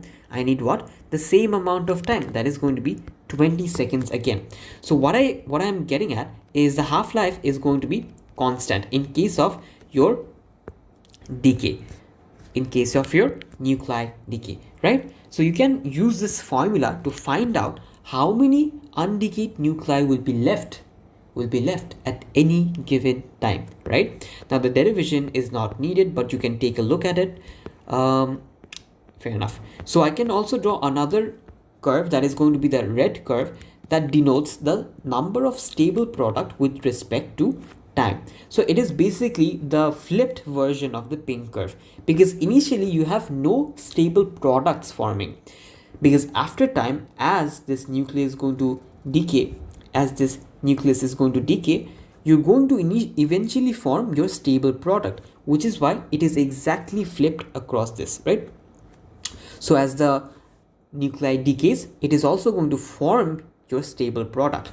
So they may ask you to draw the curve for stable product or for the undecayed nuclei. They can ask you to do either of those, right? And you can. Fair enough. Now, how to find the half-life? This half-life is actually given by this formula. So the half-life you can always find out using ln 2 divided by whatever the decay constant is. So if you use this formula, you can always find out the half-life of any sort of nuclear decay, right? Remember this formula, it is going to be important, right? Fair enough. Now I can also measure or find out the activity at any given time with a similar formula as according to my nuclear decay formula, that is number of undecayed nuclei with respect to time, right? So observe over here, that is where do I have it? This one. So notice one thing, that this is denoting the number of nuclei left with respect to time. This same formula can be applied in case of activity. So your activity at any given time is going to be A naught, that is your initial activity times e to the power of minus lambda t, where lambda is going to be your decay constant, right? And time is the time at which you want to find the activity. Hence you're asking the equation, what is my activity going to be after a given time? And the graph of this as well is going to be your typical e to the power of x curve, right? It is going to be a typical e to the power of x curve. Fair enough. So you can use this equation to find your activity at any given time. The last thing you need to understand in this chapter is count rate. Count rate is nothing but the activity that is being measured by the Geiger-Müller, right? So it is the same as activity, but it is being measured by the Geiger-Müller. Hence, we just apply the same formula and we substitute it with the expression C. So C and activity is basically the same. Count rate is nothing but the amount that is measured by the device. It is exactly the same as activity, but in real life what happens is your Geiger-Müller cannot always measure the entire activity. So your count rate is usually less than what the real activity is. But yes, the formula is going to be exactly the same, and that is going to be your nuclear physics, right? And see you in the next video. Now in this section we're going to be learning about medical physics. That is, the first topic is going to be X-ray. Now one thing I want to mention is, usually yes, questions do come from medical physics, but these are usually very short questions and about, let's say, 4-mark questions about explaining how certain processes work and a few calculations using the formulas that I'm going to show. And big questions, complicated, difficult questions don't usually come from medical physics. So I'm going to only cover the important parts. So the first thing that we're going to cover is how are these X-rays produced. Now see, there's a big circuit over here, big supply of voltage over here that is connected to another small loop over here. This loop or this small circuit is providing current to this filament, where it heats up and releases electrons, due to which it attacks this anode, and as a result X-rays are going to be emitted from this anode, and then it is back connected to our positive terminal. So let's see step by step what is exactly happening. First of all, notice there's a large voltage that is being applied to accelerate the electrons. You have a large voltage over here that is accelerating the electrons through this circuit to this filament. Now you also have a second circuit that contains a filament that is connected to one end of the high voltage. This filament is connected to this end, right? Now what happens over here is this second circuit will have its own current that is going to flow through this filament, what does it do? It is basically going to heat up, and eventually go through thermionic emission. Very important. What is thermionic emission? It is where, due to a high temperature and high heat, electrons from this loop are going to escape the hot metal surface. So due to excess amount of heat, excess amount of energy, the electrons that are in this filament are going to be released from the metal surface, right? Now this process is quite similar to your photoelectric emission. So these electrons are now going to hit the anode, right? So let's see. So now you have electrons escaping the surface. Here the high voltage applied kicks in and accelerates the emitted electrons. So notice, initially you are providing a high voltage. So what it basically does is the electrons passing through here, it is going to accelerate these electrons that is going to go through thermionic emission. So after the electrons are emitted from the metal surface, these are now going to be accelerated. Through this space, right? So due to this high amount of voltage that has been applied between this terminal and this terminal, due to these terminals, now you have a high amount of positive charge that has been built up on this anode, which is why the electrons will be accelerated to move to the anode. So this is where the benefit of using a high voltage is going to come in, right? Fair enough. So due to the acceleration, the electrons are going to hit the anode.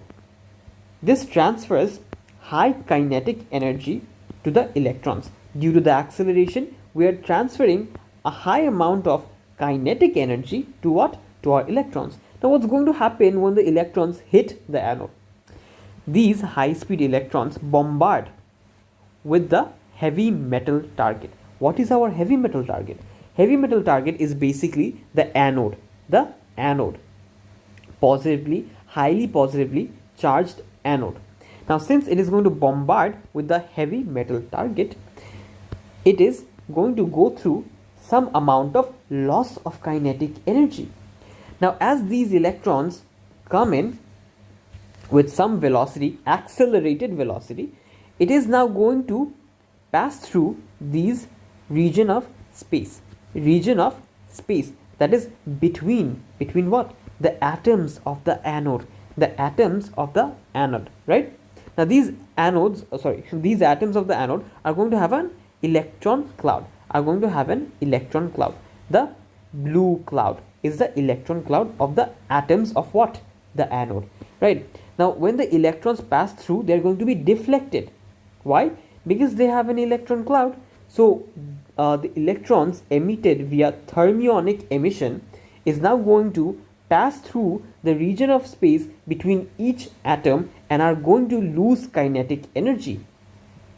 And this kinetic energy lost is going to produce your X-ray.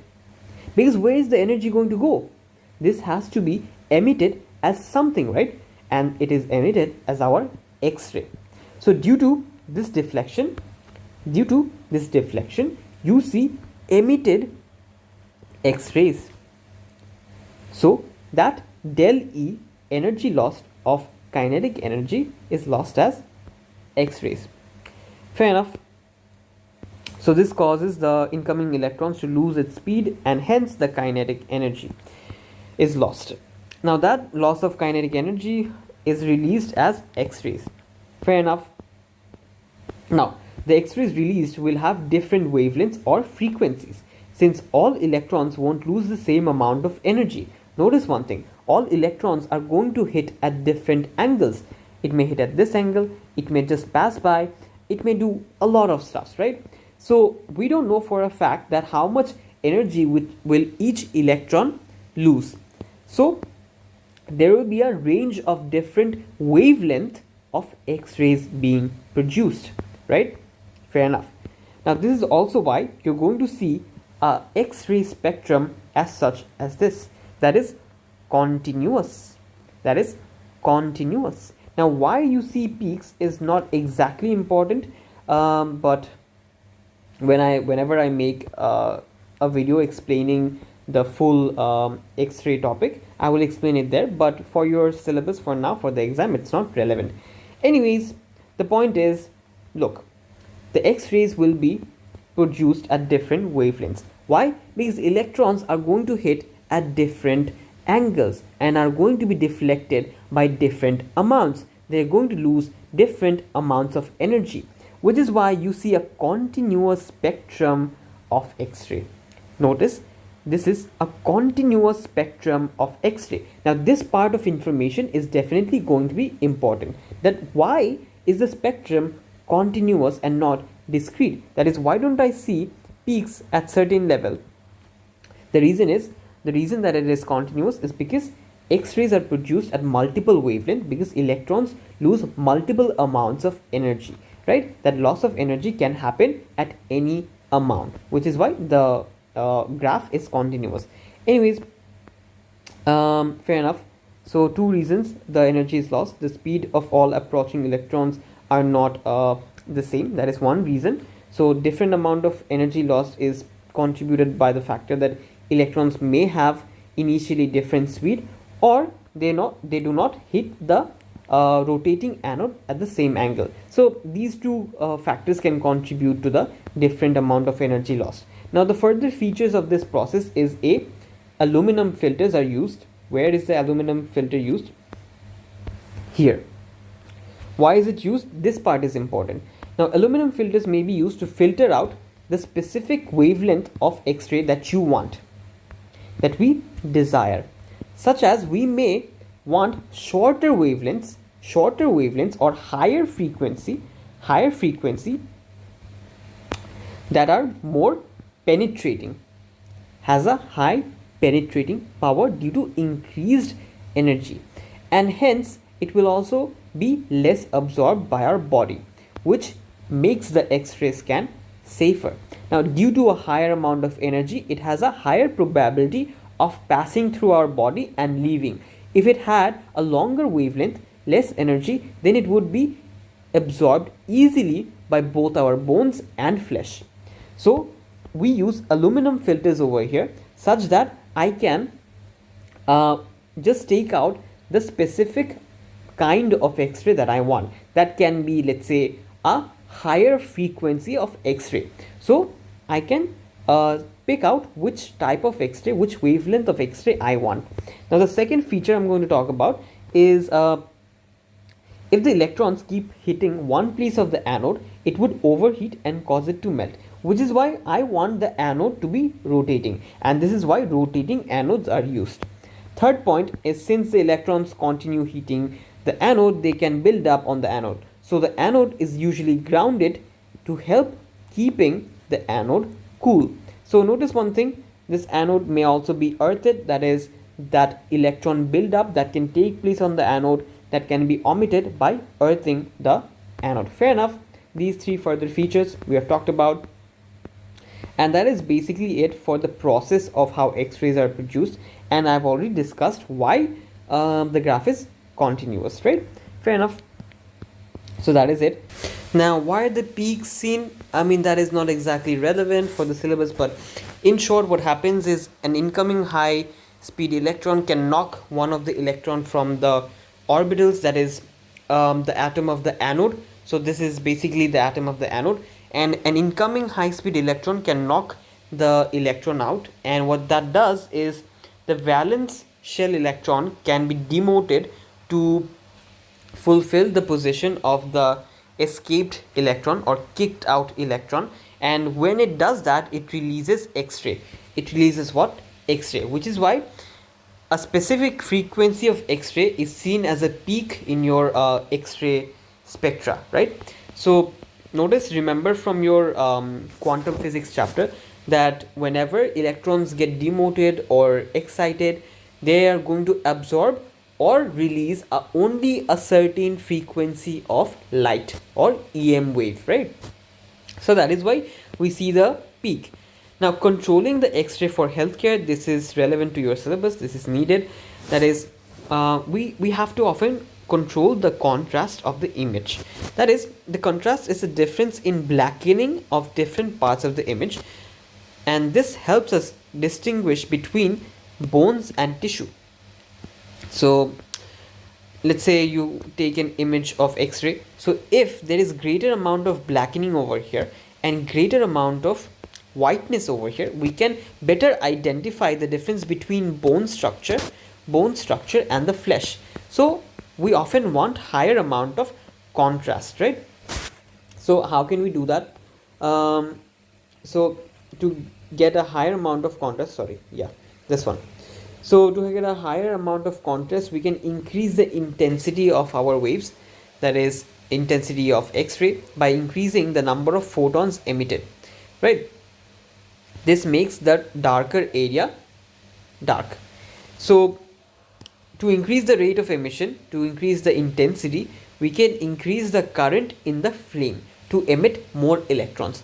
So how can we increase the intensity? We can basically increase the current such that greater amount of electrons are flowing through the circuit per unit time, and such that greater amount of electrons will be released, such that greater amount of electrons hit the anode, such that greater amount of photons are released. So what are we doing? We're increasing the number of photons released, such that again in your image you have a greater clarity, that is greater amount of contrast between the bones and flesh. Fair enough. So how are we increasing the intensity? We're increasing the current. And we can also use a contrast media. These are usually liquids used to better identify. So you usually inject these in your body to better identify the difference between bone and flesh, right? Fair enough. Now the other thing is controlling sharpness. Now sharpness is defined by how well defined the edges are going to be of any image. So if you, let's say, I don't know what the image this is, I guess a tree. So if you have a sharper image, that means you can better identify the edges between any sort of structure, right? To do that, we are going to basically use a smaller pixel size, that is the detector of X-ray. So in your detector, you're going to use a smaller smaller pixel size, such that any incoming X-ray, you can identify the exact intensity hitting the detector at every given pixel. So at every given pixel, you can identify what intensity of X-ray is coming, right? So the smaller it is, the more precise it gets. Fair enough. Now you can also use a collimator to reduce X-ray scattering. That is, when X-rays are coming in, they can come in at various angles. Now what a collimator does is, the X-rays coming at different angles, it is going to straighten it out. Right? So you can use a collimator to reduce X-ray scattering. That is, it narrows down the X-ray when it hits it. Fair enough. So a narrowed beam of X-ray gives a more precise image. Now the last thing is, you want to control the hardness or exposure of the image. How do you do that? Now notice, since the X-rays carry a lot of energy, they are able to ionize atoms, that is, remove electrons from the atoms they pass through. And these can be very dangerous, by the way. So high energy X-rays are also very, very dangerous, because it can cause cancer and also mutation, along with tissue damage. So let's say I don't know, shine a bit of gamma ray on you. I don't think you'll have a very fun time, because gamma rays have a lot of energy, right? Similarly, if you have high amount of energy, it can ionize atom, which is why it can be quite harmful. But the thing is, just as much we don't want a really high frequency of X-ray, we don't also want really low frequency of X-ray. And the reason for that is X-rays are absorbed by our muscle. And that is why we don't want a low frequency of X-ray either, because X-rays can easily be absorbed by our flesh. So we don't want the X-rays to be absorbed, which is why we use aluminum filters to let only high energy, low wavelength X-rays pass through. That is a certain range of high frequency X-ray to pass through, such that it can be safer for our body, such that the X-rays are not absorbed by our flesh. So we are only limiting a certain range of X-rays to be passed through. Fair enough. Now hard X-rays have greater penetrating power, therefore they are not absorbed by the muscle tissues and they are only absorbed by the bones. Great. This reduces the amount of X-rays absorbed. So again, since you're using a higher frequency of X-ray, that is, it has a higher penetration power, the chances that it will be absorbed by your body will also be less. That is why we use aluminum filters as mentioned above. Now for attenuation of X-rays, it is basically the reduction of energy due to absorption of X-ray as it passes through a medium. Attenuation is nothing but the reduction of energy when it passes through any medium. Let's say you're thinking about sound waves traveling through a medium. Won't the energy of the sound wave decrease as it passes through a denser medium? Yes, it is going to. It is going to decrease its energy as it passes through a greater depth of any medium. So with increasing depth through any medium, you lose a greater amount of energy. Think of yourself passing through a crowd. The greater amount of crowd, the more energy you will have to lose passing through that road, right? So you don't want greater amount of crowd. You don't want greater attenuation because you're losing greater amount of energy. So attenuation is nothing but the reduction of energy due to the absorption of X-ray when it passes through a medium. So notice this is a typical wave, and this is this curve is your X-ray when it passes through a medium. That is, the energy of the X-ray decreases with increasing depth. Now this I can actually express as a formula, again an e to the power of minus x formula, where I'm telling you that the intensity of X-ray at any given depth can be found out by initial intensity of X-ray times e to the power of minus mu times x. Now what is mu? Mu is your attenuation coefficient. Now whenever you have a higher amount of attenuation coefficient, that means the amount of intensity that will be decreased per unit length or per unit depth is higher. So higher attenuation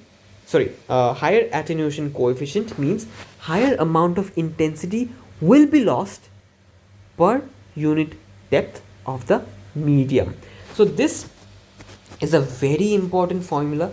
You will have to use this formula quite often to find out what the intensity is of the X-ray at any given depth. Fair enough. So if we look at a graph, now notice that different mediums, that is flesh or bone, is going to have different amounts of attenuation. So in case of flesh, notice the amount of attenuation is actually less, that is the gradient, notice, is less. That means per unit length or per unit depth, the amount of energy loss of the X-ray or the intensity loss of the X-ray is much less compared to that of bone. The bone arguably has a higher attenuation coefficient, which is why there is a larger amount of loss of intensity or energy, whatever you want to call it, right? So intensity at any depth is given by your initial intensity, that is max intensity, times e to the power of mu or attenuation coefficient times the depth at which you want to find the intensity. Fair enough. Now what is the half value thickness? Half value thickness is basically telling you what length or depth do you need to travel to for the intensity to be exactly halved. So for the intensity to get to half of its value, what amount of distance do you need to travel? That is your half value thickness formula. And what is your half value thickness formula going to be?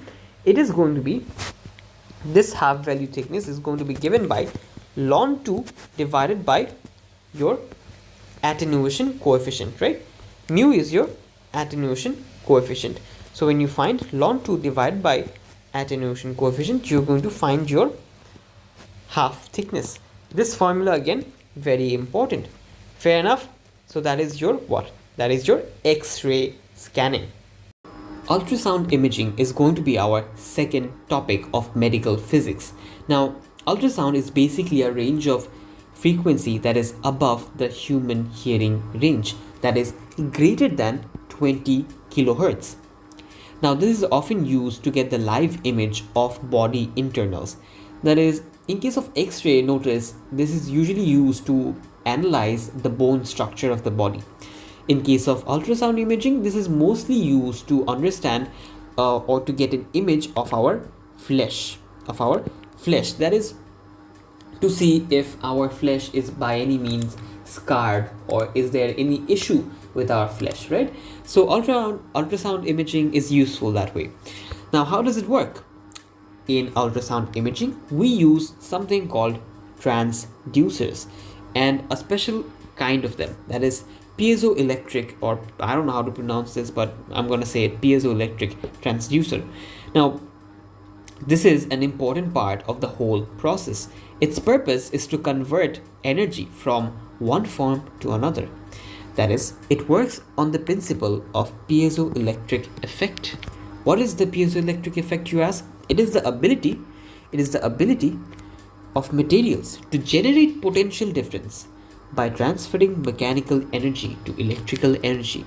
Basically, if you take an piezoelectric transducer and you apply some amount of force on either end, what's going to happen is it is going to get squished, but in doing so, it is also going to induce an EMF across it. That is, there's going to be a separation of charge, a positive charge separation and a negative charge separation, which results in a potential difference between these 2 points. So by doing mechanical work, that is, by transferring your energy, by doing some amount of work done on it, you're storing that energy as electrical energy. That is, by providing a potential difference between these 2 points. Fair enough. So these convert mechanical energy into electrical energy. This is the piezoelectric effect. Now, to be able to do so, it needs to be a piezoelectric crystal. Now, what is a piezoelectric crystal? A good example of it is quartz. Now, in case of quartz, what you see is basically SiO2, silicon dioxide. And this allows this piezoelectric effect to take place. That is, when you press on this piezoelectric structure, that is the quartz structure, what happens is when you stretch this, what's going to happen is you have a bunch of charge building up. You have what? A bunch of charge building up. Now notice something, that in case of this silicon dioxide structure, this is positively charged end and this is negatively charged end. Now normally it is the pole or the amount of negative charge on this oxygen atom is not that high, and the positive charge on the silicon is not that high. But when you press on this and you flatten this structure, what happens is these oxygen atoms are going to be close together, and this silicon atom is now going to be stretched away, and everything is going to be stretched together. These structures are going to come together, and both of these parts are going to be stretched away. The silicon part that has a positive charge is now going to have a greater amount of positive charge due to it being stretched away from the structure. So you're creating a greater amount of potential difference between these 2 points. Hence, when you press on a piezoelectric structure like quartz, that is these transducers, what it is going to do is it is going to convert that mechanical energy into stored potential difference. Right now, how is this useful in creating ultrasound? Right, at the end of the day, what we want is to create ultrasound. Now, how is that going to happen? So what we're going to basically do is, notice, we're going to connect this structure to an EMF of, let's say we are using an alternating current, which we do need to do because we need to stretch this piezoelectric structure for half a cycle, and we need to contract this piezoelectric structure for the rest of the half cycle. So this stretching and contraction is going to take place periodically, right? So using the AC current, I'm going to stretch and contract or squeeze the piezoelectric structure. Now notice this crystal has a partial positive charge on one end and a partial negative charge on the other. Note, both sides are coated with silver to act as electrode. This is an important attribute that, in case, the highlighted parts are basically parts you're going to use to answer the question, that is, how is ultrasound produced, right? These are things you're going to mention in your answer. So notice these two ends will be coated with silver such that this can act as a good electrode. Now, if I apply AC current or alternating current across this piezoelectric structure, what's going to happen is there's going to be a bit of attraction for the first half cycle, because for the first half cycle I'm going to have a negative terminal over here and a positive terminal over here. So for the first cycle, there's going to be attraction between both these charges, and it's going to stretch this structure, right? It is going to stretch the structure. The next half cycle, there's going to be repulsion, so the crystals are going to be compressed. So due to the next half cycle, the terminals being reversed, there's going to be repulsion over here, hence the structure is going to be compressed. Now, depending on the AC current, the frequency of compression and stretching will vary. And notice one thing. Notice that as I make the piezoelectric structure vibrate, I am going to produce ultrasound. Due to providing AC current, notice one thing, due to providing this AC current, what I'm doing is I'm making the piezoelectric structure vibrate. And that vibration of this transducer is going to create the ultrasound. Is going to create what? Is going to create the ultrasound. Now, by varying the frequency of AC, we can vary the frequency of ultrasound as well. Now, to make sure that the process is most effective and max energy is transferred, we want resonance. Remember from oscillation that resonance is achieved when the natural frequency is met by the driving frequency. Similarly, we need the crystal to be vibrated at a certain frequency.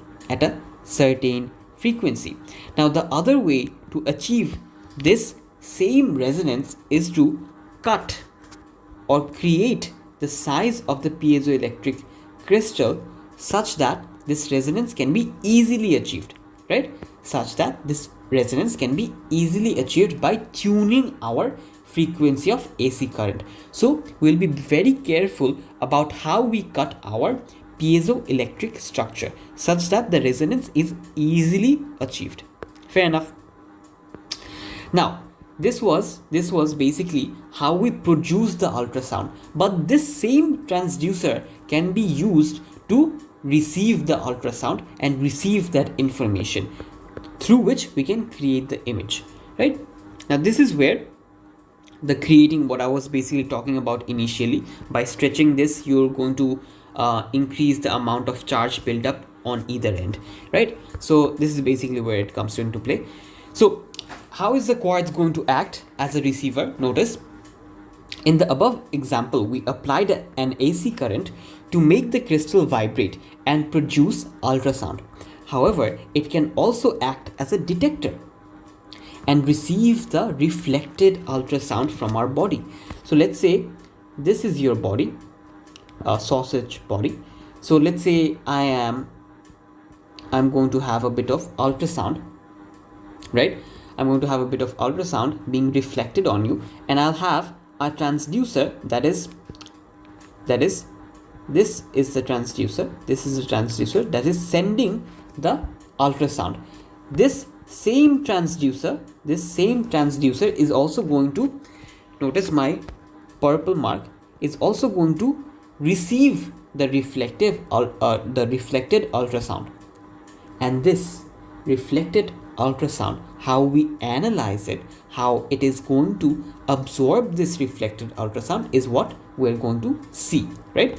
So this same transducer again is going to also absorb or receive the reflected ultrasound from our body, right? So this reflected ultrasound is again going to compress and stretch our transducer, right? Fair enough. So ultimately, whatever the reflected sound frequency is going to be, that is going to make the transducer compress and stretch, which will then, that mechanical movement of the transducer is now going to produce a current. Is going to produce what? A current. Notice, as due to the reflected sound wave, the transducer gets compressed. Notice there is going to be a current flow in this direction. There's going to be a current flow in this direction. Why, you ask? Because notice, as this is going to be stretched or compressed together, there is a greater amount of positive charge in this part of the silicon dioxide. Notice there is greater amount of positive charge compared to the amount of negative charge, which is why from this positive to this negative, conventional current flows. And again, when this is stretched, the opposite happens. There is greater amount of positive charge over here and greater amount of negative charge over here. So current flows in this direction, which is why there is an alternating current when receiving the sound frequency as well, when receiving the reflected ultrasound, right? So due to the reflected sound frequency, our piezoelectric structure will vibrate, and that vibration will create AC current.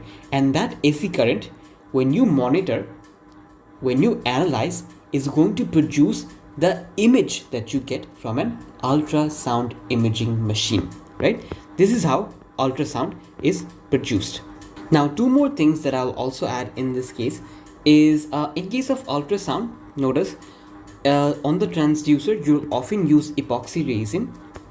That is, it is used to make sure the transducer doesn't vibrate too much, such that it is heavily damped, to make sure that your transducer is not going to vibrate too much and you don't get any sort of inconvenient reading, right? Fair enough. That is why we heavily damp the transducer. Fair enough. The second point that I want to talk about is the ultrasound that is going to be emitted by the transducer is going to be emitted in pulses. Why is it going to be emitted in pulses? Because notice, the same transducer, if you have ever done ultrasound imaging, you will know that the same transducer is going to emit the sound frequency and also receive the reflected ultrasound. So since the same transducer is sending and receiving the same ultrasound frequency, this frequency will be sent in pulses, such that the sent frequency and the received frequency do not overlap, right? So this makes it easier for the transducer to send and receive the frequency. Now, this is the structure of transducer that is mentioned in your book, but yeah, I don't really ever see questions about this. Anyways, now the important part: how do we get an image from the ultrasound, right? Now this transducer, as it sends ultrasound and receives ultrasound from the boundaries between different parts of the body, such as tissue and bone, we can analyze how long it takes that bit of ultrasound to travel to any part of our body and come back and be received by the transducer. So by analyzing two things, that is how long it takes the ultrasound to travel through to the body and be reflected back to the transducer, and how much of this energy is lost, or how much of this ultrasound is lost, I can understand that what sort of medium it is passing through, or what is the condition of the medium it is passing through. So two sorts of information I'm working with: A, how long it takes to be reflected; B, how much of it is going to be reflected. Now when this echo reflected sound is received by the transducer, the machine analyzes the speed and the sound received, that is the time it took to receive the echo from the time of emission, and the intensity of sound is also going to be analyzed. So the two things that I just mentioned, the intensity of the sound that you receive back will be analyzed, and also how long it took for the sound frequency to travel to the boundary of muscle or any sort of difference in flesh. Let's say you have one sort of flesh in this part and another sort of flesh in this part. So if there's a difference in medium, the ultrasound, some amount of ultrasound will be reflected. So what we'll be analyzing is how long the reflection took place and what intensity of sound got lost. So those few things I'm going to analyze to understand about the structure of the flesh inside our body, right? To get an image of the flesh inside our body. Fair enough. So we require high frequency of sound, since it gives a higher resolution of image and identifies smaller parts of our body. That is quite self-explanatory. Now getting to the important part, that is that is going to be the intensity that you send to my body, or anyone's body, is going to be the sum of reflected intensity and the transmitted intensity. So whatever intensity of sound you're sending in, it is going to be the sum of reflected, that is the reflected bit of ultrasound that is going to be received by your transducer. So the transducer will receive this reflected intensity of sound wave, and the rest of the sound wave will pass through the flesh, right? That is going to be refracted. Now the sum of both is going to give you your initial bit of intensity of sound.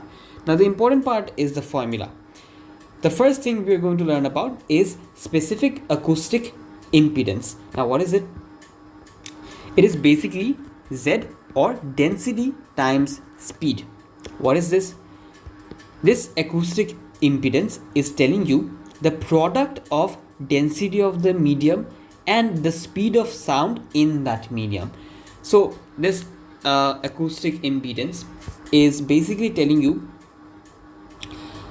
how well the sound is going to travel through any sort of medium, what sort of speed it is going to have, and what sort of density it is going to be in, right?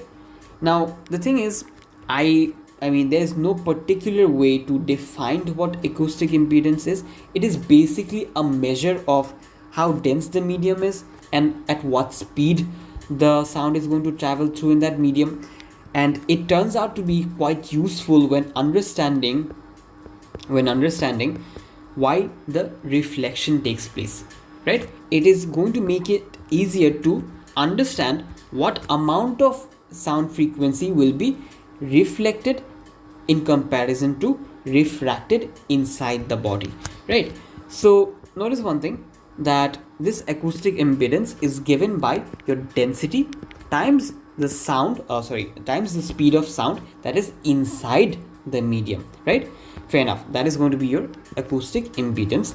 The symbol is Z, and your your unit is going to be kilogram per meter square per second. That is, your typical density formula. Since your density is going to be given by kg per meter cube, when you multiply this with meter per second, one of the meter in the numerator and one of the meter in the denominator will be cancelled off, and what you get at the end of the day is kg per meter square per second, right? This is going to be your unit for acoustic impedance. And yeah, that is your formula for Z, or acoustic impedance.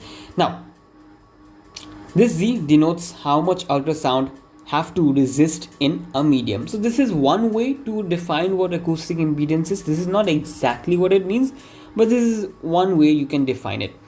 So in higher density, more atoms need to vibrate, and if higher speed, more vibration will also be created per unit time. Therefore, if you have a higher density material which would also have a higher speed, since the atoms are closer together, it will have a higher acoustic impedance.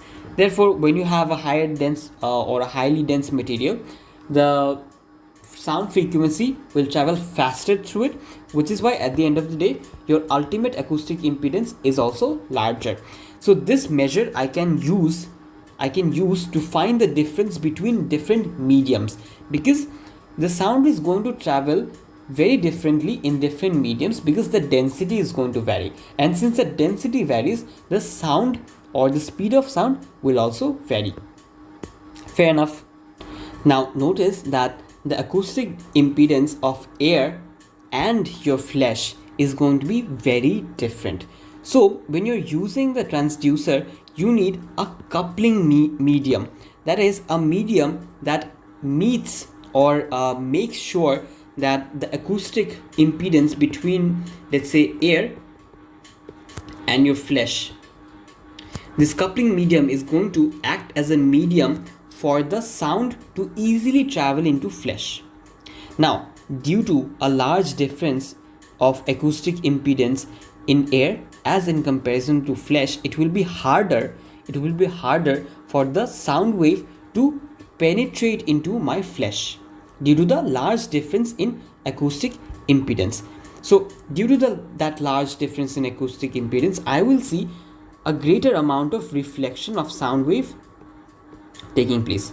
So to make sure that doesn't happen, I use a coupling medium, such that this gel, if you have done ultrasound, you'll know a type of gel is applied on your flesh, such that it can make sure that whatever sound frequency is emitted from the transducer, it can easily get into your flesh, because the acoustic impedance of gel and your flesh is going to be quite similar.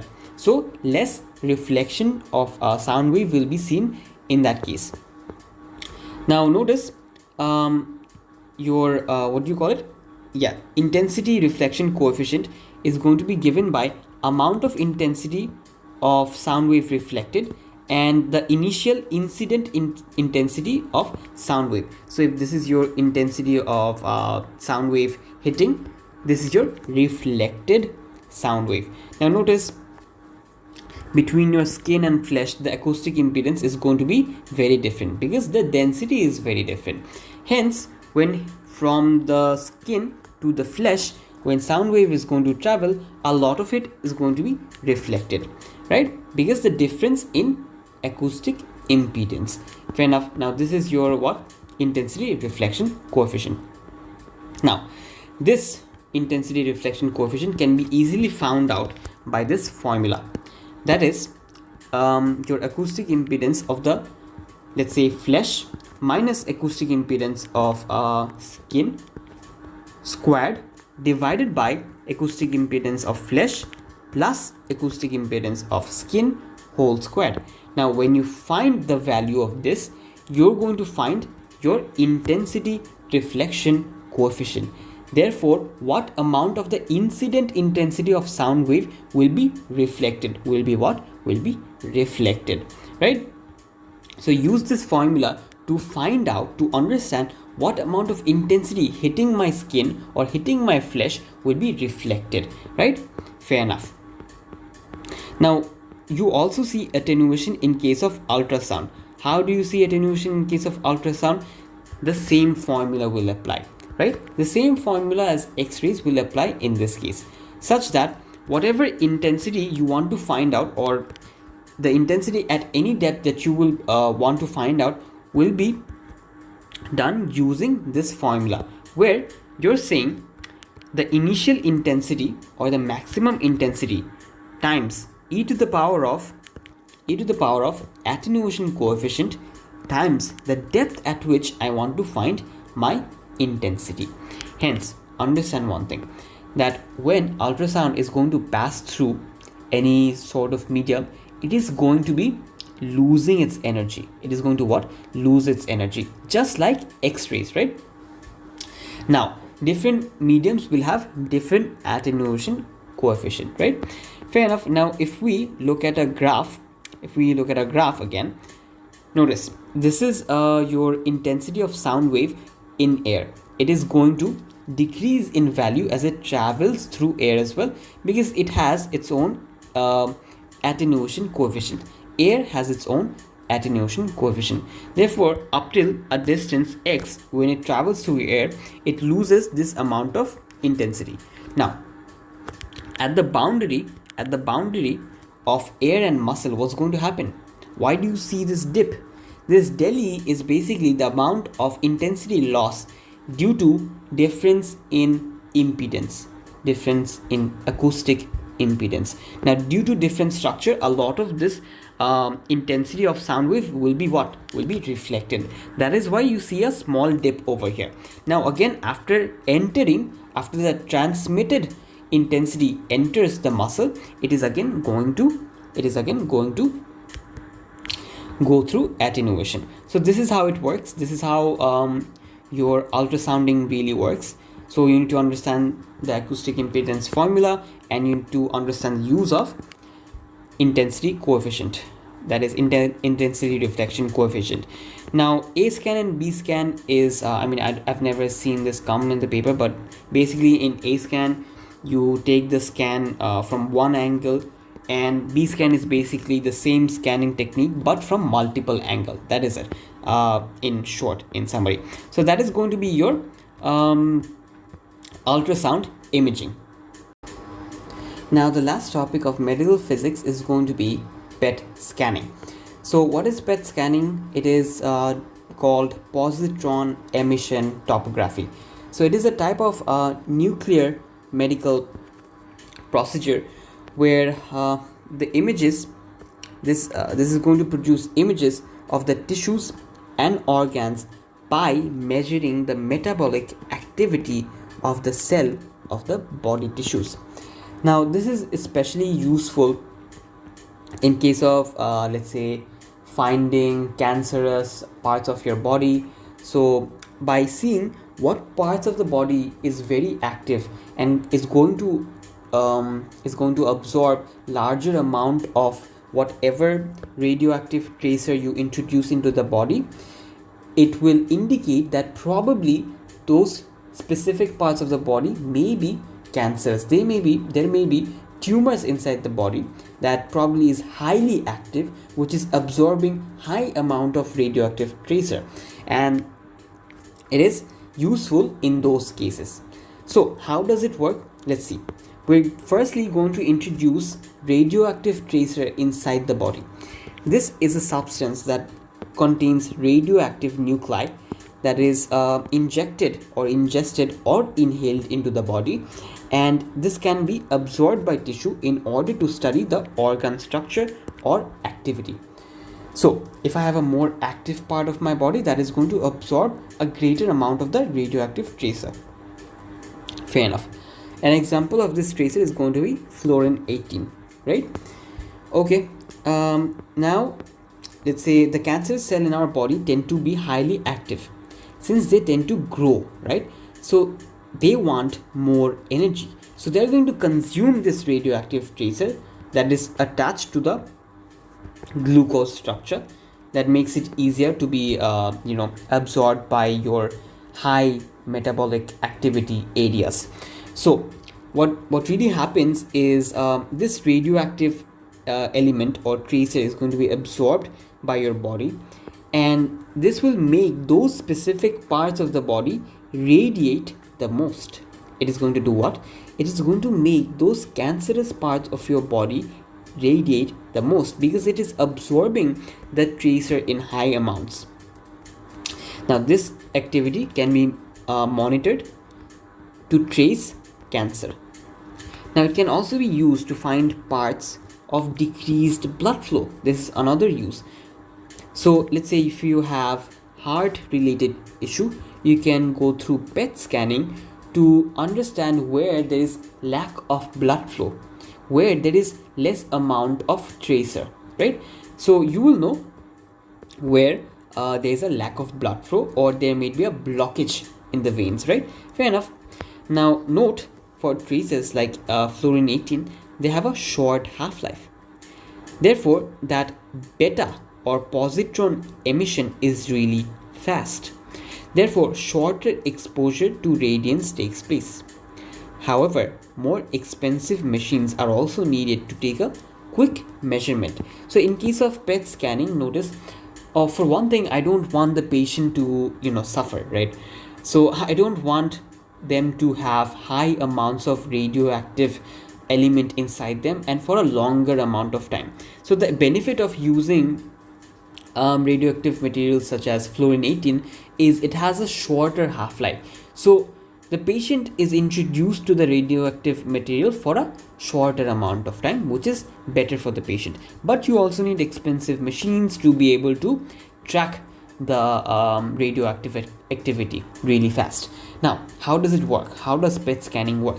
What happens is the fluorine 18 nuclei undergoes positron decay, right? Now this is an antiparticle of electron. So your radioactive material inside your body is going to release positrons, and what happens is this positron that is released will immediately find an electron on its way. Hence, it is now going to meet its antiparticle. Electron is the antiparticle of positron, right? So what happens then is they are going to annihilate each other and is going to release pure energy, and this energy is released as gamma rays. As what? Gamma rays, right? So by the way, annihilation is when the particle meets its what did I write over here? Is going to meet its equivalent antiparticle, and they're going to both get destroyed and have its mass converted into pure energy. So that is basically the idea of annihilation. You meet your arch nemesis and you annihilate each other, that is kill each other, and release pure energy in the form of what? Gamma ray. That is basically what happens. So notice, since there were two antiparticles meeting and annihilating each other, it is going to produce two gamma rays that are produced in the opposite direction to respect your momentum. That is, notice, as they meet in this direction, they're going to create gamma rays that are exactly opposite to each other. Fair enough. Now, the energy of the photon can be found by finding using this formula, that is E is equals to mc square. So whatever the mass was lost, that is mass of electrons, whatever was lost, is going to be converted into pure energy. So mass of electron loss times speed of light whole squared. Now you can also find the frequency of gamma ray produced by equating that energy to HF. So you will be able to find the frequency of gamma ray produced. And now ultimately, if you want, you can also find out the momentum of that gamma ray, that is energy divided by speed of light, and you will be able to find the momentum of that photon. Fair enough. These few things you can do. that is relating it to quantum physics. Now notice one thing, in case of gamma ray detection, this is your basically this is going to be, wait, let me take a pen. So this is basically your scanner, and what happens is there are multiple detectors in this scanner, such that when annihilation takes place, gamma rays are produced that are produced in each direction, right, in both the direction. So this is detected by both the detectors, right, and this detection takes place at multiple intersection, right. There are plenty of detectors to detect the amount of gamma ray produced. Fair enough. Now when you analyze this gamma ray, you will understand which parts of the body, since it intersects at this specific point. Let's say there's a lot of gamma rays being produced at this position, which is creating gamma rays in all of these directions. So this point of the body, this part of the body has high activity, means there probably is something cancerous in that specific part of the body. So this allows us in 3D to pinpoint where the problem in our body might be. Fair enough. So that is how PET scanning works. So two more things to mention in case of PET scanning, that is we usually use crystal scintillator. That is, as the gamma ray hits the crystal, it excites the electron in the crystal, and the electron itself in its excited state excites other electrons. Eventually all the electrons de-excite, releasing visible light.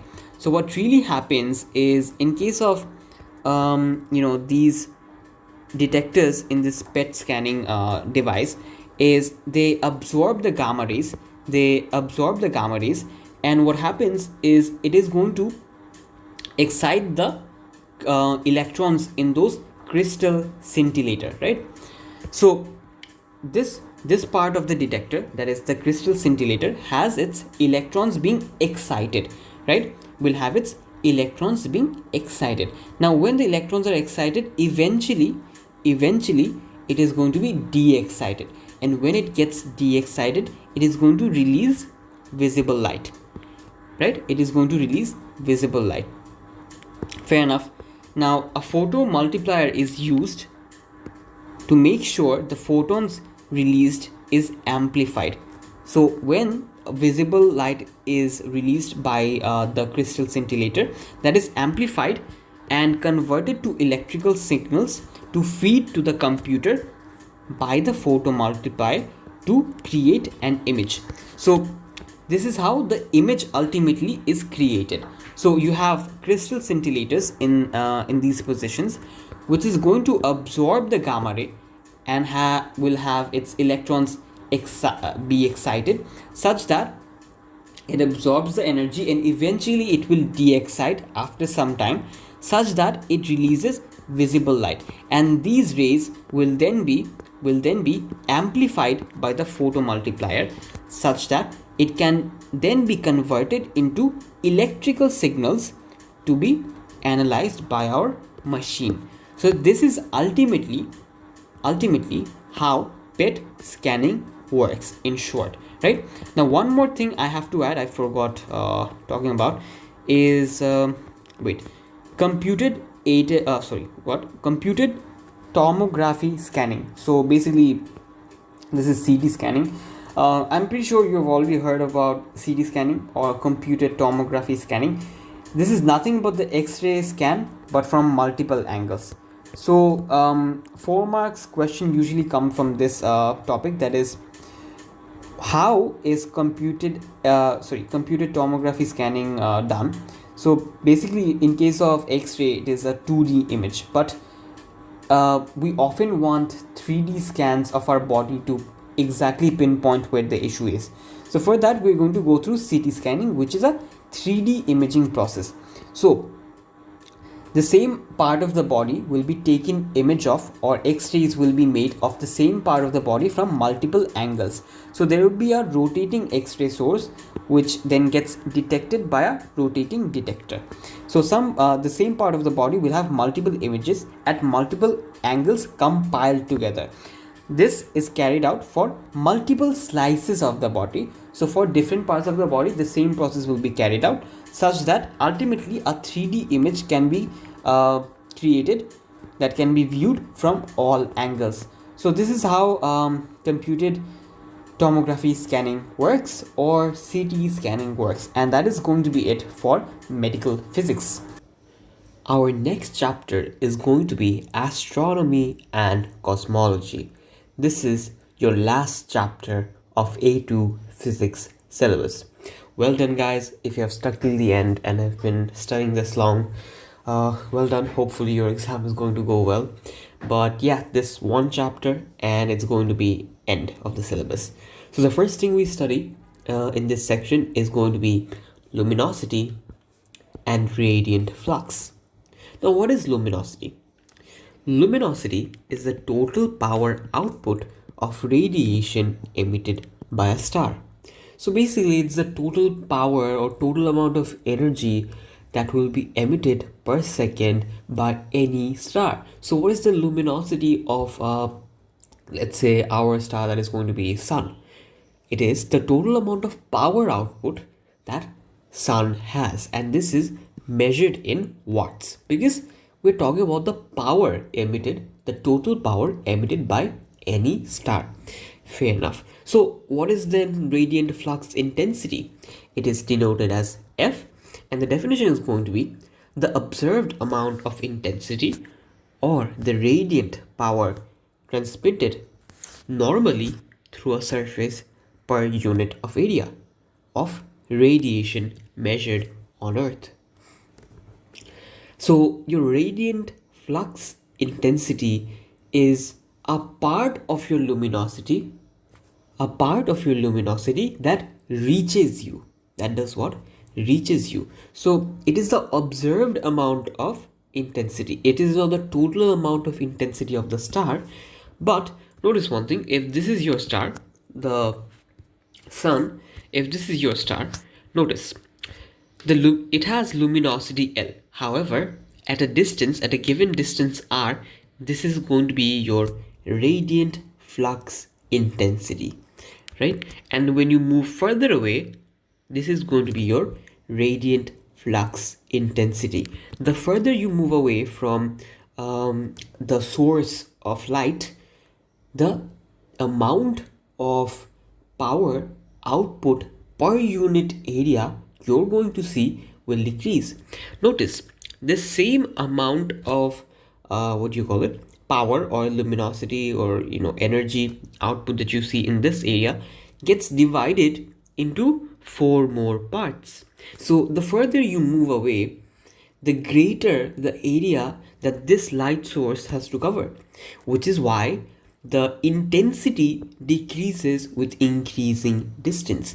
The intensity of light, the intensity of that power output, that luminosity decreases with increasing distance. Hence, since luminosity is a constant, that is, the total amount of power output of a star is a constant, we think of whatever amount of power reaches us as radiant flux intensity. Again, if you take a read of the definition, it is the observed amount of intensity or radiant power transmitted normally through a surface per unit area of radiation covered on Earth. So per unit area, what is the amount of power output by this star at any given distance? Now, notice while increasing the distance from the star, the power output of the star gets spread over a larger area. That is exactly what I was just saying, that when you move away from a light source, it has to cover a greater surface area. Now, due to that, the intensity of light decreases. So the intensity is going to decrease with increasing distance away from the star. The proportionality is such that if moved by 2 radius away from the star, the intensity decreases by 1/4. Right? If you move away by 2r, the decrease is going to be by a factor of 1/4. Now, what does this tell you? This tells you that your intensity follows the inverse square law. That if I move by, let's say, 1 by 2 meters, sorry, if I move by a radius of, let's say, 2 meters, my ultimate decrease in factor is going to be 1/4. Therefore, my decrease in intensity of light will be 1/4 the initial value. So what we see is, if you, let's say, now move by 3 radius, then your ultimate intensity is going to be 1 by 3 square the initial value. Hence, it will be 1 by 9 times your initial intensity of light. So as you move away from the light source, the intensity is going to do what? Decrease. And hence I can formulate a formula as according to my intensity, radiant flux intensity. And this formula just turns out to be your luminosity divided by the area that the light source covers. So notice, if you remember the formula of spheres, that is surface area of spheres, it is going to be 4 pi d square, right? It is going to be 4 pi d square. Fair enough, this is the area of any given sphere. Now what happens, notice one thing, is as you move away, right, as you move away from the center to further away, or let's say if this solid circle is your sun, notice when you are 2 radius away, it is covering a larger area where it is going to provide luminosity, where it is going to have a certain intensity of light. Now when you move further away, it has to cover a greater surface area, right? It has to cover a greater surface area. Hence what happens, the intensity is going to drop, because the same amount of luminosity is going to cover a greater distance. And how do we find that intensity? At any given distance, it is going to be luminosity divided by 4 pi distance squared, right? This is how you're going to find the flux density. And what is d, by the way? D is the distance at which we want to find the flux density of. So you can want to find the flux density at this position, you can want to find the flux density or intensity of light reaching you at this position. So what does this formula tell you? What is the intensity of light going to be at any given position away from the sun? Fair enough. The next thing that we talk about is the use of standard candles. Now what is a standard candle? Standard candle is basically a class of stellar object of which we know the luminosity of. So I know how bright the standard candle is. So let's say this is our, why did I draw egg? So notice, if this is our star, and I consider this to be our standard candle, because A, I know how far this is away from me. B, I also know the luminosity and radiant flux intensity of it. So that is why it is called a standard candle, because I know what the luminosity of this object is, right? And I also know its radiant flux intensity at my position, that is at, let's say, 1,000, 10,000, 100,000 kilometers away from me.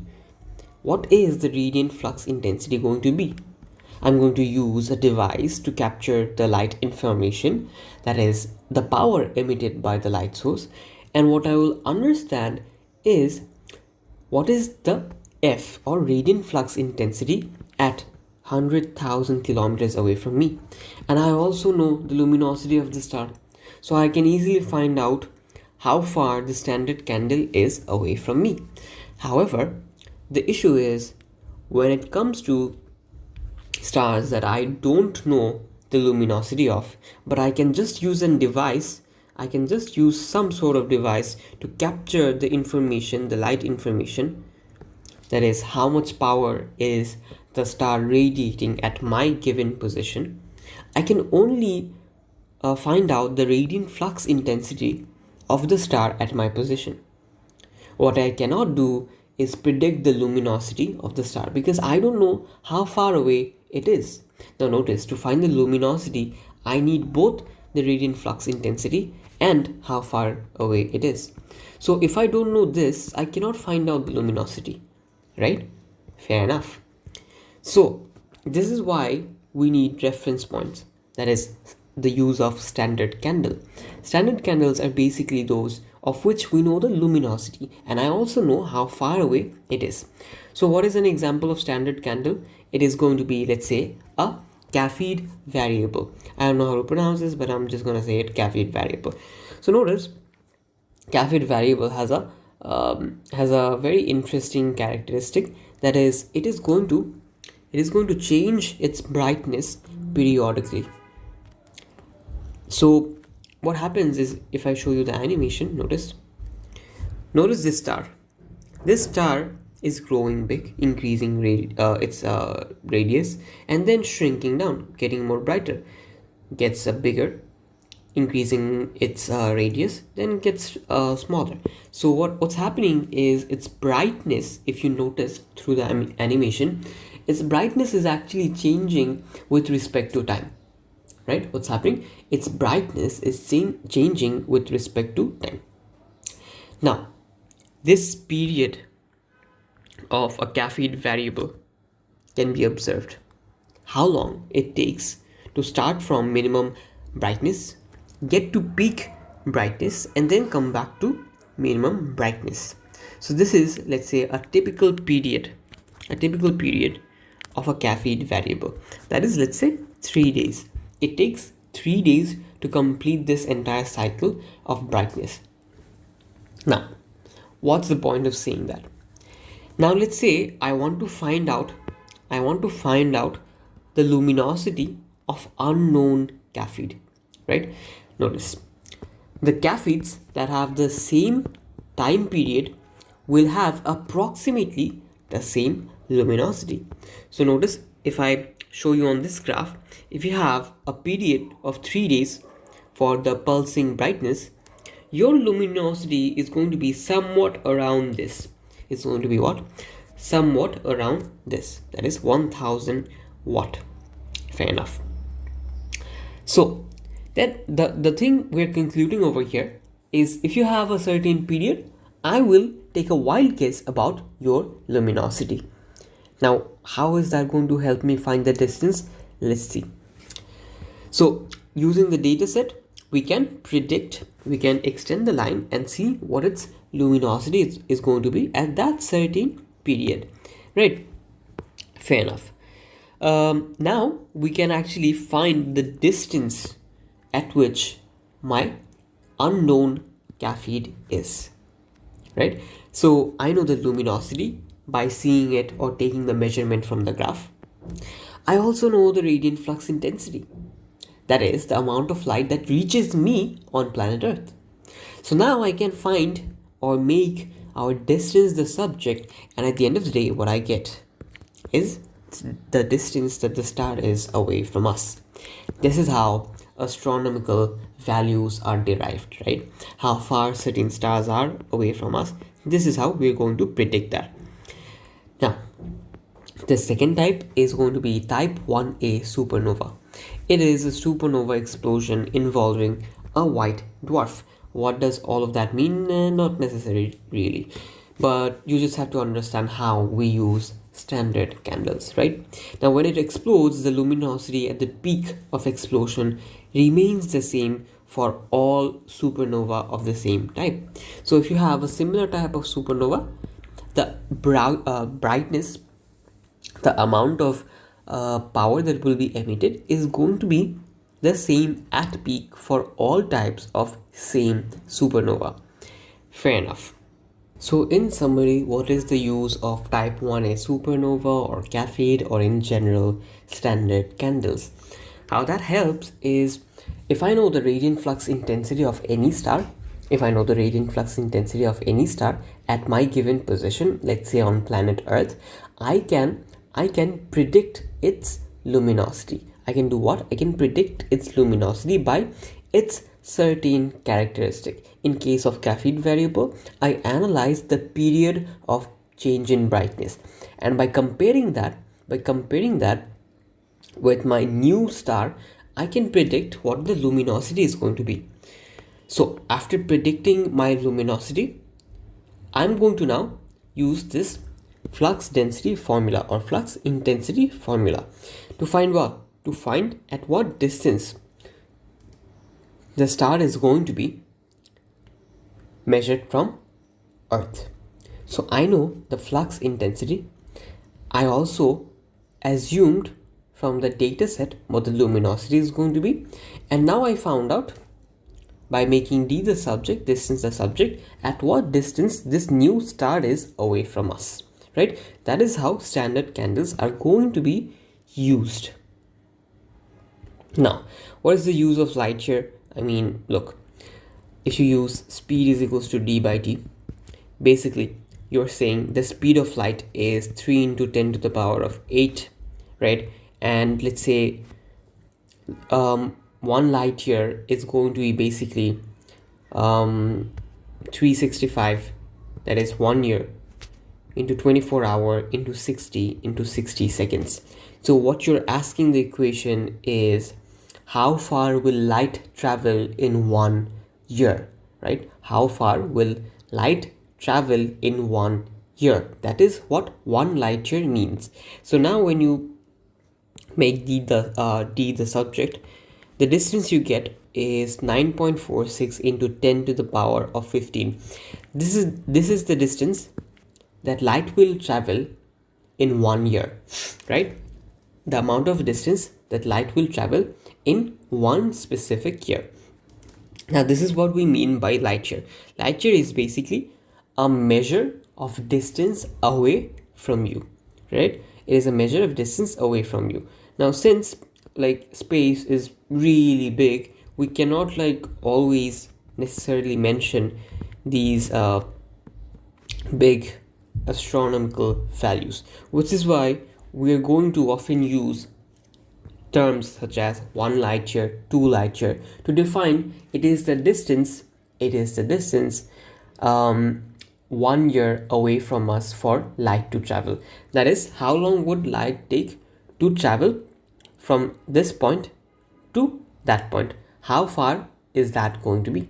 So in essence, what this 1 light year really means, if let's say we have a galaxy that is 9.46 into 10 to the power 15 meters away from us, that is exactly 1 light year away from us, we will see what exactly happens in that galaxy after 1 year, because light will take exactly 1 year to travel from that place to us. To where? To us. So 1 year is the amount of time taken by light to travel this distance. Now, how do I convert distances to light years? Basically, let's say this is distance 2 into 10 to the power 25. You're going to divide that with how far light can travel in 1 year. That is this distance. And ultimately, you find your answer in terms of light year. That is 2.1 into 10 to the power of 9 light year. So this is how long light will take to travel this distance, right? This is how many years light will take to travel this distance. Fair enough. Now the next thing that we will be studying about is the Wien's displacement law. Look, up till now we understood how to find the distance that any star is away from us by analyzing two things: the F, that is radiant flux intensity, and the luminosity of that star. So by using those two variables, I could find out using this formula that at what distance is it away from us. So we could find out the distance. Fair enough. Now let's say I want to find out the temperature of the star That is, I want to find out what is the surface temperature of any star that is really far away from us. Now I cannot go there and measure the temperature. I have to make some sort of deduction about what the temperature is going to be on the surface of that specific star. And to do that, to be able to do that, we use something called the Wien's displacement law. Fair enough. Now understand that there's a relationship between your temperature and the color of the flame or burning object. So let's say you have a blue flame and you have a red flame. What's going to happen is when you see a blue flame, you know that it is going to be comparatively much warmer. Why, you ask? Because blue will have the shortest wavelength and the highest frequency. And if you remember from quantum physics, E is equals to hf. Higher the frequency, the greater the energy that it will have. Hence, you know that temperature is nothing but the measure of kinetic energy. Hence, if you have greater amount of energy, that basically means your temperature will also be higher, right? And that greater amount of energy can be seen as blue shifted light emitted from your star. So that higher temperature can be observed as a blue shifted light from your light source, that is your star. Fair enough. Now, if we analyze the graph between intensity of light emitted from a star with respect to the wavelength of light emitted, and we analyze it for different surface temperature of the stars, we will see a relationship between our wavelength and temperature. Now, the first thing to note is higher the temperature, higher the intensity is going to be. Notice, when you have 3000 Kelvin, 4000 Kelvin, 5000 Kelvin or 6000 Kelvin, notice with increasing temperature, your peak intensity increases. Meaning at higher temperature, you have greater amount of energy. Hence, your power per unit area, or better known as intensity, increases due to higher amount of temperature or higher amount of energy. That is why when you see an increase in temperature, the intensity of light from the light source is going to increase. Now, there is also another very interesting thing that we observe. What is that going to be? Notice, as the temperature decreases from 6000 to 5000 to 4000, 3000 and so on and so forth, our peak intensity turns out to be more red shifted. What does that mean? Notice, at 6000 Kelvin, the peak intensity light is yellow. Now, when you have a surface temperature of 5000 Kelvin, notice that peak intensity is seen at a wavelength that is red shifted. So what happens is the frequency decreases and the wavelength increases. So when our temperature is getting lower, the kind of light emitted by our light source changes. When our temperature is going to decrease, it is also going to have less amount of energy. Notice, less intensity. And it is also going to be red shifted, because what kind of visible light is going to have less energy? Obviously, the one that is more red shifted. That is the one that has a higher wavelength. Hence, as temperature decreases, the wavelength increases, right? As your temperature decreases, the wavelength of light emitted is going to increase. That is what we see in our Wien's displacement law, right? We see that the max wavelength, that is what max wavelength basically means, it's not the max wavelength over here, is the peak wavelength, right? The intensity at which the peak is seen, this is known as the lambda max. So what is the lambda max for 5000 Kelvin? This is your lambda max, right? What is the lambda max for 4000 Kelvin, it is going to be this one. Fair enough. So that is your lambda max value or maximum wavelength for when your intensity is maximum. For when your intensity is maximum, right? Fair enough.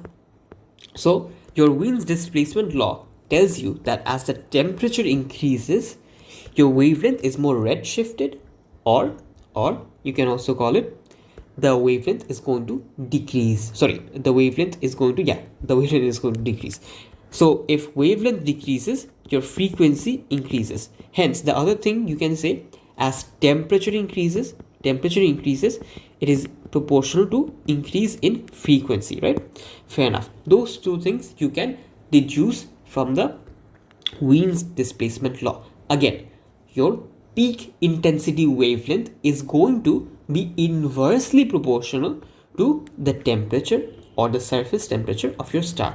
Now, one more thing that you need to understand is something called black body radiation. I'm pretty sure you've heard at some point in your life about Vantablack. I don't know how to pronounce this or spell this, but Vantablack, if you watch videos of Veritasium, that is, you can see any type of video online. The basically those are completely black, right? And they absorb almost 100% of whatever light is shown on them. So basically it has zero amount of reflection. It is going to absorb almost 100% of light, right? That is what black body basically is in essence. It is a perfect absorber of light or energy, and stars tend to act like black bodies since they absorb all the light and eventually they go through black body radiation, meaning these stars, after absorbing it, is also going to emit the energy, and these energy is going to be emitted at a range of wavelength. At what? A range of wavelength, which is why we see a continuous graph for each temperature. Notice at 6000 Kelvin we see a continuous graph of intensity. Now at a certain wavelength we see a peak, and this is known as the peak intensity. And again, for a lower temperature, the peak is going to be seen at a different wavelength. So for different temperatures, the peak intensity will be seen at different wavelengths, right? And the reason for this continuous graph is because the star is going to emit that energy at different wavelengths, at different frequencies, which is why we see a continuous graph when plotting my intensity versus wavelength graph. Fair enough. So that is your Wien's displacement law. And when you remove this proportionality, what happens is you introduce a constant, right? This constant is going to be what is it? 2.9 into 10 to the power 2.9 into 10 to the power of minus 3, and that is going to be your constant. And your final equation turns out to be lambda max, or your what do you call it, max intensity wavelength is going to be exactly equal to 2.9 into 10 to the power of minus 3 divided by temperature, right? That is going to be your Wien's displacement law formula. Fair enough.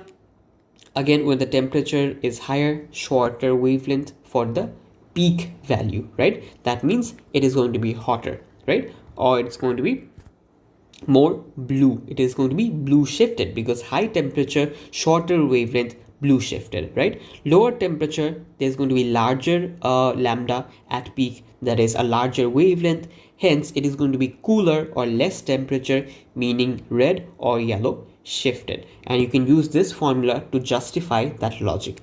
Fair enough. So that is in essence your Wien's displacement law. So basically we can always observe and analyze the kind of or the wavelength of light emitted by any star to understand what is the temperature of that star going to be. This is why your Wien's displacement law is useful. Now I can take all of that information about A, the radius, B, the temperature that we just analyzed from the Wien's displacement law to form a new law or a new formula, and this is called the Stefan-Boltzmann law. This is going to tell you the luminosity of an unknown star with respect to what radius it has and what temperature it has. So if you can find out, if you want to find out the radius of a star, what you can do is, let's say you found out the luminosity of that star, let's say using standard candles, and you also found out the temperature of that star using what? Wien's displacement law. Now you can do something very interesting. Now you can find the radius of that star based on the values of its luminosity and based on the values of its surface temperature. That is why this formula is quite useful. Like, think about it. When you search about any specific star, you get all these information: its surface temperature, the size of it, how far away it is. So those informations are all derived in this manner using these formulas, using standard candles, using Wien's displacement law, using your flux density formula and your Stefan-Boltzmann law, right? So let's understand what Stefan-Boltzmann law states. But before that, look, your luminosity is actually varied by, or is going to change with respect to the temperature and radius. This is where the Stefan-Boltzmann law really comes in, to consider both of these factor, that is the radius of the star and the temperature of the star, to formulate a formula to know about or learn about its luminosity. And what has been learned is the luminosity of the star is exactly proportional to the square of radius of the star, and also proportional to the fourth power of temperature. So the Stefan-Boltzmann law states that the total energy emitted by a black body per unit area, or the power emitted, you can also substitute this saying the power emitted, because work done per unit area is basically or work done per unit area per second is basically the power, right? Nothing else but the power. So notice the total energy emitted by a black body per unit area per second is proportional to the fourth power of absolute temperature of the body, right? Fair enough. So this is telling you that whatever luminosity of a star is going to be, it is going to be given by, with respect to what radius it has, what size it has, and its surface temperature. Fair enough. Now one more thing I'll add over here is, if you take r squared, or the radius squared, if you take this on the left hand side and divide luminosity by this area, that is r squared, then what you get is L by A. And what is luminosity per unit area? Remember, it is flux intensity. So yes, your total energy emitted per second is your power. However, when you divide this luminosity by the area per unit area, it becomes your flux intensity. So now you can also turn this formula into flux intensity is equals to 4 pi r square 4 pi Stefan-Boltzmann constant times t to the power of 4, right? So this is telling you that the total energy emitted by a black body per unit area per second, now this part is actually your flux intensity. The flux intensity is proportional to the fourth power of absolute temperature, right?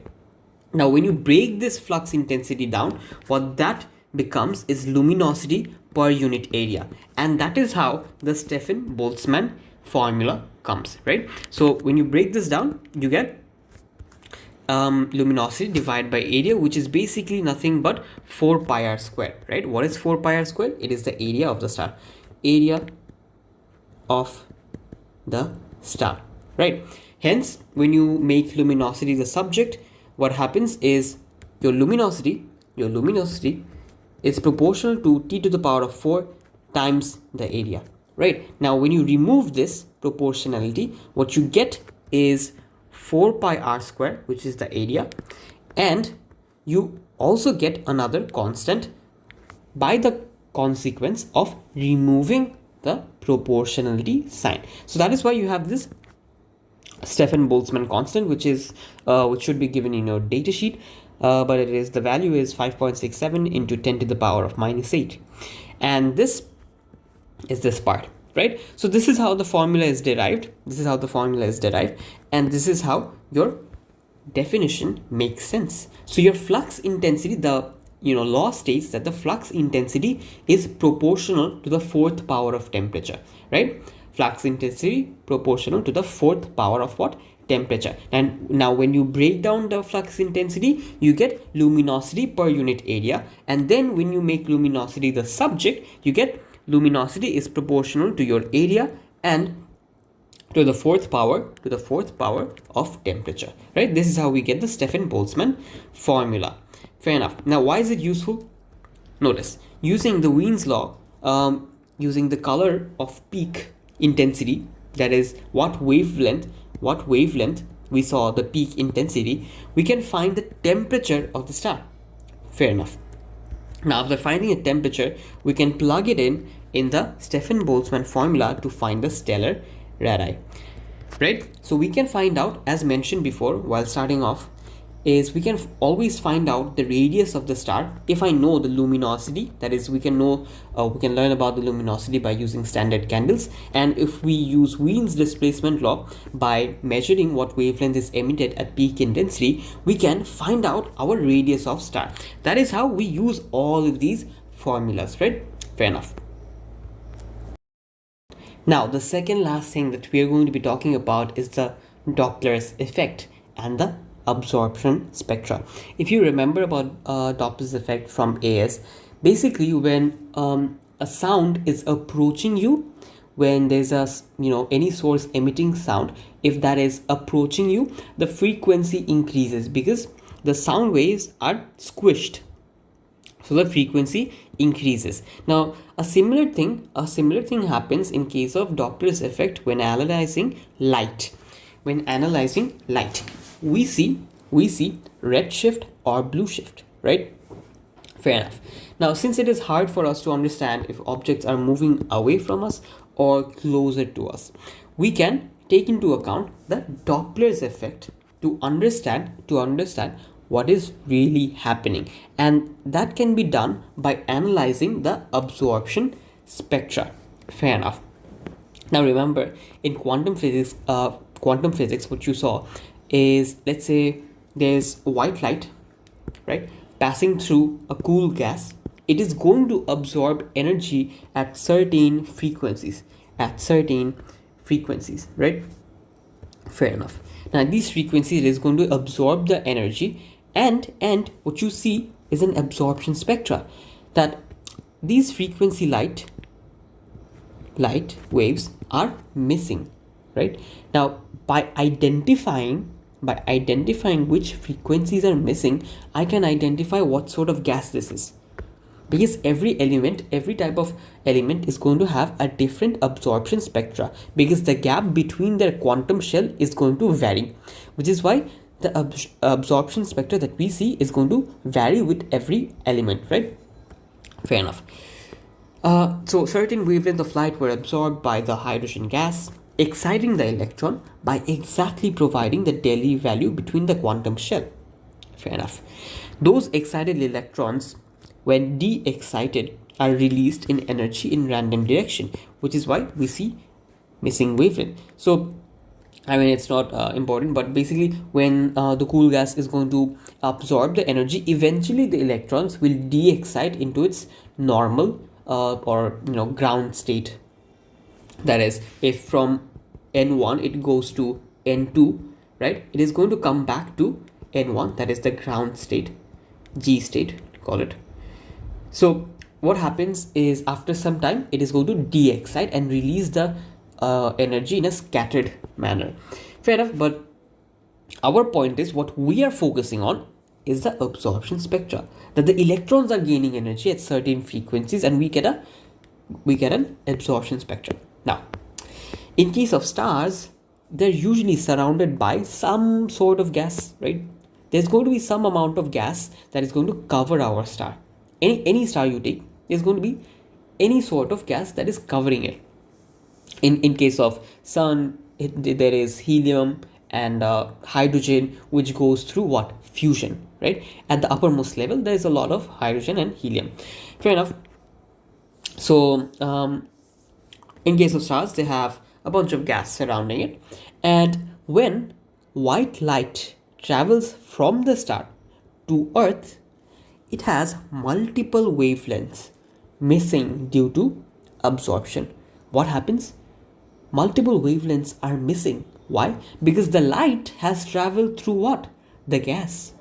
Hence, certain frequencies or certain wavelengths will be missing when that white light is received by us. Is what? Received by us. Now, we can study these missing wavelengths from the absorption spectra of the incoming light from the star to predict if they're moving closer or away from us. How do we do that? Notice, how does moving away or closer really take place? So if the sun is moving closer, the light should be blue shifted. The light should be what? Blue shifted. And if the sun is moving away from us, the light should be red shifted. Why, you ask? Because notice, if something is moving towards us, it is going to be of higher frequency, higher wavelength to lower wavelength, right? So it is getting squished together, hence the frequency increases, F increases, hence it is blue shifted, because blue has a higher frequency. Now if the sun was moving away from us, it would be red shifted, because it is moving away from us, so it would be red shifted.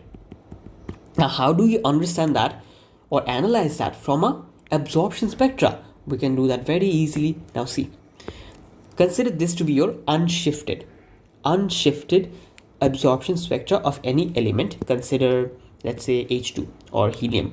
I don't know what this is, but consider this to be helium. Now, if the sun is moving away from us, all of the wavelengths that is missing, notice, is now red shifted. Is what? Red shifted. Because while coming to us, while traveling to us, as the sun is moving away, since our source of light is moving away, the frequencies that is missing is actually red shifted. Is what? Red shifted. Because sun is moving away from us, right? That is why we see this red shift. That is, all wavelengths are moving towards the red side. That is what? Of higher wavelength or lower frequency. Now what would happen if the sun or the source of light was moving towards us? All the missing wavelengths would be blue shifted. Why? Notice that the incoming wavelength will now be squished together, which is why the wavelength will be blue shifted, or will have lower wavelength, higher frequency, right? This is how we can understand is our source moving away from us or moving towards us, right? This is how we can use the absorption spectra to understand, is the source moving away or moving closer to us. Fair enough. Now, the important formula over here is this one, where we can identify the relative speed of the star in comparison to us. That is, you don't need to know the derivation of this, but the thing is, if let's say the star is moving away from us, let's say this is Earth, and this is our sun. Now if the sun is moving away from us, and let's say Earth is also moving at a certain velocity v, the sun should also move at a certain velocity x, right? Now I want to know relative to us, at what velocity is it moving away from us?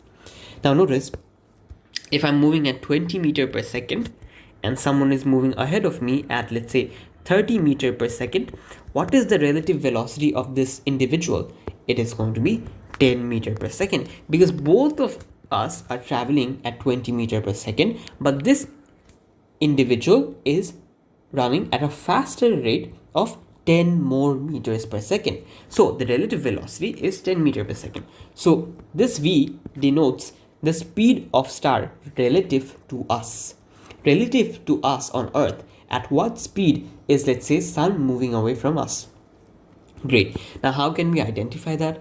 We can identify that by identifying the del lambda, that is your change in wavelength that you see on your absorption spectra. So let's say it is redshifted, right?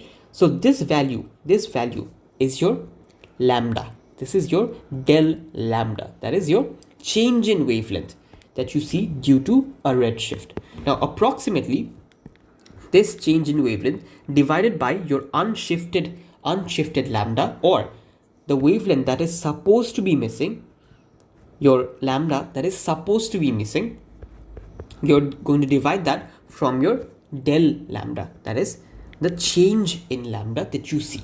So this is your new lambda, call it lambda n, and call this lambda p. So lambda n minus lambda p is going to be your del lambda, that is your change in lambda. So that change in lambda divided by your original lambda that is supposed to be missing is approximately equal to the speed of recession of the star comparison to us. So del lambda that you see on the absorption spectra divided by your lambda that is supposed to be missing is approximately equal to the ratio of relative speed of star in comparison to us divided by the speed of light. So you can say del L by lambda is going to be equal to velocity of recession divided by speed of light. You can also do another thing, that is say the del frequency, that is change in frequency, that is the shifted frequency minus the unshifted frequency divided by your unshifted frequency is approximately equal to speed of recession divided by the speed of light, right? So you can use this equation to do what? To find the velocity at which any light source, let's say the star, is moving away from us. At what velocity is it leaving us? At what velocity is it moving away from us? Now, an interesting thing is that we'll learn in the last topic is it just turns out that everything is actually moving away from us. Everything is moving away from us. How do we get that? We understand by the fact that everything is redshifted. Whenever we see the absorption spectra of any light source, we see that the absorption spectra is redshifted. And hence we deduce that probably the universe is expanding. Now this is going to be our last topic of the entire A2 physics syllabus. That is Hubble's law and Big Bang.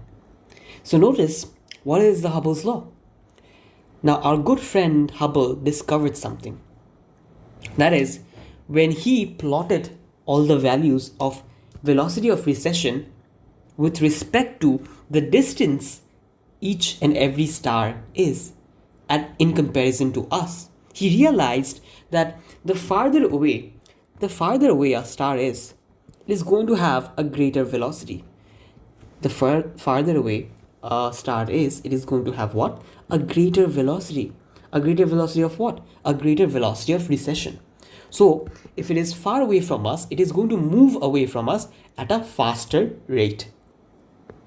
And that is exactly what we find out when plotting all the values of velocity of recession. Now this velocity of recession can be found out using the Doppler shift ratio that we saw above, that is over here. And the distances can be found using standard candles and the luminosity formula. Fair enough. So now I know that the greater the distance that the star is away from us, the greater the velocity of recession is going to be. So increasing distance, the galaxies will be moving away faster. Fair enough. Now when you remove this proportionality, what you get is the Hubble's constant. What you get is the Hubble's constant, right? So mind you, the velocity of recession is equals to the Hubble's constant times the distance, right? Fair enough. Now, why are there so many anomalies? That is because the position of each galaxy in comparison to us may vary. That is, since a lot of galaxies may be spinning or call it rotating, the relative velocity is going to vary as according to in what position I am in comparison to our galaxy. So in this direction, we are going to see the effect of it moving away. And in this position, if we are going to have the effect of it moving towards us. So it's going to vary slightly, which is why we see so many anomalies in the graph. Anyways, there are also other multiple reasons. Some we probably don't even understand, right? Fair enough. Now, the important part of this Hubble law is trying to figure out what the age of galaxy is. That is, how old is the universe? Now, notice one thing. The velocity of recession is directly proportional to the distance it is at, right? So greater velocity, the farther away it is away from us. Now, what this means is as things are moving away, they're moving at a faster rate. Therefore, they must have started from one point. That is, the galaxy must be expanding away. Since everything is moving away from us, that means the galaxy must be expanding. Now, if this is true, then the universe began from a point of infinite density, extremely hot, singular point, which subsequently began to expand very quickly. And this idea is known as the Big Bang Theory. This idea is known as the Big Bang Theory. That everything is moving away from us, and so it must have started from one highly dense, extremely hot, singular point. Right? Fair enough. So, this is how you're going to answer the question regarding what is the Big Bang Theory. Explain the Big Bang Theory. And this is how you're going to answer it. This is usually going to be 3 or 4 mark question, and this highlighted, yellow part, is how you answer that question. Fair enough. Now, what I want to understand is the age of universe. How old is our universe? Now, notice one thing. To understand that, I'm going to take the help of light. Now, what we are considering is the speed of light has always remained the same. So from the beginning of universe, there must have been some amount of energy. That means the highly dense point should have energy. And that energy should have been radiated as a form of EM wave, right? So I can analyze from the perspective of light that how long did the light travel from the beginning of universe up till now to understand what the age of light is. What the age of universe is. So I'm going to take the help of speed of light to understand how old must the universe be. So notice one thing. Considering from when the universe started, light had the speed c, that is 3 into 10 to the power of 8. And relative to any point such as us, the speed of light is going to be c. That is 3 into 10 to the power of 8. Right? So let's say you have you're traveling at any speed and you shine a bit of light.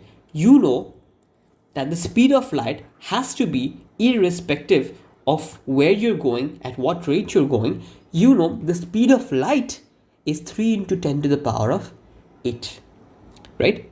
Therefore, from the beginning of universe till now, the distance that light has traveled is going to be speed of light times the age of universe. Because from the beginning of universe up till now, the light has been traveling, right? From the beginning of universe, light has been traveling. And what distance? That distance is going to be speed of light times the time it has been traveling for. So, our distance covered by light from the beginning of universe till now is 3 into 10 to the power 8 times how long ago the universe began, right? Fair enough. Now, notice, if I want to find out the age of universe, I'm going to take the help of Hubble's law. Notice, since I'm thinking with respect to the light, that is, I'm going to consider the speed of light, that is 3 into 10 to the power of 8. That is, from the beginning of universe, what was the speed of recession of light? From that highly dense singular point, at what rate was the light leaving that highly dense singular point of universe? At what rate? It is 3 into 10 to the power of 8. That was the speed of recession of light. Agreed? Fair enough. Now that speed of recession of light is equals to Hubble's constant times the distance. Now what should the distance of light traveled be? It is going to be speed of light times the time it has been traveling for. Since the distance that light travels is going to be given by speed of light and times the time for which it was traveling. Because speed is equals to d by t. So speed of light times for how long it has been traveling will give you the exact value of distance that light has traveled. Now when you plug this expression in, what you get is 1 is equals to Hubble's constant times the age of universe. Right? So I am now trying to find out the age of universe t. That is, how long ago did light start moving from this singular point? How long ago did light start moving that one singular point of universe? How long back was that time? So I'm finding out that time by dividing 1 with the Hubble's constant. Why? We saw it over here. Now when we divide 1 with the Hubble's constant, what we get is 4.55 into 10 to the power of 17 seconds. By the way, the derivation is not exactly important, but this is important, the formula. So what you get ultimately is 1 divided by 2.2 into 10 to the power of minus 18, and that gives you 4.55 into 10 to the power of 17 seconds. Now if you want to know the age of universe in terms of year, divide this value with the number of seconds in 1 year, and you will get the age of universe in terms of years. And what you get is the universe is actually 14.4 billion years old. Now take note that the Hubble's constant is constantly changing with more accurate data, that is from here. So since the Hubble's constant is actually increasing or changing, your age of universe is going to also vary. We are going to get newer information, and this value of age of universe is going to change due to the changing value of Hubble's constant. Now this, my friend, is going to be the end of A2 physics syllabus. Hopefully from this entire crash course you could take something away, and hopefully you all are going to have an amazing exam. So for now, hope for the best, do a lot of question paper, and hopefully we all can have great results. And see you in the next video.